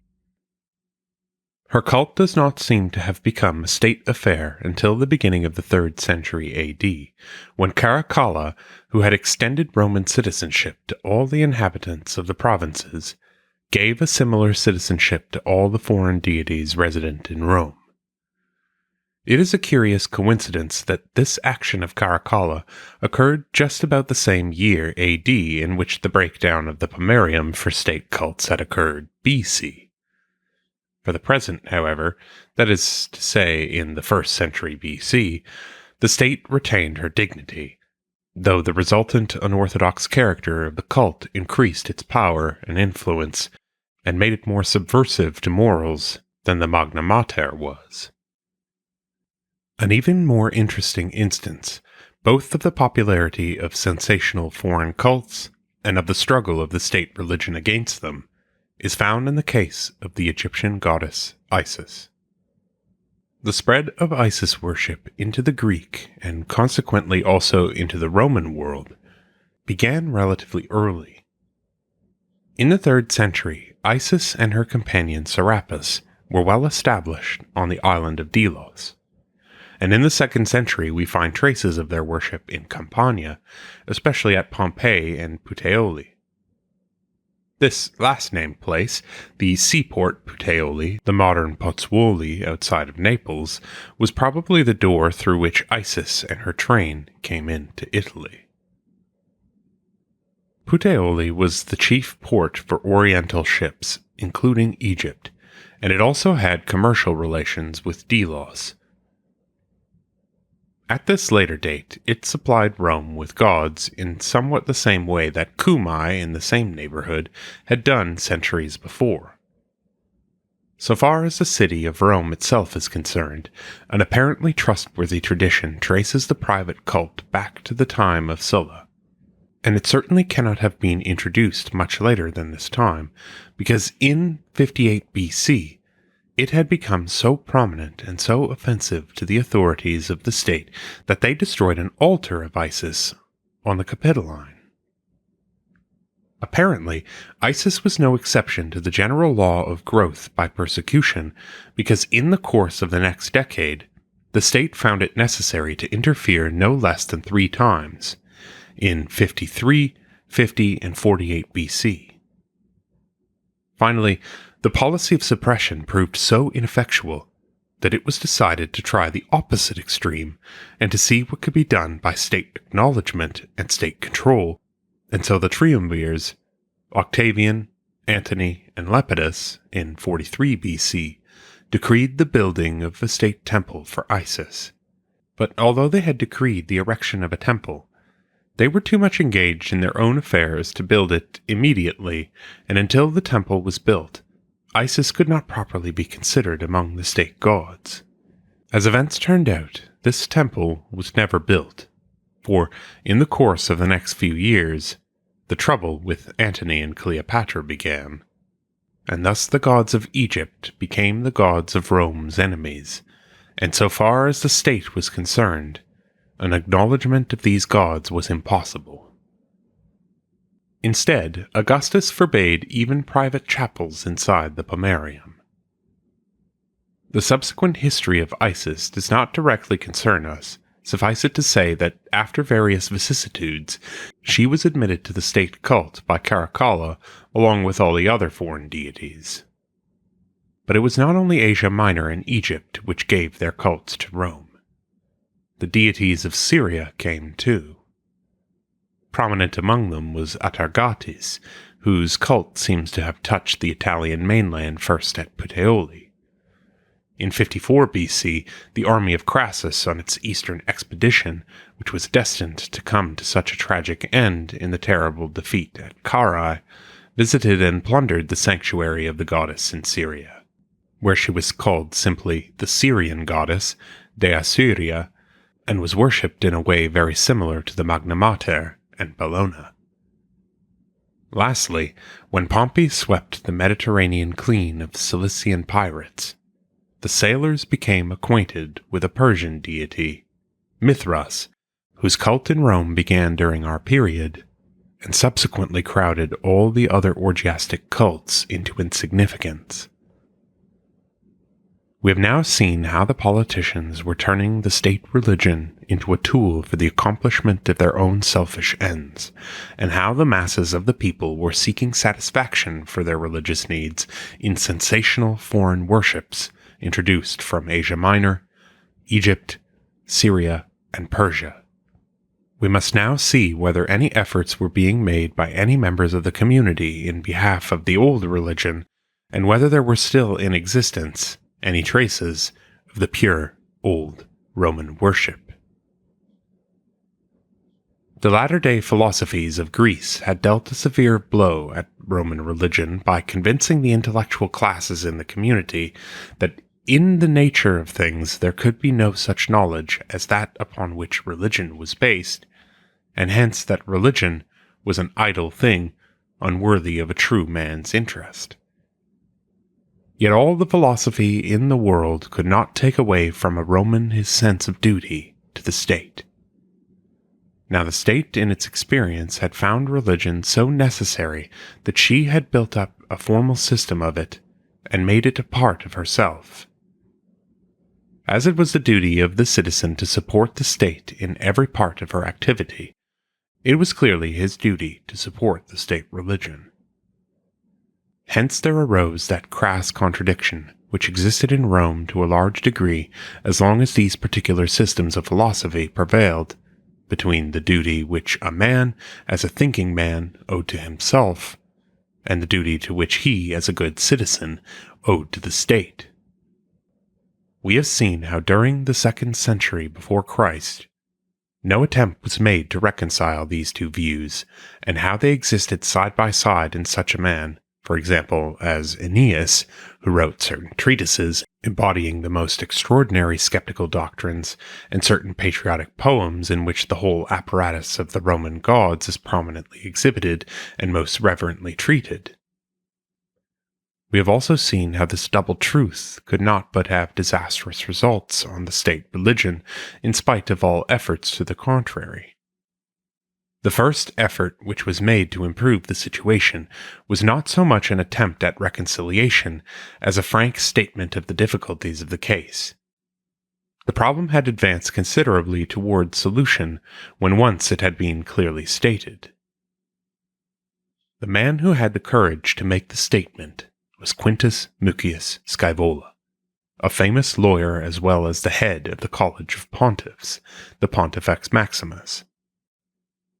He was a contemporary of Sulla, and was admirably fitted for his task, because he not only represented religion in his position as Pontifex Maximus, but could speak also in behalf of the state both theoretically as a lawyer, and practically because he had filled almost all the important political offices, consul in 95 BC.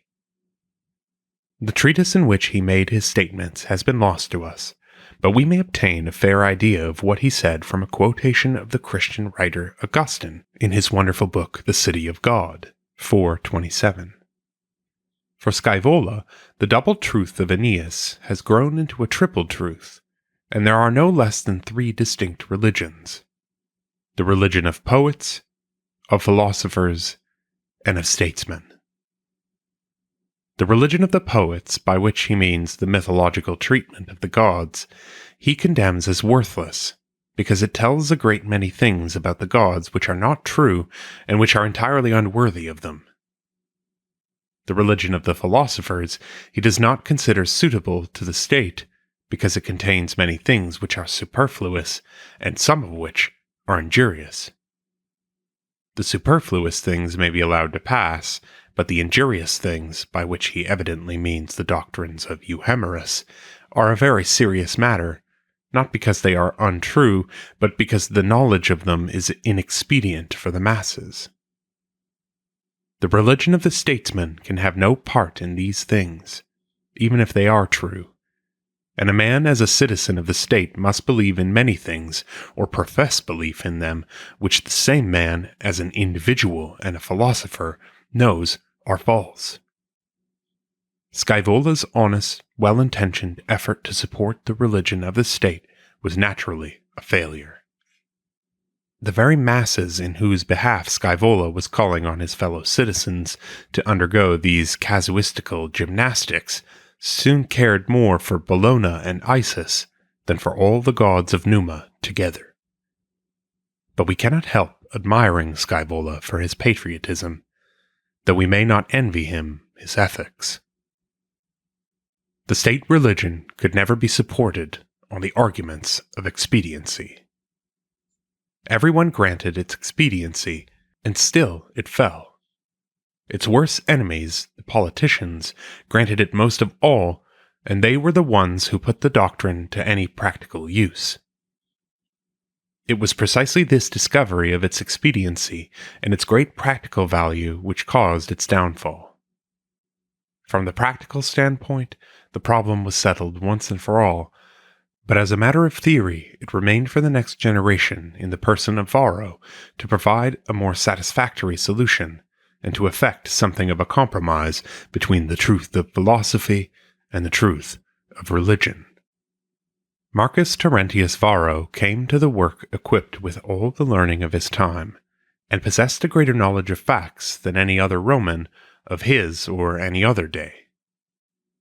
So far as the problem of religion was concerned, he embodied this learning in the 16 books of divine antiquities, which he very appropriately dedicated to Julius Caesar in his capacity as Pontifex Maximus. If Aeneas's Sacra Historia be left out of account, his book was the first treatise on systematic theology which Rome ever had.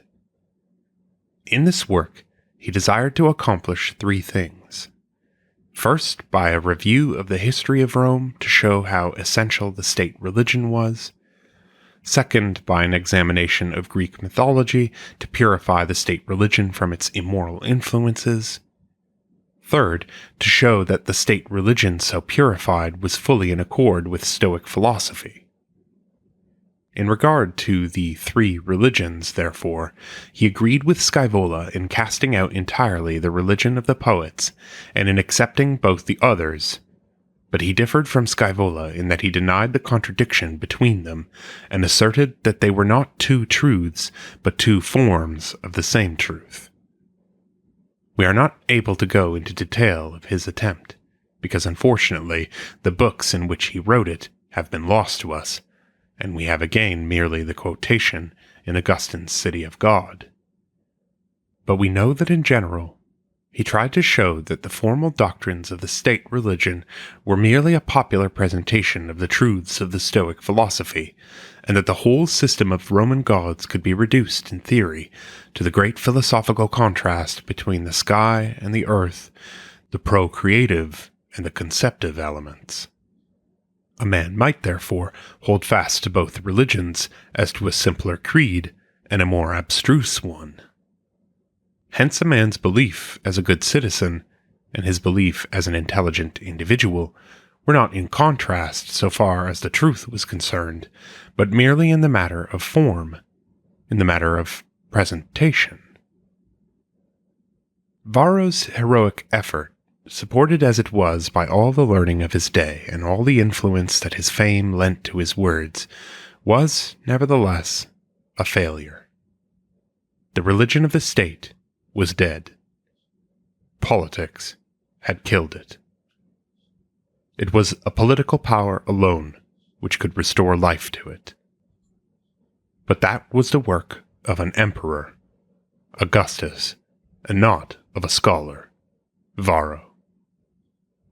While Varro, with the weapon of philosophy, was attempting to defend the religion of the state against its enemies, the poets and the philosophers, the poet, also armed with philosophy, was trying to defend the Roman people against its worst enemy, superstition. It may not seem as though Lucretius belonged among the friends of the old Roman religion, and as though the De Rerum Natura were exactly a religious poem, and yet his work was insofar helpful to old Roman religion in that it attacked the excesses of a latter-day superstition which had alienated the hearts of the people from their old beliefs. Superstition is a parasite which lives on skepticism, and with the killing of the parasite of skepticism sometimes dies as well. And it is open to question whether Lucretius's book was not of considerable service in the cause of religion. For religion still lived at Rome, though it is the fashion of the writers on the ethics of the close of the Republic to emphasize almost entirely the skepticism of the day, dwelling on the attitude of a Cicero or a Caesar, and forgetting the infinite number of little people, especially outside of Rome in the country, who still believed in the old religion of the fathers, and who still performed the old festivals of Numa, people who knew no more about Isis than they did about Stoic philosophy. Their presence is disclosed to us in a few Republican inscriptions, but better yet in the continuance of the rites of family worship down into the latest days of Rome. Rites which did not form a part of the restoration of Augustus, and which, therefore, had they died now, would never have come to life again. It is by just so much more our duty to remember these people, as they have been forgotten by history, if we ever expect to obtain a picture of Roman religion in its true proportions. They were besides the people upon whom Augustus built in the Restoration, to which we now turn. The Religion of Numa, Part 5, The Augustan Renaissance, by Jesse Benedict Carter, 1906. Politics had caused the downfall of the state religion, weakened by the attacks of a skeptical philosophy. Driven from the hearts of the common people by the rival cults of the Orient, the state religion had finally lost all its influence by the abuse of it as a political tool. Its priesthoods were deserted, its temples were falling into ruins, with the grass carpeting their mosaic pavements, and the spiders weaving new altar cloths. To us with our modern ideas, it would have seemed impossible that this state religion could ever rise again, and probably no other state religion that the world has ever seen could have been brought to life again, because no other state religion has ever been so absolutely a part of the state, unless the state itself were a theocracy.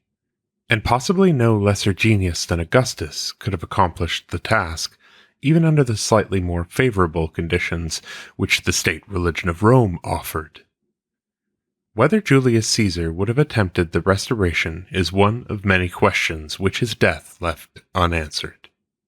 Certainly thoughtful men of his day hoped that he would, and it was in this hope that Varro dedicated his divine antiquities to him, and another contemporary, Granius Flaccus, his book on the invocation of the gods.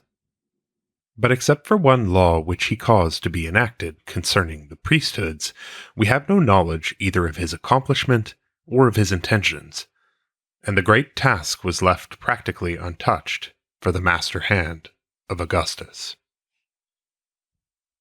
In order that we may understand what Augustus did and how he managed to succeed in relation to the state religion, we must obtain some idea of the whole scheme of Augustus in relation to the state at large, of which his religious reorganization was merely a part.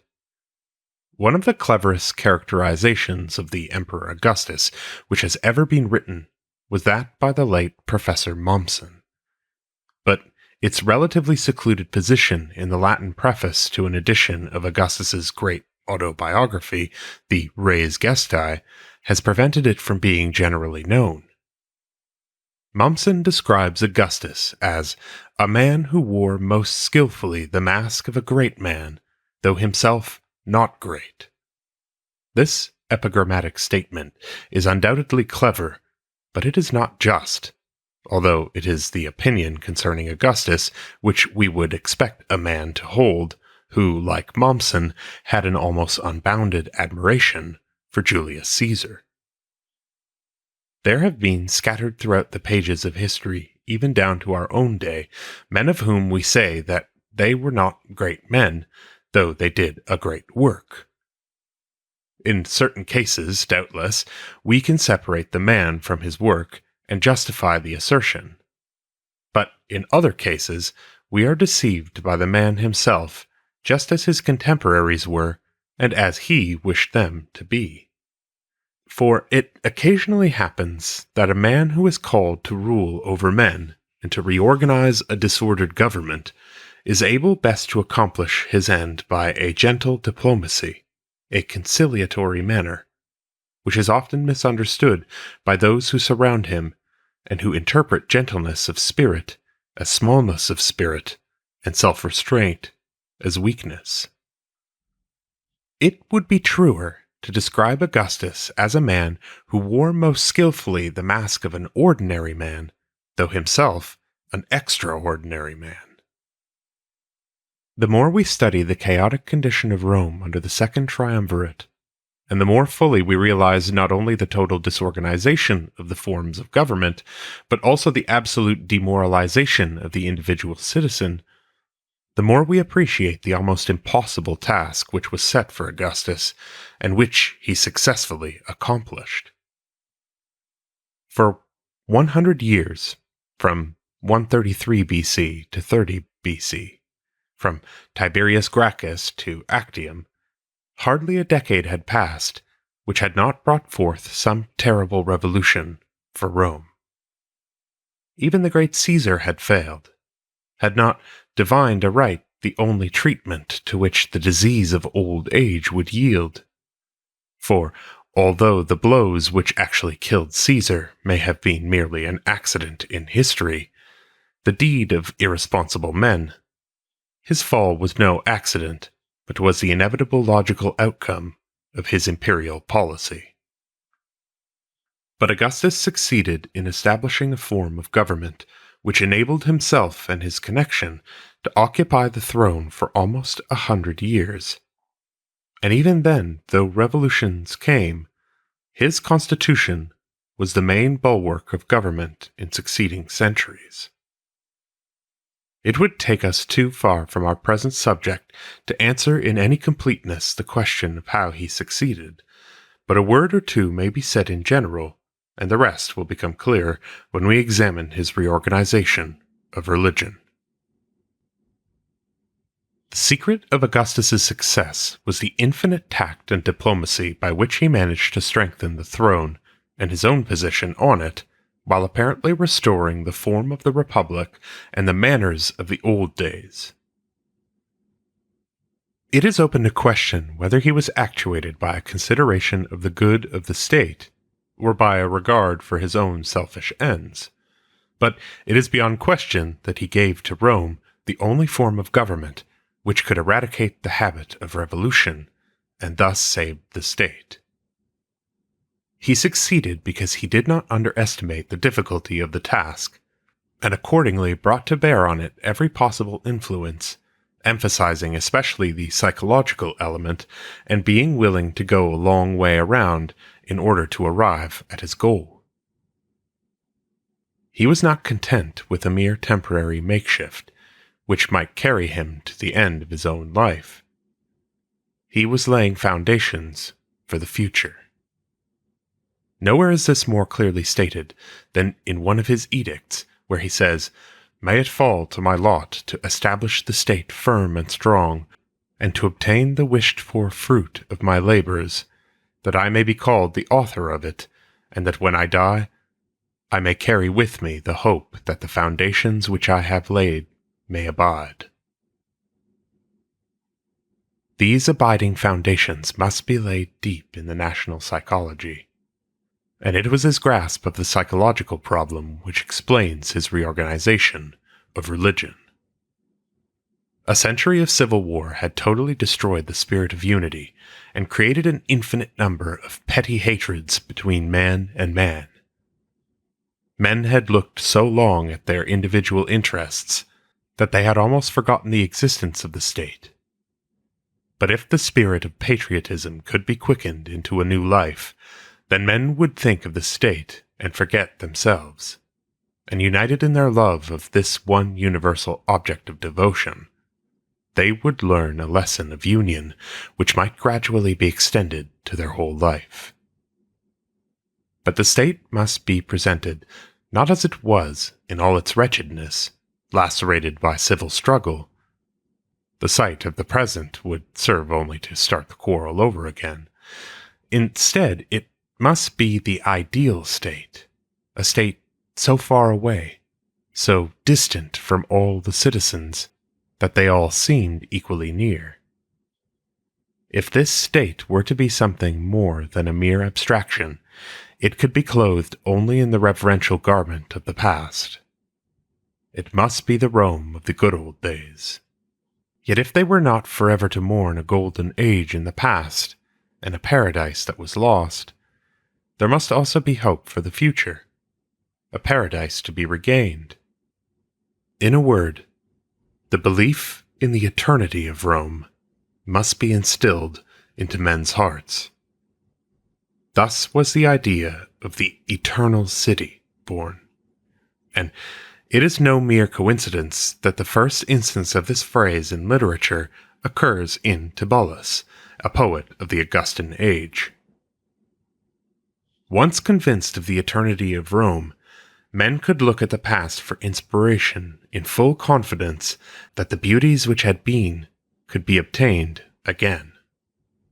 But Augustus was more than a sentimental enthusiast, and he saw that it was not enough for men to drop their swords at the epiphany of Roma Aeterna, that their eyes would grow weary, and, looking to earth, would behold the swords again.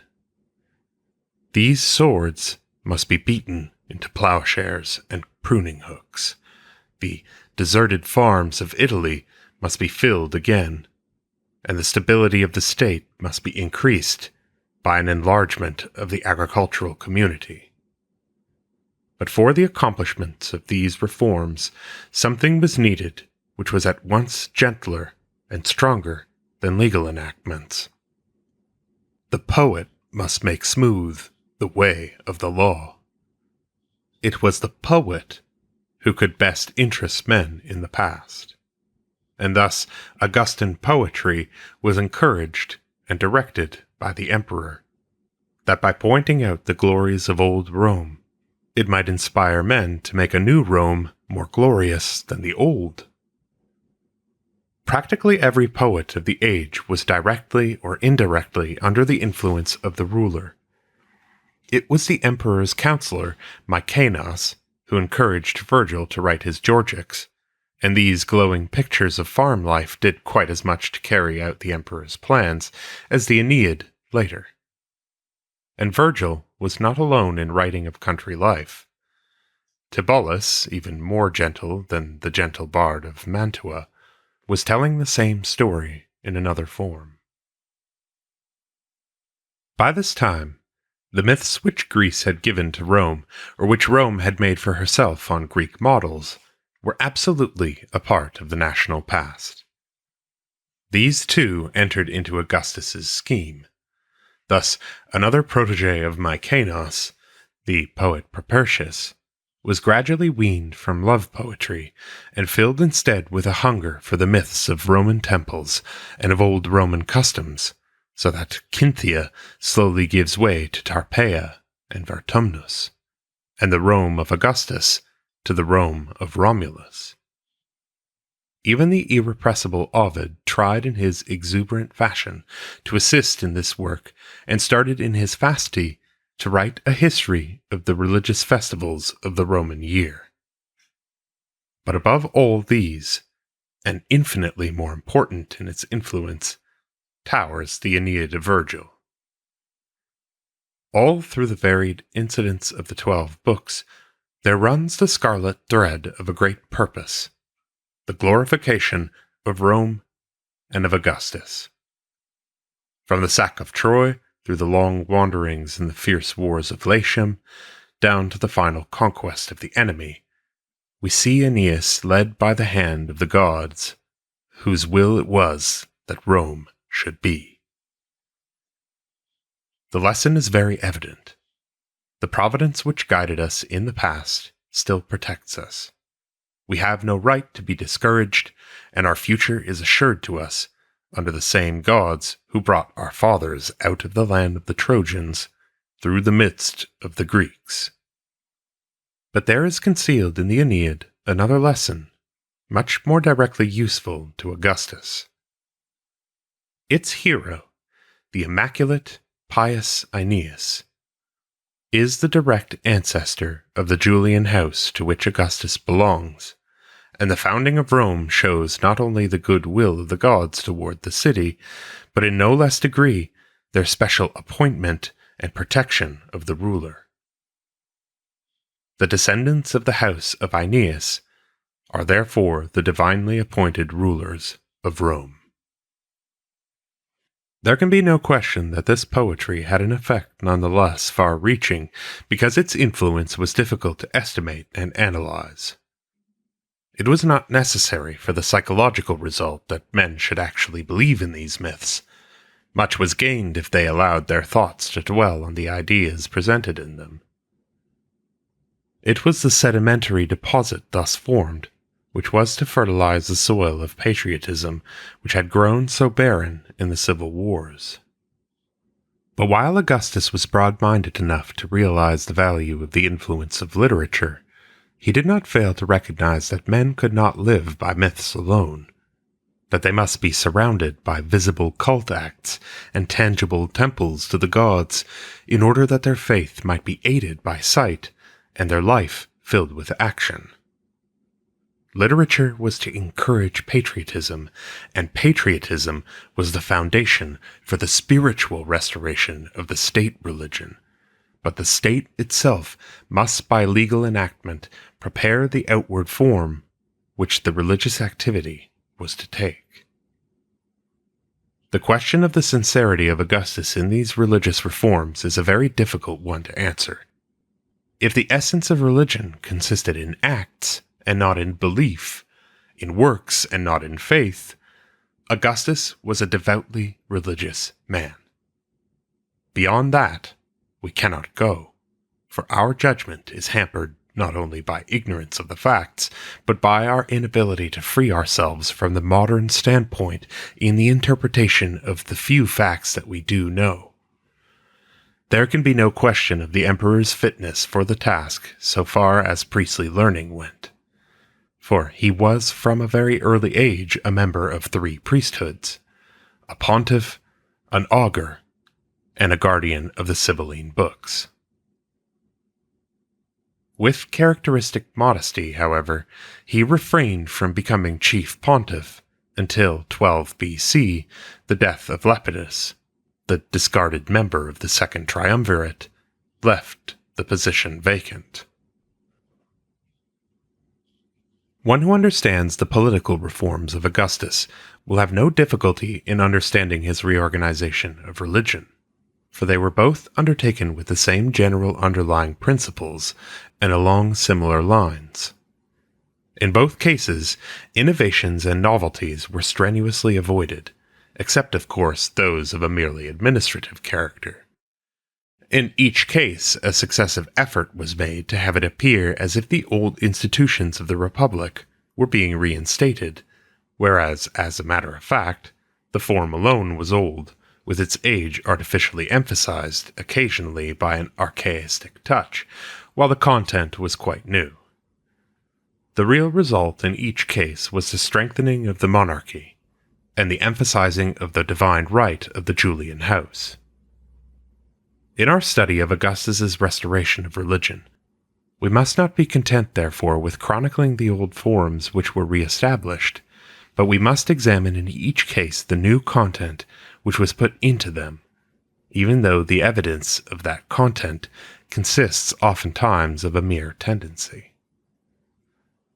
The fondness of Augustus for the archaic is nowhere more clearly exhibited than in one of his earliest religious acts, the formal declaration of war against Antony and Cleopatra in 32 BC by the means of the Fetiales. The Fetiales were a very ancient priestly college which acted under the direction of the Senate as the representatives of international law. It was through them that all treaties and all declarations of war had been made, but it seems probable that this custom had fallen into desuetude after the Punic Wars, and that accordingly the college had lapsed into insignificance if it had not died out altogether. But now, as the first step in the rebuilding of the priesthoods, Octavian restored the college to its old rank, and gained also the additional advantage that the people were impressed with the moral righteousness of their cause against Antony and Cleopatra, and also with the fact that it was foreign, that is, an international war and not a civil one, in which they were about to engage. The effect of Octavian's restoration was a lasting one, for from this time on, this priesthood was held in high honor during the whole of the empire, and the emperors themselves were members of it. This was a very characteristic beginning to Augustus's activity.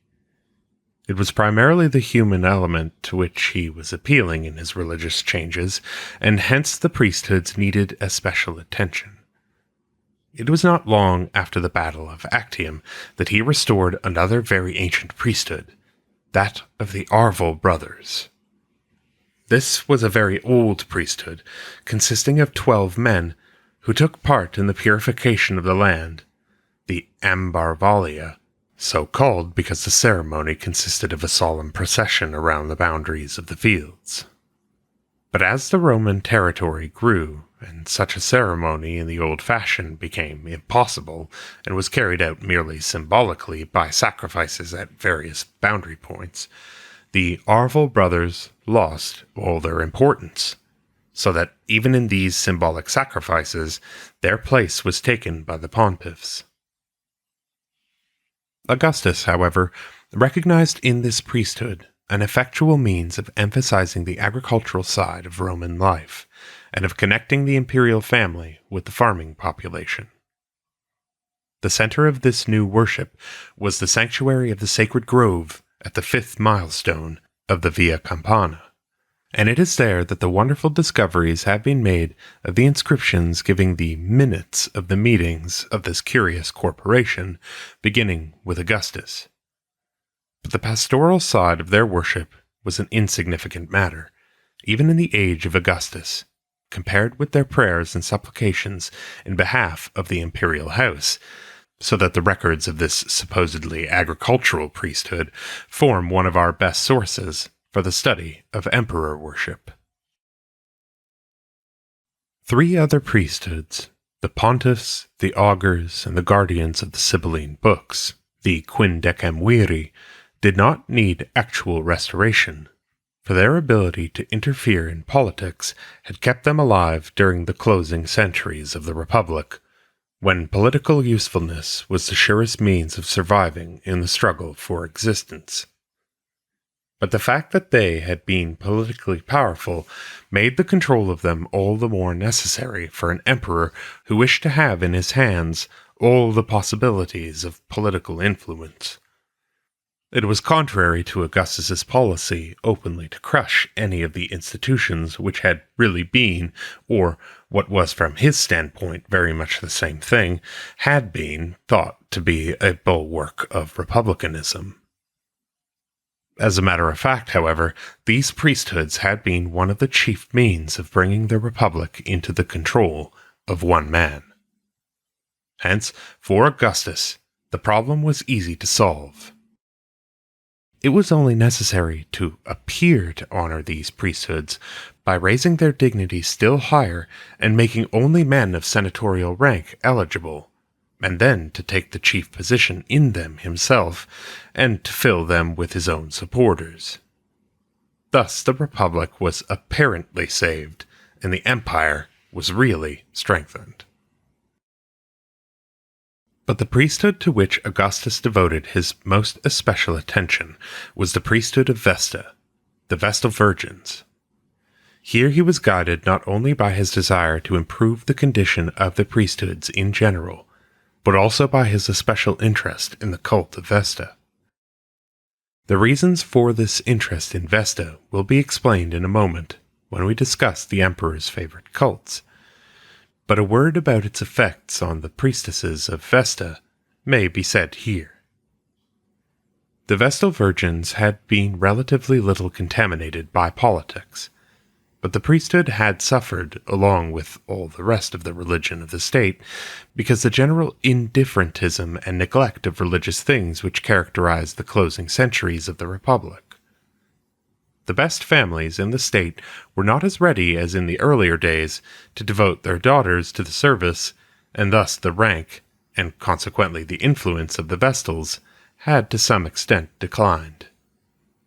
But now all this was immediately changed.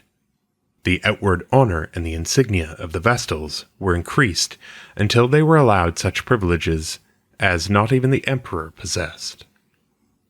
When they went through the street, they were attended by a lictor, as the higher officers of the state were, and they were given special seats at the theater. But the most characteristic thing which Augustus did for them, and that which helped their cause the most, was the emperor's declaration, made to be repeated in public gossip, that if he had a granddaughter of the proper age, he would unhesitatingly make her a Vestal Virgin. Toward the close of his life, Augustus prepared a statement of what he had accomplished during his reign, a sort of compte rendu of his stewardship. In a roundabout way, almost all of this has been preserved to us, and it naturally forms the greatest source of our knowledge of his activity.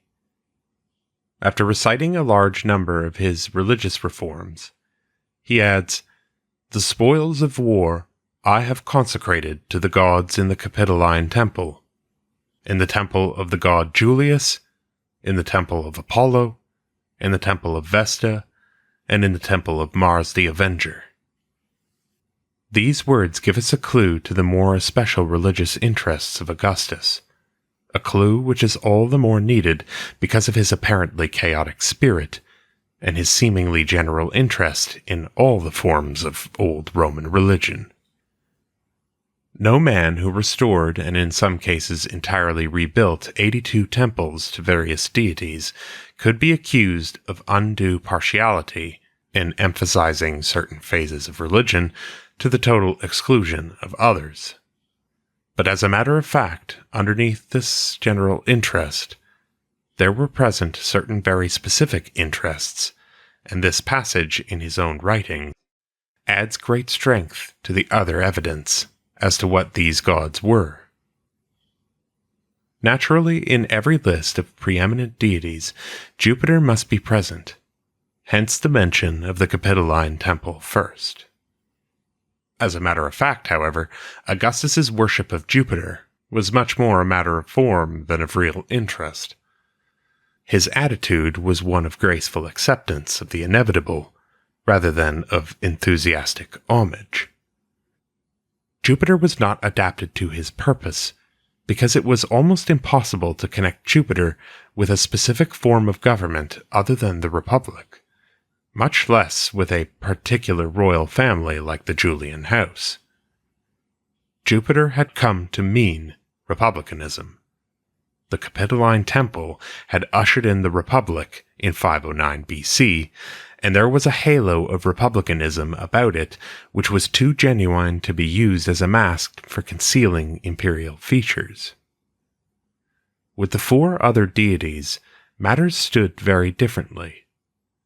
The god Julius, Apollo, Vesta, and Mars the Avenger were either already identical with the imperial family, or could easily be connected with it.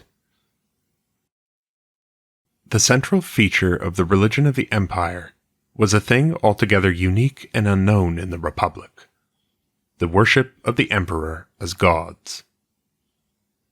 From Augustus on, this was the chief characteristic of the state religion. Its beginnings must be sought, therefore, under his reign, and he is largely accountable for it. According to our modern ideas, it seems a very strange thing to worship a living man as a god. It seems also strange to worship a dead man as a god, but there we have at least the analogy of the worship of the saints and the inherent instinct of the race towards ancestor worship, which unexpectedly crops out in all of us at intervals. But we must rid ourselves of modern ideas and try to appreciate the historical evolution of emperor worship. This evolution is perfectly clear, and we can trace every step of it, though in doing so we must remember that the various processes which we are compelled to take up one after another in our explanation went on in nature side by side, and exercised a sympathetic influence one upon the other, which we have to eliminate from our explanation but make allowance for in our finished concept. We have seen that from the very beginning of religious life in Rome, the idea was present that everything, each individual and each family, had its divine double: the individual in the shape of his genius the family in the shape of protecting spirits, Vesta, the Penates, and later the Lar. In addition to this, under the influence of the Greek myths which various families adopted, certain gods originally independent became especially associated with these families. Each family was naturally interested in the worship of its own gods, but this particular worship was quite as naturally confined to the particular family or its dependents. Now, the first preliminary step toward emperor worship was taken when the gods of the imperial family began to be worshipped by other families, then by all other families, and officially by the state. But from the very beginning, the gods of each family had included also the deified ancestors, the deimanes, at first thought of en masse and not as individuals, but toward the close of the Republic they began to be individualized, so that the next step in emperor worship was when the dead Julius, a particular ancestor therefore of Augustus, began to be worshipped by the whole people and unofficially by the state. But also from the beginning there had still been another element in family worship, the cult paid to the genius, or the divine double, of the living master of the house. There followed then correspondingly, as another step toward emperor worship, the homage paid by the whole state to the genius of the living emperor. These three steps, the worship by the whole state of the gods of the emperor's family, in its three forms, the gods of the family in general, and in particular the deified ancestor, and the genius of the living representative, were all encouraged and officially established by Augustus. Lastly, there came from the Orient a habit of thought in distinct contradiction to Roman ideas, whereby not the genius of the living emperor, but the very man himself was divine in life and in death. Augustus fought against this concept, but had to yield to it and allow himself to be worshipped directly as a god in the Orient itself, and in certain coast towns of Italy, which were under strong Oriental influence. But he forbade it in Rome, and thus established a precedent which was followed by all the better ones among the emperors who came after him. This digression was necessary in order that we may appreciate the reasons for Augustus's preferences in emphasizing certain cults. Unquestionably, he did not foresee or plan for an emperor worship such as eventually grew up out of his arrangements. He was, however, deeply interested in emphasizing the worship of the special deities of his own family. The four gods, therefore, whose names he coupled with that of Jupiter in the summary of his religious activity, Apollo, Vesta, Mars the Avenger, and the god Julius, are all intimately connected with his family. And if we add to this the worship of his own genius, the Genius Augusti, we shall have the real kernel of his religious restoration. It remains for us to see in what way these deities are connected with his family, and how he managed to emphasize their cult, and at the same time to bring them into close relation to himself. From the time of his first introduction into Rome, Apollo had stood in relation of contrast to Jupiter. Apollo's oracles, the Sibylline books, had brought in a host of Greek gods whose presence tended inevitably to lessen the unique position and the unparalleled prestige of Jupiter Optimus Maximus, the great representative of nationalism in Roman religion. At first this contrast was scarcely marked, and the very oracles of Apollo, which were destined to undermine Jupiter's omnipotence, were stored in Jupiter's temple and under his protection. The difference was felt more strongly as the priesthood of the Sibylline books began to grow in influence alongside the pontiffs, the priests of the Jupiter cults. This opposition was emphasized in 367 BC when the priesthood of the oracles was opened to the plebeians, while the pontiffs were still patricians. At first, unquestionably, the object of the patricians was to keep for themselves the more sacred and the then more important college, and to open the lesser priesthood to the plebeians. But in the struggle of the two orders, those things which were open to the plebeians grew in importance, and entirely overshadowed those which were so scrupulously hedged about, and the elements which strove to resist progress were crushed beneath it. And just as the old assembly, the comitia curiata, which the patricians had for themselves, was later of no account compared with the comitia centuriata, which belonged to both orders, so the College of Pontiffs lost significance while the keepers of the oracles gained steadily in power and influence. But it was not merely because Apollo was the great leader of the Greek movement in Roman religion that Augustus chose to honor him. A far more important consideration guided him, for Apollo was especially attached to the Julian house in all its mythical and historical fortunes. The first great public evidence of Apollo's favor in Augustus's career was at the Battle of Actium. But while this led to the first proclamation of the emperor's devotion to Apollo, it was not Actium which made him a worshipper of the god, but it was because he was a worshipper of Apollo from the beginning that Actium and all subsequent tokens of the god's favor were emphasized by him. However much or little the people of the day may have known about Apollo's previous relations to the Julian family, the legend of his assistance at Actium and the immortalization of that legend in the great temple on the Palatine were proofs enough. The moral effect of the Palatine temple cannot be overestimated, especially when we realize one fact, which is often neglected, that this temple gained infinitely in significance because it was on private ground, attached to the emperor's own private house. For we must not forget that the Palatine was only in process of transition into the imperial residence, and though the house of Augustus, when he left it, was the palace, during his lifetime it was merely his private residence. The Temple of Apollo was therefore, in its origin, theoretically the private chapel of a Roman family, rather than the seat of a state cult. It was the Apollo of the Julian house who was being worshipped there.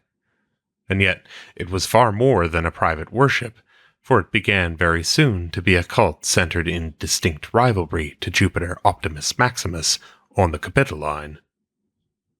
The oracles of the Sibyl, even though they were the words of Apollo, had never been preserved in the old temple of Apollo on the Flaminian meadow, but instead they had always been in the custody of Jupiter on the Capitoline. But now, these oracles, after being carefully revised by the emperor, were deposited in the new Palatine temple, and by this act the center of all Greek cults in Rome was transferred from Jupiter to Apollo, from the Capitoline to the Palatine, and the rivalry between the two was publicly declared. The temple was dedicated in 28 BC, and Augustus allowed its influence to permeate the Roman people for more than a decade before he took the next step, a step which was virtually to parallel Apollo and his sister Artemis Diana with Jupiter and Juno. Among the Greek gods who came into Rome, we saw the entrance in the middle of the 3rd century before Christ of a pair of deities of the lower world, Dis and Proserpina, and in connection with the introduction, the establishment of certain games called secular because they were to be repeated at the expiration of a century, a saeculum. The initial celebration was in 249 BC. 100 years later, with a slight delay, they were celebrated again in 146 BC. The next anniversary was omitted because it fell in the midst of the civil war between Caesar and Pompey. But now, Augustus wished to celebrate them. There were chronological difficulties, but they did not prove insurmountable. an oracle was set in circulation, or one actually in circulation was made use of, wherein it was declared that a great cycle of 4 times 110 years had passed, and that a new age was now beginning. The emperor, if not responsible for this oracle, was very willing to accept it. It was an essential part of his plan that all things should become new, and that with the new age should come a new spirit. This new cyclum must be ushered in by games which should be at once like and unlike those of the past centuries. They were to be celebrated at least in part on the hallowed spot, the Tarentum, in the Campus Martius. They were to extend through 3 nights like the old games, but the 3 days were to be added as well, and the deities worshipped in the night, while they were no longer the old gods of the lower world, Dis and Proserpina, were at least mysterious deities of fate and fortune, while the gods of the day, Apollo and Artemis, Jupiter and Juno, were as new to the games as the day celebrations themselves were. But the equality of Apollo and Jupiter was expressed not merely in the parallelization of Jupiter and Juno with Apollo and Diana. It was still more in evidence on the 3rd and greatest day of the festival, when the procession of 3 times 9 youths and 3 times 9 maidens sang the song in honor of Apollo and Diana, which Horace wrote, and which has been preserved to us among his writings, the Carmen Seculare, and to which, in addition, the recently found inscription, giving an account of the games, bears witness in the words Carmen composuit Quintus Horatius Flaccus. On this day, the procession started from the Apollo temple on the Palatine and went over to the Jupiter temple on the Capitoline, and then back to Apollo on the Palatine, thus indicating not only the equality of Apollo and Jupiter, but even the superiority of the former. A new age had indeed begun. An age in which the new associations of the Palatine and the glamour of imperialism were to overcome the more democratic associations of the Capitoline with its incorrigibly republican Jupiter. To the gods of old Rome were now granted not only equality, but superiority. The specific cult of Apollo, to be sure, did not always retain the exalted position to which Augustus had raised it, but even it never entirely lost its prominence, whereas the general idea of the supremacy of the imperial cult was now established for all time to come. But this secular celebration of Augustus is interesting aside from the relation of Jupiter and Apollo, for it affords another illustration of the skillful combination of new and old in the Augustan reorganization. In form, the festival is avowedly the old one, but in 2 respects, at least, it introduces a new element. In the first place, participation in the old festival, as in all the old festivals, had been confined to Roman citizens. Others might look on, but they could not take part, nor were they the recipients of any of the blessings which were to follow. But now every free member of the community, with wife and child, might now join in the celebration, and thus the note was struck, which was to be the keynote of all that was best in the changes introduced by the empire, whose highest and most beautiful task, as Professor Mumson puts it, and the one which she fulfilled most perfectly, was gradually to reconcile, and thus put an end to the contrast between the ruling city and the subordinate communities, and thus to change the old Roman law of city citizenship into a community of the state which embraced all the members of the empire. But even this was not all. Under the guise of this restoration of an old republican institution, a blow was struck at the very foundation of all republican institutions, namely, the power of the Senate. It was par excellence Augustus's festival, arranged by him, or by those to whom he had committed the details. The Senate had little or nothing to say about it, and yet the control of such religious celebrations had hitherto formed an inalienable part of the Senate's power. Even in the procession itself, the Republican magistrates do not seem to have been officially present. It was thus no longer the Senate inviting the magistrates and the citizens in good and regular standing to perform a certain divine function, but it was the emperor inviting all the members of the community, citizens and non-citizens alike, to join with him in worshipping the gods of the new state. A great part of Augustus's success was unquestionably due to a certain form of moral courage.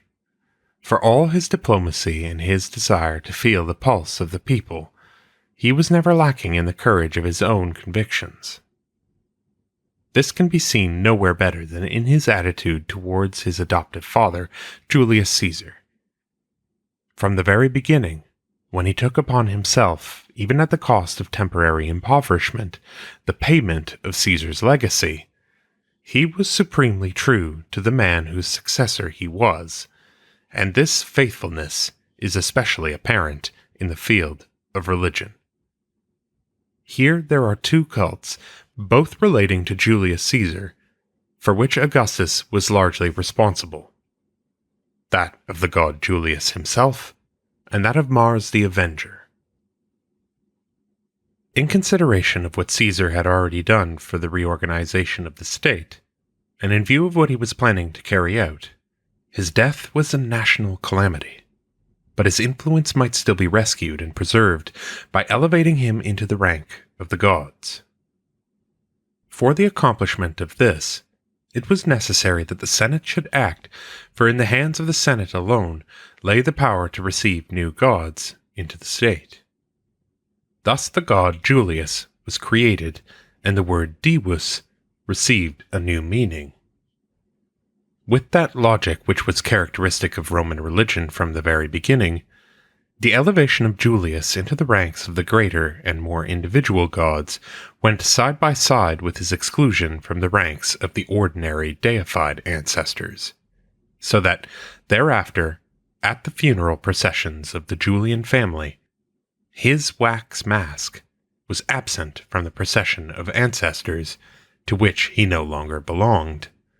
But in the parade of the circus, he was present, drawn in a wagon among the greater gods.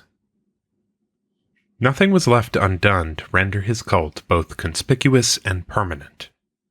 A special priest, Flamen, was appointed to look after it. And as the irony of fate would have it, one of the first incumbents of this position was Mark Antony, after his reconciliation with Augustus in 40 BC. Then, too, a special festival day was given him among the religious holidays of the year. It was intended that this day should be July 13th, his birthday, but as that day happened to be already devoted to an important celebration in connection with the games of Apollo, the day preceding it, July 12th, was chosen. But more was needed than a priest and a holiday. There must also be a cult center as well. A temple of the divine Julius. The site of this temple was already given in the associations connected with Caesar's death. There could be but one place for it, and that was in the forum near the Regia, where his body had been carried to be burned. There the temple was built and dedicated on the 18th of August, 29 BC. An altar had been erected on the spot where Caesar's body had been burned, and the new temple was so placed that the altar was included in its boundaries, occupying a niche in the center of the front line of the substructure. The temple had the usual history of destruction and rebuilding in antiquity, until in early Christian times it was used for secular purposes, and the eyesore of the pagan altar was removed by building a wall across the front, and by roofing the altar over on a level with the existing platform. Thus the altar, with its historical and religious associations, was entirely lost sight of, and though the temple in its main outlines had long been excavated, the altar was not discovered until 1898, when the wall was broken through and the whole thing laid bare. Thus, by the vote of the Senate, the appointment of a priest, the setting apart of a holy day in the year, and the building of a temple, the worship of the god Julius was established. But it was the general irresistible tendency toward emperor worship which kept it alive and made it the model for a tremendous subsequent development. Augustus had accomplished his desire. Men were looking on Caesar as a success after all, and not as a failure.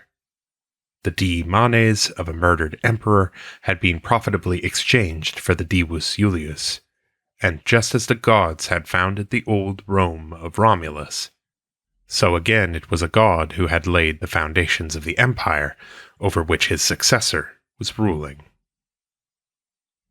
But Augustus was not content with this. It was all very well for men to look upon the god Caesar as an illustration of justification after death, as an example of how heaven could right the wrongs of earthly existence, but that was not sufficient. The punishment of those who caused his earthly downfall must be emphasized. It must be shown that the gods were quite as much interested in punishing the sinner as in rewarding the righteous man who was sinned against. It was one thing to transfer one's ancestors to the gods. It was quite another thing to take measures to keep oneself from following in their footsteps, even though their last estate was theoretically desirable. Hence, side by side with the cult of the divus Julius, went that of Mars Ultor, Mars the Avenger. The circumstances of the beginning of the cult show that it was no mere poetical title, but a genuine cult name born in an earnest moment. For the great temple subsequently built to Mars under this cognomen was vowed by Augustus in behalf of the vengeance for his father in the war against the slayers of Caesar, Brutus, and Cassius. This temple, vowed at Philippi in 42 BC, was so slow in building that, in the meantime, Augustus erected a small round temple to Mars Ultor on the Capitoline. This was dedicated May 12th, 20 BC. In the years which followed, Augustus proceeded with the difficult and extremely expensive task of purchasing property for his own forum, and here was built and dedicated August 1st, 2 BC, the great temple of Mars Ultor. But aside from being a very present reminder of the vengeance which the gods had in store for those who killed a Caesar, it stood also for the Julian house. For Mars was not alone in the temple, but with him was Venus, the ancestral mother of the family of Julius and Augustus, and thus was once more emphasized the connection between the ancestors of the ruling house and the great ancestor Mars, from whom all Romans were sprung. A temple possessed of such strong associations with the imperial family became instantly a center of their family worship, and in this respect produced another rival to the cult of Jupiter on the Capitoline. In connection, namely, with the putting on of the toga virilis, the members of the imperial family went to the temple of Mars Ultor instead of following the immemorial custom of ascending the Capitol to the shrine of Jupiter Optimus Maximus. More important yet, the insignia of the triumph, which had always been in the keeping of the Capitoline Jupiter, even before he was Optimus Maximus, and while he was only the striker, Feretrius, were now preserved in the temple of Mars Ultor. With all the state worshipping Apollo, the god of the emperor's own family, on the Palatine, celebrating the divinity of his ancestor god Julius in the Roman Forum, and acknowledging Mars as the avenger of all those who did the emperor harm, in the emperor's own new Forum, it might have seemed to a less far-seeing man that religion had sufficiently pressed into the service of the royal family. But so it did not seem to Augustus. These cults were all three of them essentially new, and new cults may, to be sure, easily become prominent. They usually do, but the test comes with time, whether there is external pressure sufficiently continuous to give permanency to this prominence.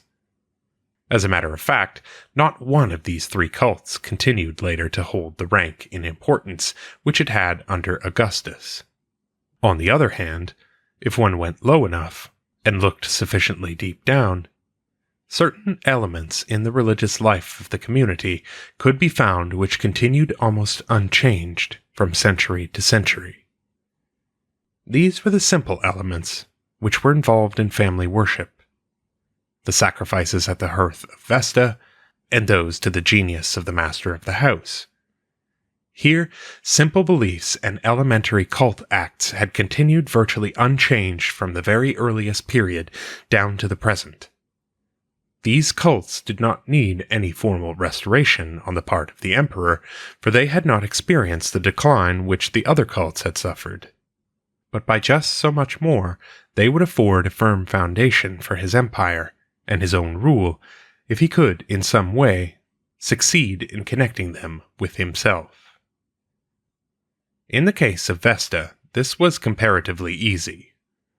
The Pontifex Maximus was the guardian of the Vestal Virgins, and on March 6, 12 BC, when Augustus became the Pontifex Maximus, it was quite natural that there should be a festival to Vesta, and that the day should continue as a public holiday. The Pontifex Maximus, however, was supposed to live in the Regia down in the Forum, where Julius Caesar, as Pontifex Maximus, had actually lived. This Augustus did not desire to do, hence he gracefully gave up the Regia to the Vestal Virgins and made his official residence in his own house on the Palatine, fulfilling the religious requirements by consecrating a part of that house. On a portion of the section thus consecrated, a temple of Vesta was built and dedicated April 28, 12 BC. This was strictly speaking his own Vesta, the hearth of his own house, but the prominence of the temple of Vesta there had an effect similar to the prominence of the temple of Apollo on the Palatine, and the whole state thus began to worship at the hearth of the emperor, and in time the emperor was worshipped at each individual hearth. But the crowning touch of Augustus's religious policy was yet to come. This was the establishment of that worship of the genius of the emperor.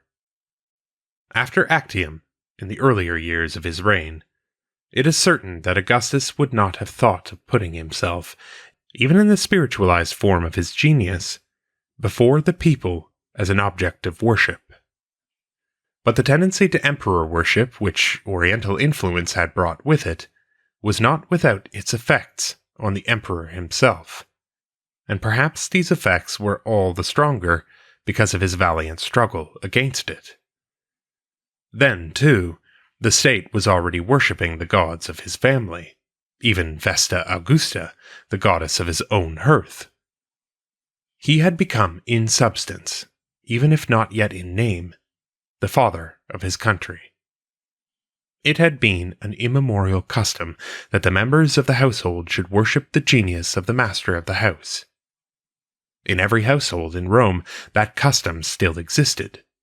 It was a very logical step, and one, therefore, which a Roman could easily take, to carry out the analogy of the family, and to allow the whole state to worship the genius of the emperor, who was the head of the family of the state. The idea, therefore, was not at all incongruous, nor was the way in which it was carried out, though the latter was so ingenious as to deserve special attention. In the old days when Rome was a farming community, the guardianship of the gods over the fields was one of the most important elements in religious life.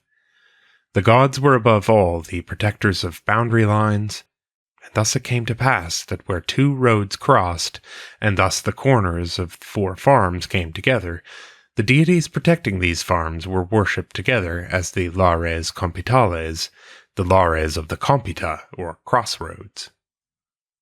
Curiously enough, this worship was later extended to the crossing of city streets, and as was natural, it became more highly organized in the city than it had been in the country. Regular associations, collegia, were formed to look after the details of the worship, headed by the magistri vicorum, who were, however, not public officials, but merely the elected heads of these colleges, men mainly from the lower ranks of society. The contagion of civil and political strife affected these colleges as well as their more aristocratic parallels, higher up in the social scale, and turned them into local political clubs. The part played by these clubs in the civil struggles which occupied the last century of the Republic was such that the Senate in 64 BC was compelled to dissolve them, though they were restored again 6 years later and existed until Caesar destroyed them entirely. But now Augustus was creating a new organization for the city, dividing it into 14 regions, each region containing a certain number of subdivisions called vici. The old colleges of the crossroads afforded him just the sort of opportunity which he never failed to seize, that of seeming to restore a neglected republican institution, and at the same time of making it into a support of the monarchy. The colleges had antiquity in their favor, and their repeated suppression was clear proof of their power. They must be recognized and taken over by the state. Their officials must be made into officials of the state, but, most important, their worship must be permeated with the imperial idea. This was where Augustus's skill showed itself. At every shrine of the crossroads, where of old the two lares had been worshipped alone, a third image now took its place between them.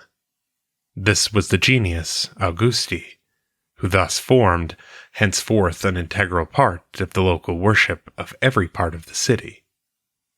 Under the presiding genius Augusti, the lares themselves began to be known as the lares Augusti, and the cult grew in popularity, so that it began to extend throughout all of Italy, and even through the provinces of the empire, and wherever the lares went, along with them went the worship of the genius of the emperor. Now that we have seen what Augustus did, the question arises irresistibly as to the measure of his success. There can be no question but that he was successful in obtaining the immediate object he was seeking after. A formal religious life was unquestionably brought into being, and such strength that life had was exerted in behalf of the empire. This is only in part true of the city, but it is absolutely true of the provinces, where, after all, in the long run, the balance of power was bound to lie. In every case, the religious reform, begun in the city, spread rapidly throughout the rest of Italy, and out into the provinces. There the negative elements which hindered its growth in Rome itself were absent. For the provinces, the empire was all gain, and even a bad emperor was far better than none at all. The politics of Augustus had recreated the religion which the politics of the last century of the Republic had destroyed, had recreated it in as far as political considerations could. But the spirit of skepticism, which had made possible for the political abuse of religion, could not be driven out by any further application of politics. A form might be created, both the paraphernalia of the temples and the hierarchy of priests whose business it was to perform certain cult acts, but there the power of enactment ceased. In the main, the religious life of the people went on for good or for ill, entirely independent of these things. All that was alive and real in the simple domestic cult went on down into the empire, and those who were faithful still. The cult of the Orient, against which Augustus had done all that he dared, still captured the minds of the vast majority of people, and a Mithras or an Isis meant infinitely more than a Mars or a Vesta, even if Mars were the avenger of a Caesar, and Vesta the goddess of the living emperor's own hearth. Among the more intellectual classes, the folly of the one set of gods, the darlings of the common people, was felt as keenly as the folly of the others, those who had been worshipped by men of former days. Philosophy, which had its share in the breakdown of faith, beginning in the days of the Punic Wars, was now offering out of itself a substitute for the faith which it had taken away. It no longer contented itself with a destructive criticism which resulted in a negative view of life, but in Stoicism at least, it strove to provide something sufficiently constructive to afford not only a rule of living, but also an inspiration to live. With the death of Augustus, the last chapter in the history of old Roman religion was closed. His was the last attempt to fill the spiritual needs of the people with the old forms and the old ideas, for what he offered was in the main old, though certain new ideas were mixed with it. From now on, the lifeless platitudes of philosophy and the orgiastic excesses of the Oriental cults divided the field between them, and it was with them rather than with the gods of Numa, or even with the deities of the Sibylline books, that Christianity fought its battles. That, too, is a fascinating study, but it is quite another story, and with the death of Augustus, our present tale is told. And when we look back over the whole of it, the main outline becomes perhaps even clearer because of the details into which we have been compelled to go. We see at the start the simple religion of an agricultural people still strongly tinged with animism and inheriting from an animistic past a certain formalism which is so great that it almost becomes a content. Toward the close of the kingdom, we see this religion developing through Italic influences so that it takes into itself a certain number of elements which were absent from the older religion because they had no concomitants in daily life, but whose presence is now rendered necessary. These elements are especially the ideas of politics, trade, commerce, and the liberal arts. Then, for a moment under Servius, an equilibrium seems to have been reached, and a religion to have been brought into being which was simple enough for the old lovers of simplicity and varied enough to satisfy the new demands of the community. But this was not for long, for the spiritual conquest of Rome by Greece began then, 3 centuries before the physical conquest of Greece by Rome. The host of Greek deities invaded and captured Rome under the leadership of the Sibylline books, and though at first they had been kept outside the pomerium, even this iron barrier was melted in the heat of the Second Punic War, and the new Greek gods swarmed into the city proper. At the same time, as a last heritage from the baleful books, an oriental goddess, the Magna Mater, was taken into the cult and into the hearts of the people, and the elements of decay were thus all present. These elements were threefold: the natural spiritual reaction resulting from the excesses of the period of the Second Punic War, the fascination of the Orient exhibited to Rome in the cult of Magna Mater, and the new gift which Greece now made to Rome, the knowledge of her literature, especially of her philosophy. In the last 2 centuries of the Republic, then, these forces alone would have been sufficient to cause the downfall of religion, but they were aided by politics, which fastened itself upon the formalism of the state religion and sucked the little lifeblood that was left. Rome's scholars and wise men could deplore the result and point out the causes, but they could not cure the state of affairs. What politics had done, politics alone could undo. Hence only the reform of an autocrat could restore something of the outward structure of the old state religion. But beyond this, politics and the autocrat were alike powerless. Against philosophy, and oriental ecstasy, they were of no avail. Hence the spirit had left the religion which Augustus had restored, even before the marble temples which he had built in its honor had fallen into decay. The age of formalism had passed. The religious demands of the new individual could no longer be satisfied by a mere ritual. For good or for evil, something more personal, more subjective, was needed. Men sought for it in various ways and with varying success, but except in the simple forms of family worship, old Roman religion was dead. End of The Religion of Numa by Jesse Benedict Carter, 1906. Read by Dan Attrell. If you would like to support more work such as this, please visit patreon.com/themodernhermeticist. And above all, thank you for listening.